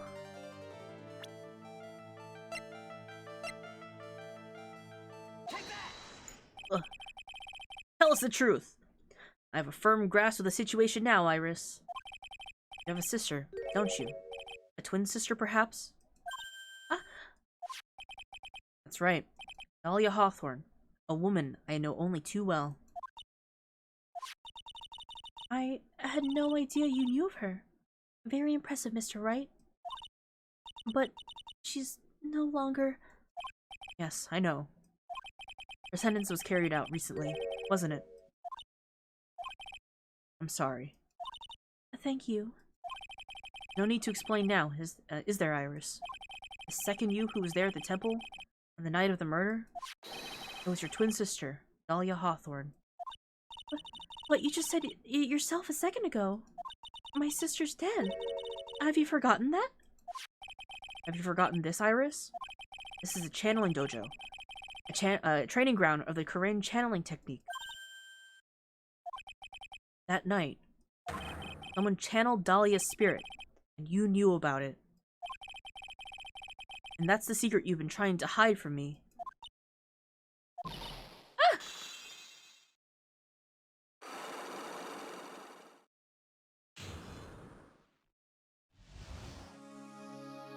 Night of the crime. Dahlia dyed her hair red. It might naturally be red. They can be fraternal twins that look almost exactly identical. But it could be that Dahlia had naturally red hair. That's not like a crazy thing to consider. Because we don't know what their father looks like. And also, Pearl also has brown hair too. So like, black hair is not necessarily a must-have for the family. Kokoro, unlock! I was in my room in the main hall last night. As soon as I heard that I had been spotted at the Inner Temple, I knew. I knew it was my sister. Dahlia, the other half of me, who passed away last month. Just as I suspected. The Iris that Sister Bikini saw at the Inner Temple the night of the murder. That was Dahlia Hawthorne. Why didn't you tell me this before? Because my sister always does the right thing. Excuse me? And because I mustn't get in the way of what she's trying to do. I already betrayed her once before. I can't do it again. You betrayed her? What do you mean? That's why I have to accept that I may be found guilty. It's the only way. What is she talking about? There's more locks back there? We left, and we came back. We brought Iris to unlock the one lock, but someone put 4 more locks on it. We don't know where they came from. They just appeared. So Iris is here trying to go through every possible combination to unlock them. Red hair is a recessive gene, and Morgan has black hair. Genetically speaking, it's highly unlikely. Pearl has brown hair. Genetically speaking, that's also very unlikely. You know? Mia also has brown hair. She doesn't have black hair either. So actually, already, if we consider that Dahlia's hair is naturally red, within like the main family line, of the two sisters, Misty and Morgan. For one, brown is a dominant trait. Compared to black? No. I feel like that's not the case. I feel like they're more even. But who knows? Considering we have characters like Francisca, who has blue hair, and Edgeworth, who has, you know, gray hair.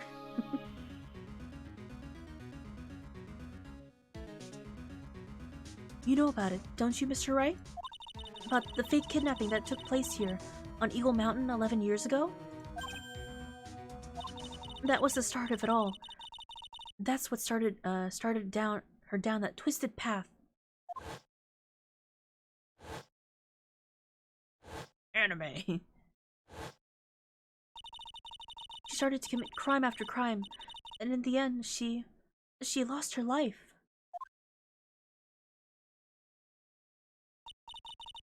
It's all because I betrayed her.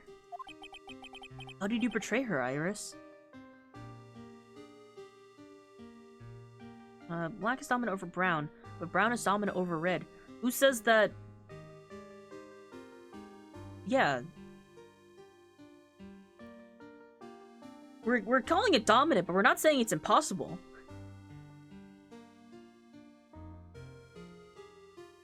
How do you betray her, Iris?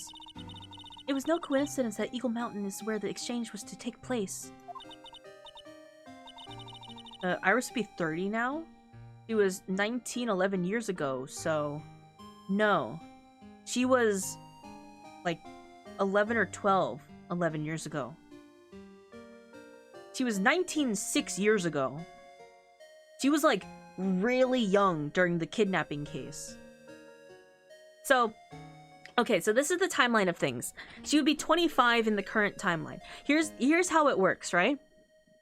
About 11 years ago, Dahlia, as a child, basically jebaited this older guy into faking a kidnapping case so that she could get away with a $2 million diamond. She jumped into the river, and then disappeared for like 5 years. 5 years later, she comes up in the first case that happened 6 years ago, or something like that. That is where we first meet Mia Fey as our fledgling defense attorney, and then Miles Edgeworth as a fledgling prosecutor. That is 5 years later, 6 years ago. That is like the middle ground of the timeline. And now this is 6 years in the future. Current timeline. She would be 25. And then it should be... because they're about the same age, the characters. So like Phoenix... oh, they don't have her. Oh, they just say deceased. Phoenix is like 26, because he's the same age as Miles Edgeworth, 26 years old. And it should say here, Iris, 25. Yeah, she's just like a year younger.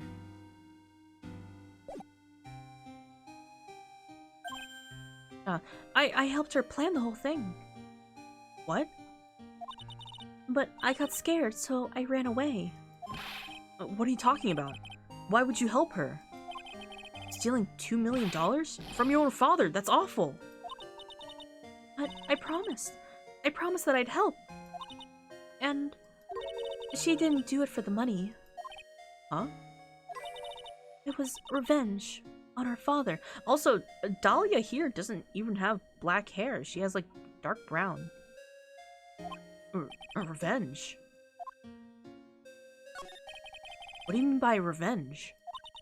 He was a hideous man. He threw our mother away and then sent her to hell. Her mother? You must be talking about Morgan Fey. Our mother was the eldest daughter of the main branch of the Fey family. The main family had a lot of influence in many businesses and political circles at the time.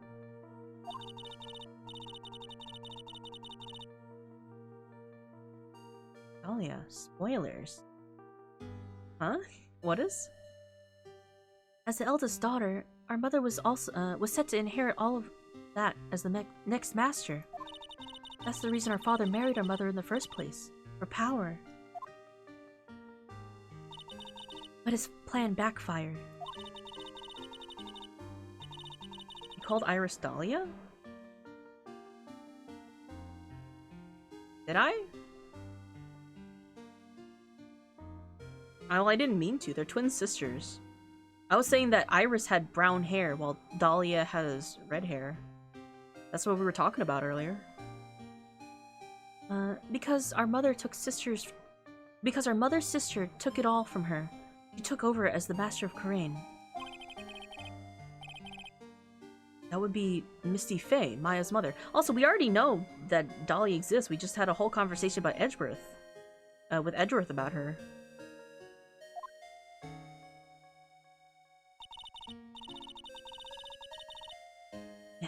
Mythrander. The more you bring it up, the more it's becoming spoilers, okay?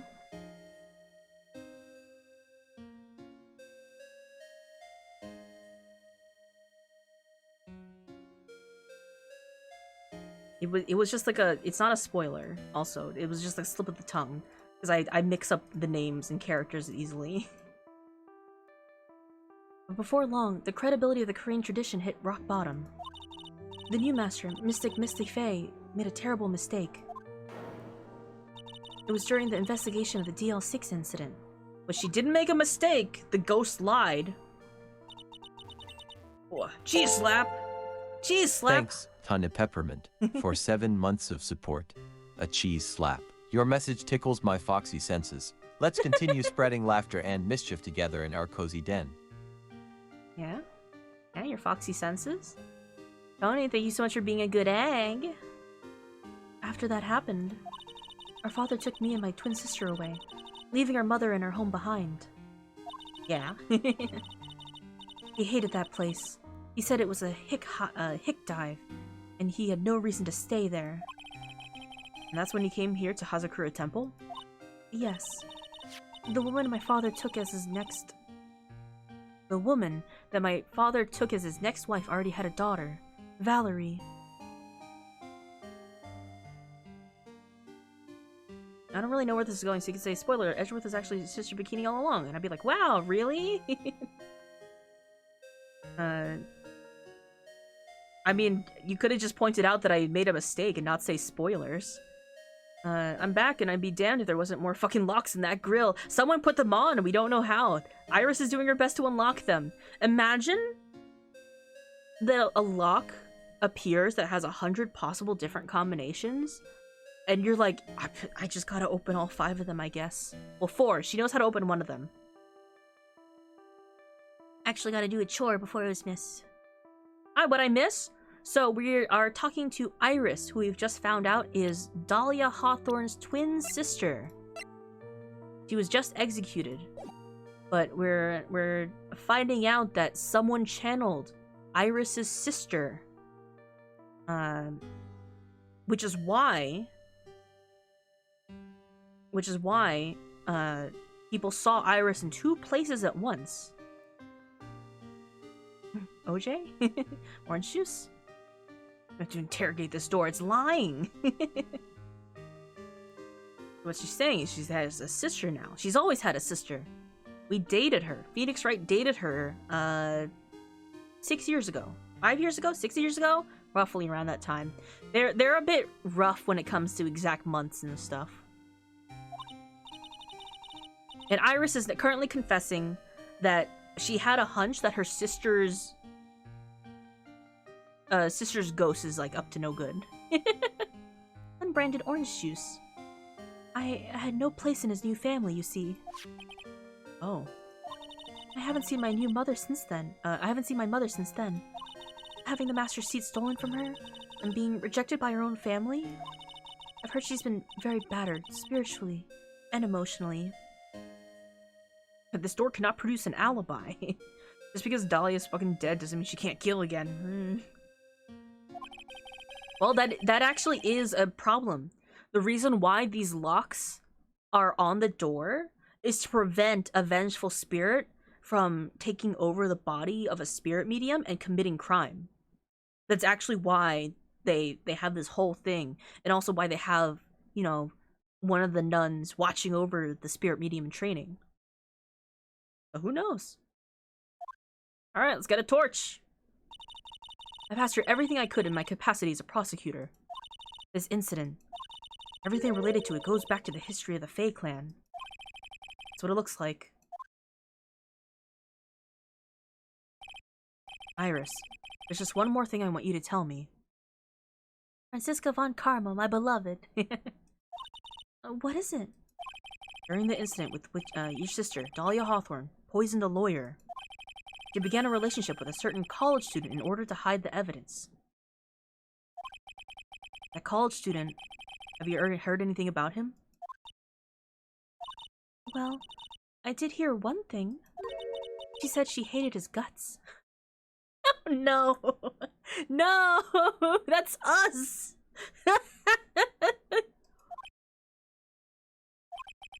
See. Thank you for your help. You're welcome. Hurry up, Phoenix, right? There's still much to investigate. Leave the locks to me. I'll open for them for you. I promise. Thank you. I suppose I better continue my investigation. Well, damn, well that was me, so... There's still one giant secret left to unlock. Pearl's Psych Lock. It's true. I think I know exactly what's going on now. We have everything we can to get Pearl to talk.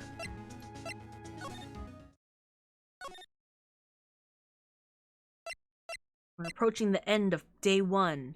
How do I get to Pearl? God damn it, I keep clicking that.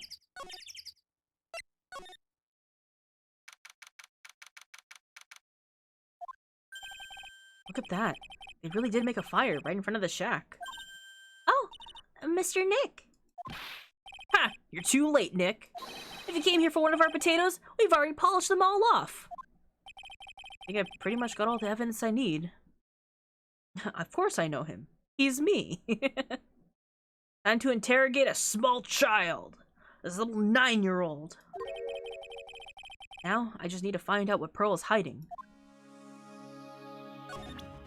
I think Pearl's psych locks are so funny because they had to make the arrangement different because she's so tiny.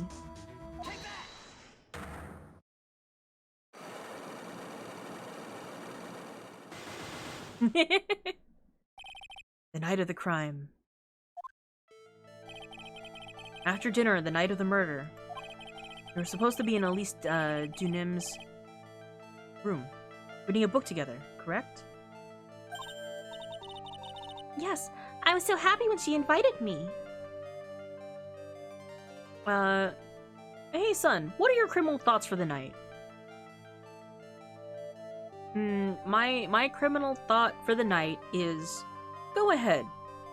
Eat the last chip. Don't ask permission. Is there a last morsel on the plate, on the shared plate, in front of everyone? Take it. If no one's taken it yet, it's free game. If they wanted it, they would have put it on their plate. Go ahead, eat it. Give yourself a treat. Went to ad jail the moment we tried. Don't worry, I know that there's an ad going on. I did have to turn off the message, but treat yourself, yeah. Make that money. Let's see.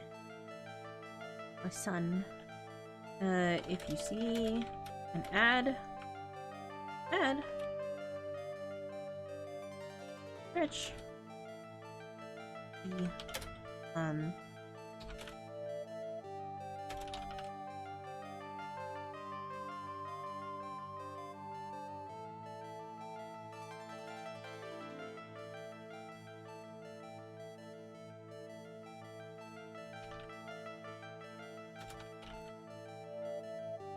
There we go.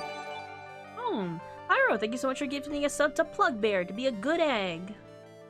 Send a sports car doing donuts and hitting other cars because it's a parking lot still in use. Oh god, yeah. That sounds about right.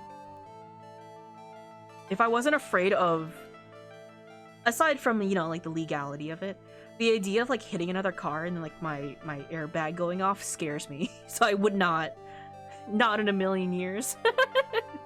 But if that was not the issue, and also like, you know, the funds to pay for those damaged cars, that sounds like a good time. Frankly, how dare. Reasonable fear. It's the airbag, man. I feel like I'm gonna get jump scared by it one day. And like I'm gonna like bump one of those speed bumps.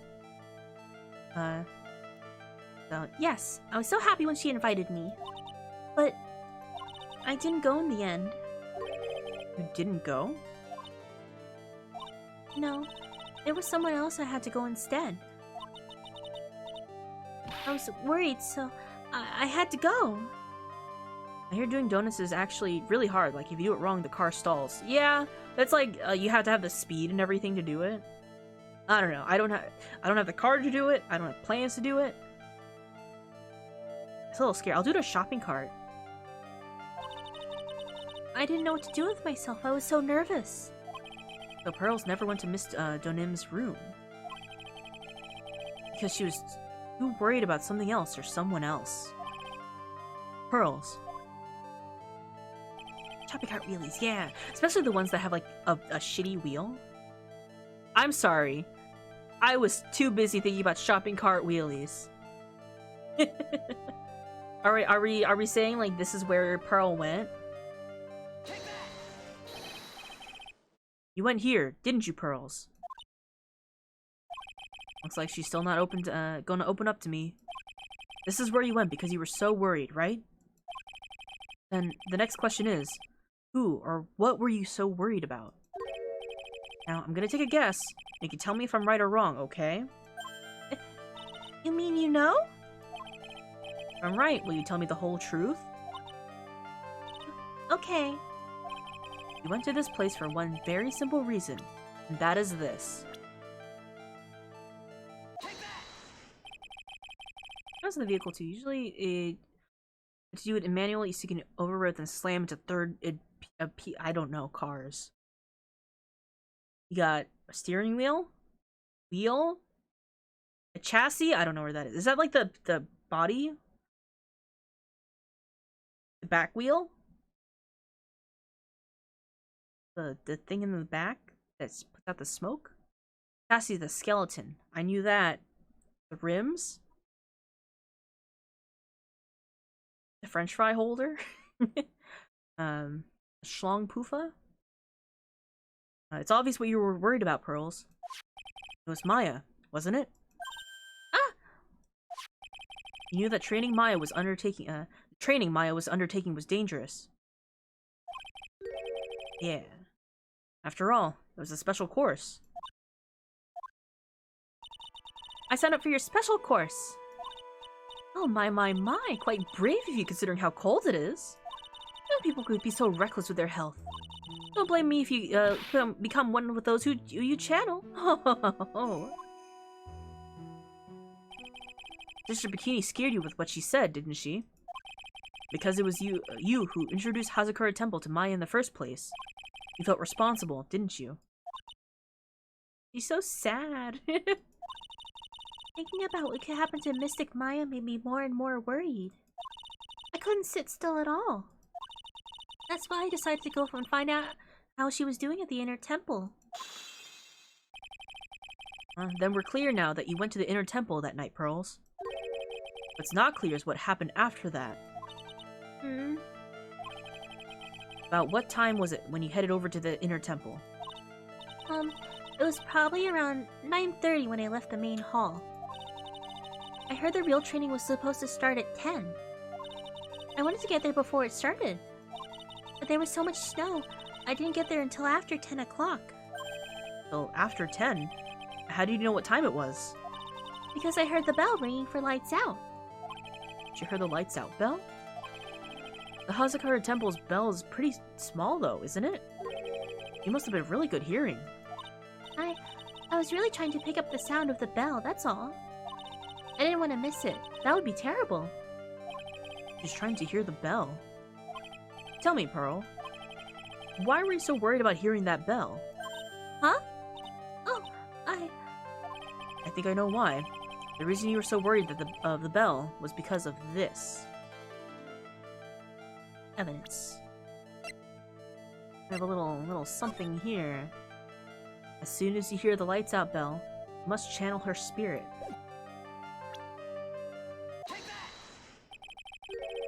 You were given instructions to follow that night, weren't you? You were given some instructions to follow for that night, weren't you? I presume you recognize these pieces of paper? Where did you... In the incinerator at the inner temple. Pearls? You were following the instructions in the letter in this letter that night, weren't you? That's why you couldn't afford to miss the sound of the lights out bell. I'm speechless, Mr. Nick. You're amazing.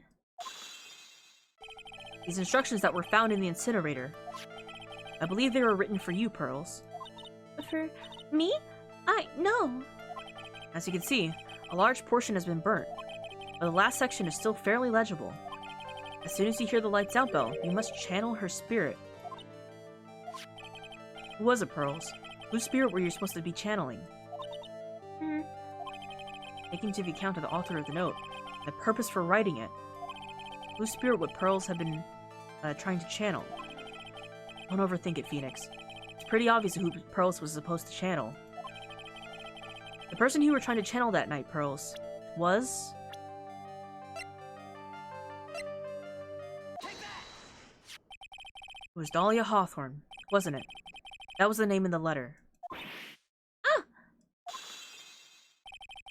Just as I suspected. It wasn't Iris whose sister Bikini met at the inner temple that night. It was Dahlia Hawthorne. Do you know anything about her, Pearls? Do you know what kind of a woman Dahlia Hawthorne was? No. I've never heard of anyone by that name before reading these instructions. I thought so. Pearls doesn't have a clue. He doesn't know that Dahlia is her sister. About the instructions in the letter I found, Pearls. Who wrote them? Whoever it was asked you to channel the spirit of someone you'd never heard of. You must have quite a lot of respect for them. Whoa! Spadoinkle! Whoa! Oh my god. That's a pick right there. Thank you so much for all the good eggs, Spadoinkle.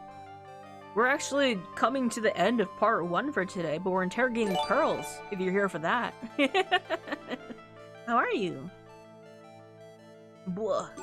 And we're almost halfway there to seeing my old 2007 art. After all, you followed their instructions without question. Do we have their profile? I'm sure we do. Here's my next question. Who wrote the set of instructions for you to follow? Oh, we do. It's right there. Pearls? I have to wonder about something. You didn't have any idea what these instructions meant, did you? What, But you followed them to the letter regardless. Why? Was it because your own mother asked you? It was your own mother who asked you. That's why. How did you... I figured it out. The person who wrote you this letter was your own mother, Morgan Fay. Alright, Pearls. It's time you started telling me the truth. Mr. Nick, Why is she holding back from me? I don't like this. Don't underestimate me just because I'm a child. Huh? If you're trying to say I followed these instructions, I'd like to see some proof. What? Because I don't think you have any. She'd say anything rather than admit to carrying out these instructions. I guess I'll have to produce some more evidence then. One more thing should do it. Alright, Pearls. We both know someone carried out these instructions the night of the murder. But you're right. There's no evidence that proves it was you. I knew it. The burden of proof. We have it. However, I do know that whoever did it was a child. Huh? How did you know that? Couldn't have been an adult. No adult would have made a simple mistake like that. A simple mistake? What do you mean by that? I'm sure you thought you were carefully following the instructions you've been given. But you misunderstood some of the words, and this is the evidence that proves it.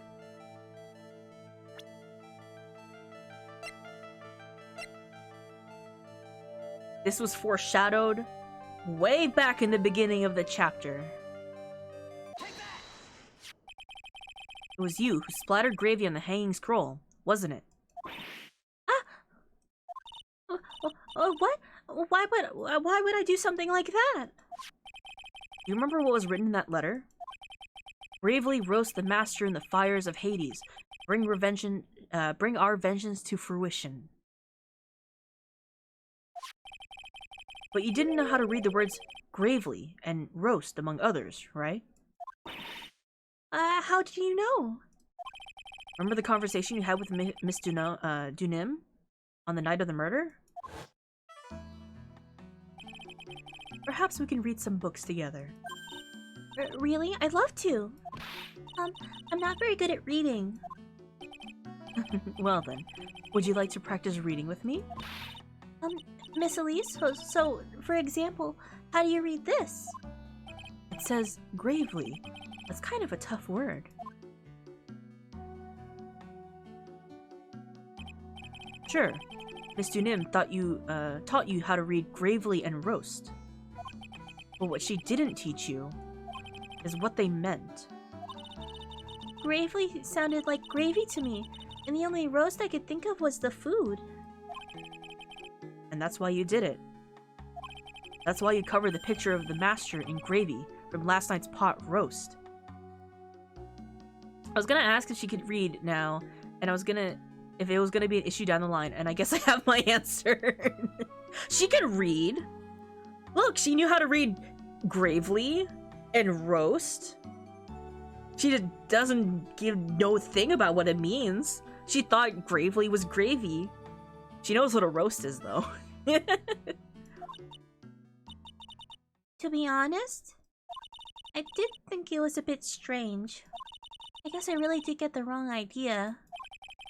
Just a tiny bit. You were so close, Pearl. You're so close. Me off screen eating a picture with a knife and fork. That is like 2-day-old gravy now. In like a dank cave. She can read now. Comprehension, on the other hand, is another matter. I really am useless. I couldn't even burn the letter properly after, as my mother had asked of me. Such a simple thing, and I couldn't even do it right. Off to jail with her.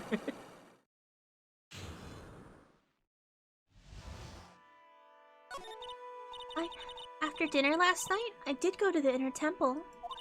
With a pot full of the leftover gravy. The gravy? I saw the picture in the hanging scroll near the I saw the picture on the hanging scroll near the sacred cavern. I'm sure it was the Master of Karain, like it said in the letter. By the way, for anyone who doesn't know, this is Misty Faye. This is Maya and Mia's mother, who's now dead. Because actually, Elise Dunim, who I could say now, I can say what the pun was. Elise is supposed to sound like alias, and Dunim is pseudonym. She was pretending to be a children's author, like undercover. She was a children's author, a children's picture book author, but she was hiding her identity from the Branch family who was out to kill her. Motherfucker.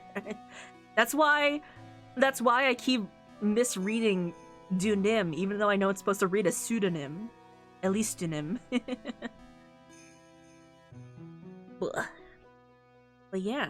But she is deceased. She is the murder victim in this case. We have to find out who killed her. Well, we kind of have an idea at this point. We just have to prove it.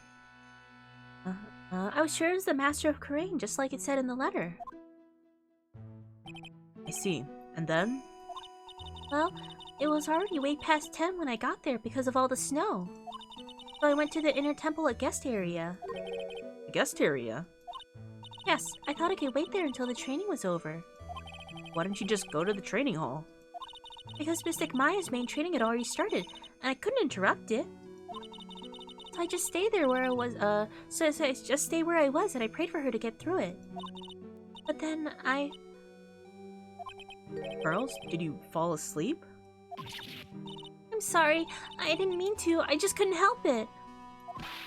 Hey, don't worry about it, Pearl. Who cares if you fell asleep? I fall asleep waiting for Iris too. It happens. Anyway, when you found yourself trapped, then you found yourself trapped in the inner temple?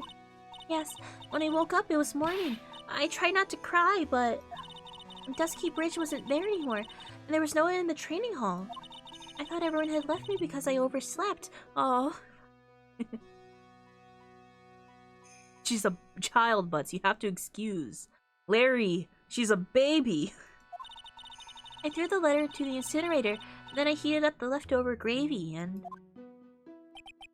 Let off some steam by chucking the gravy on the scroll while you cried. Oh.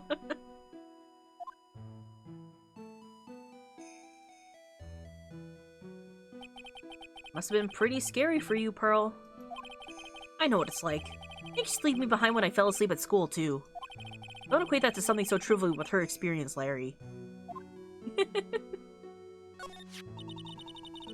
It was written right into my mother's letter.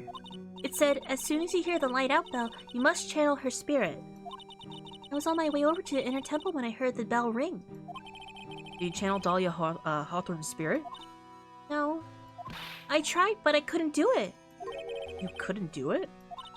I never failed at channeling someone. This is the first time it's happened. I tried and I tried and I tried. Yesterday, this morning, the whole time. But I couldn't do it. Don't let it get down, Pearl. It'll all work out. If you want, I'll come flying through the sky for you. Whoosh, just like that. Shit, is she alive? No, she was murdered. She was on death row.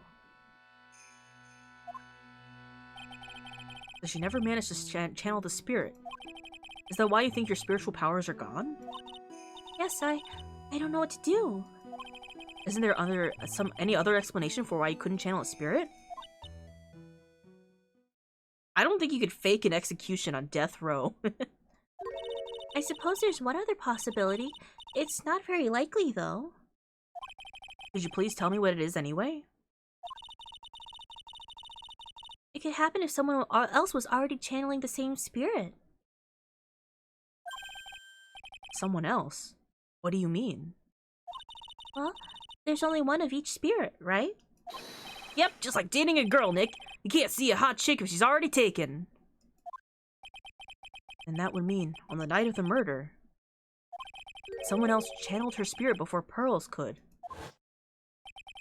Someone else channeled the spirit of Dahlia Hawthorne. I'm a failure. I couldn't even grant my mother's final wish. Her final wish? Yes, this letter. This is my last wish, she said. So make sure to follow the instructions carefully. This letter. I definitely need to find out more about it. Larry, swear to God. My mother has gone to a place called the penitentiary. Yeah, I know, Pearls. I visit her every month. And last month she told me... The time we've been waiting for has come, Pearl. There's something I need you to do for me. I hid a letter for you at our home before they brought me here. I want you to read it and do exactly what it says. It's for the good of the Fae clan, my angel. You'll be doing a great thing. Now listen carefully, and I'll tell you where the letter's hidden.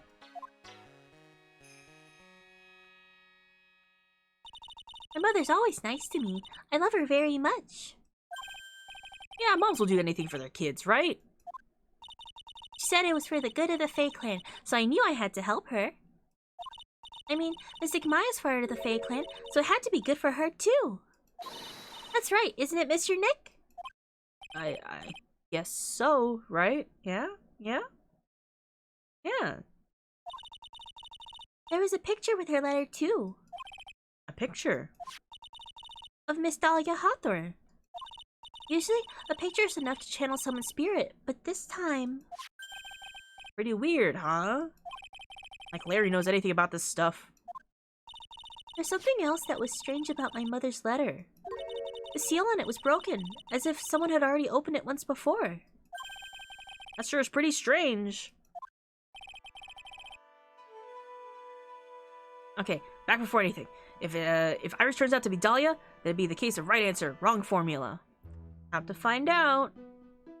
Someone had opened it already? Now the problem with that is, yes, Iris could be channeling Dahlia, but the problem is, we saw 2 instances of Iris at the same time at different locations. What does that mean?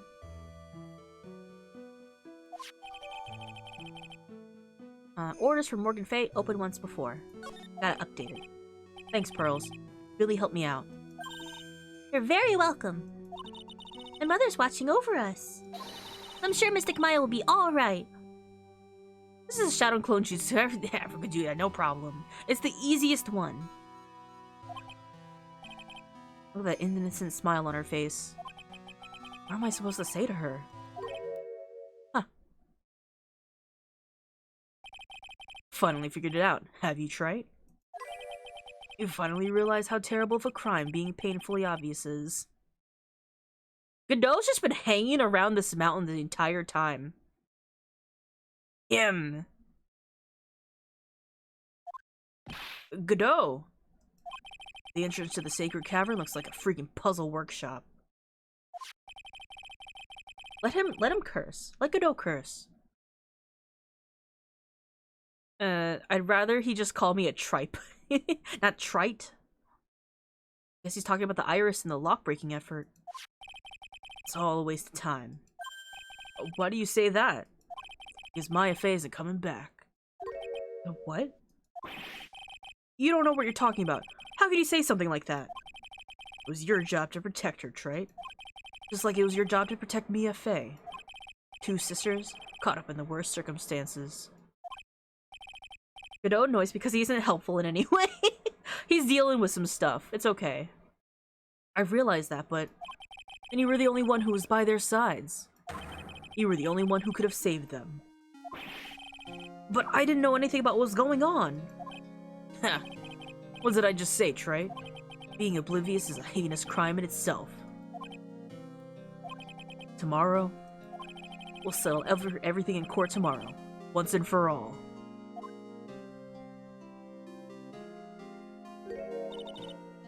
Mr. Nick, is what that man said just said is true? It'll be all right, Pearls. I'm sure Maya's alive. You'll see for yourself tomorrow. Yeah, that's right.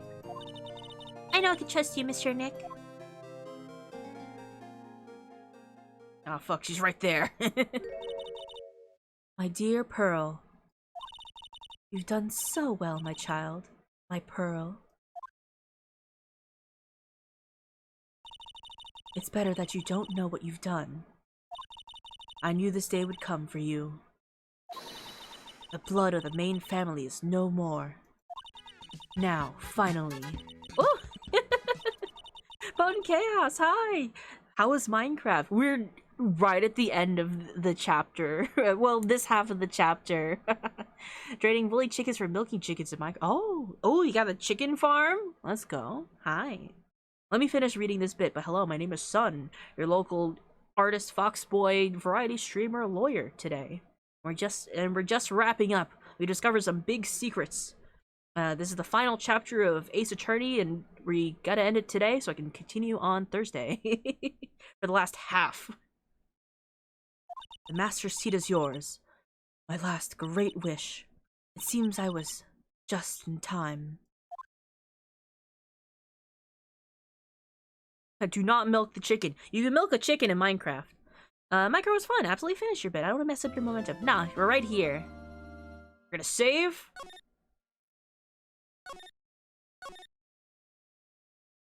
And we continue on Thursday with Trial. So many secrets, so many interconnecting stories since the first game in the trilogy, and it's all coming into the end. Have you guys figured it out yet? Anyone who doesn't know the story? Ooh. But this is so fun. We're so close to the end. Thank you guys for joining me today. And Raiders, hello, welcome in, welcome in. We will be wrapping up, well, we are wrapping up right now, so feel free to lurk away as I pick who we're gonna raid into in a little bit. you know, stretch, have a snack, take a drink, take a pee, take a nap, whatever you need to do. Thank you so much for coming in. But yeah, I'm gonna sit here for a little bit.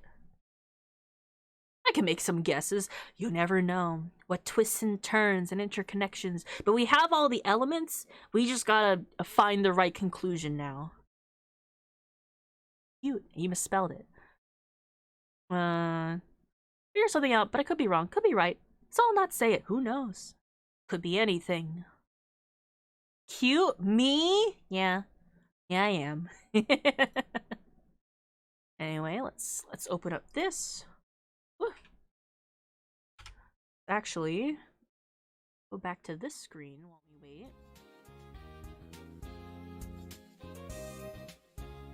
But, plans. Ooh, man, it's like algebra. If I try to figure out, I do it wrong. Well, the whole thing about the Ace Attorney series, which is so fun, is it is a bit of a puzzle game, but it's more of a visual novel where the story is laid out, but they're leaving more blank spaces for you to figure it out rather than just you reading the story. But if you want to, you can read every dialogue path. It kind of hints you towards what to do.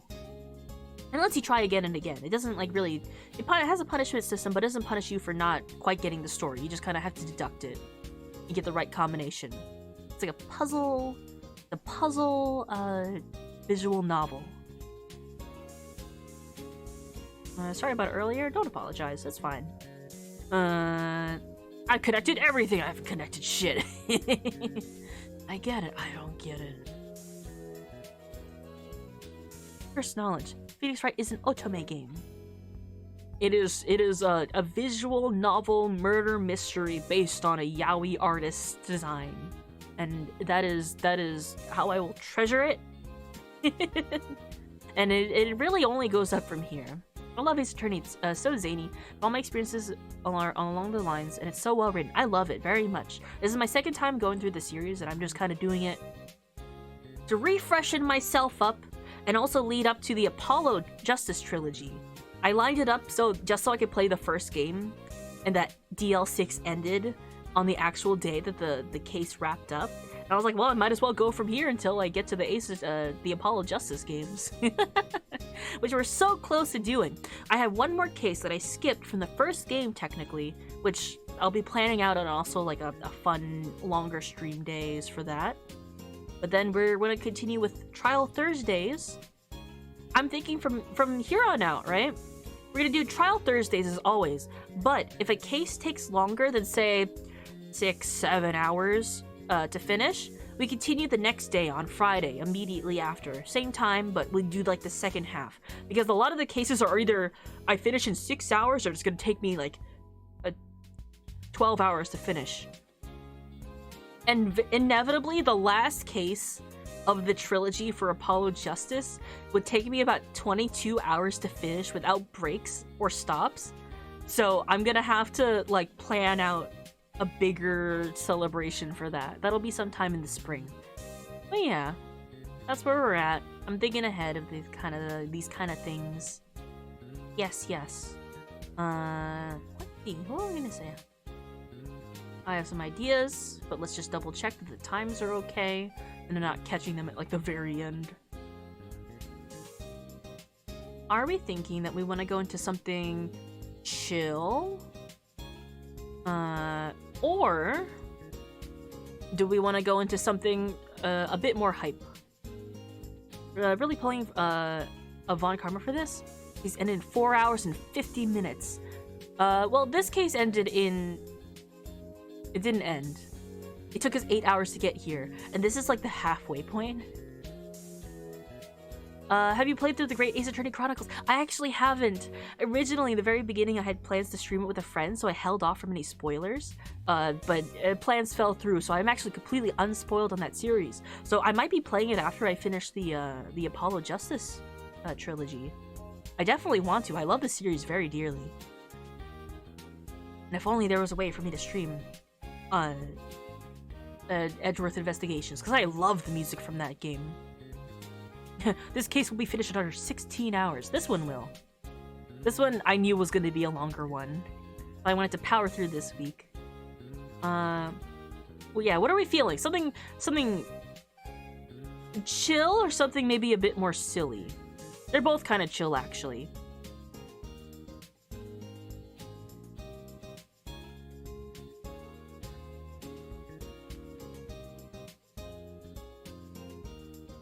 Good, we'll have to pace that coffee real fucking well. Okay.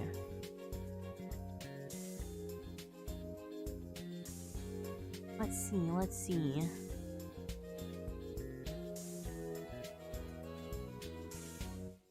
I'm partial to chill. Yeah. They're both kind of equal. Okay.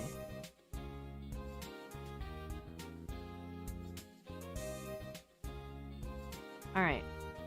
We are gonna say hi to Loopy Plus, who is having a Bayonetta-thon, but it's taking a break right now, so it's a bit chill. If you guys played the fishing minigame on my BRB screen, that's what they're doing right now. So, it's their day one of their Bayonetta-thon, and also model debut, I believe. So think of a silly little message that we can say hi to Loopy with.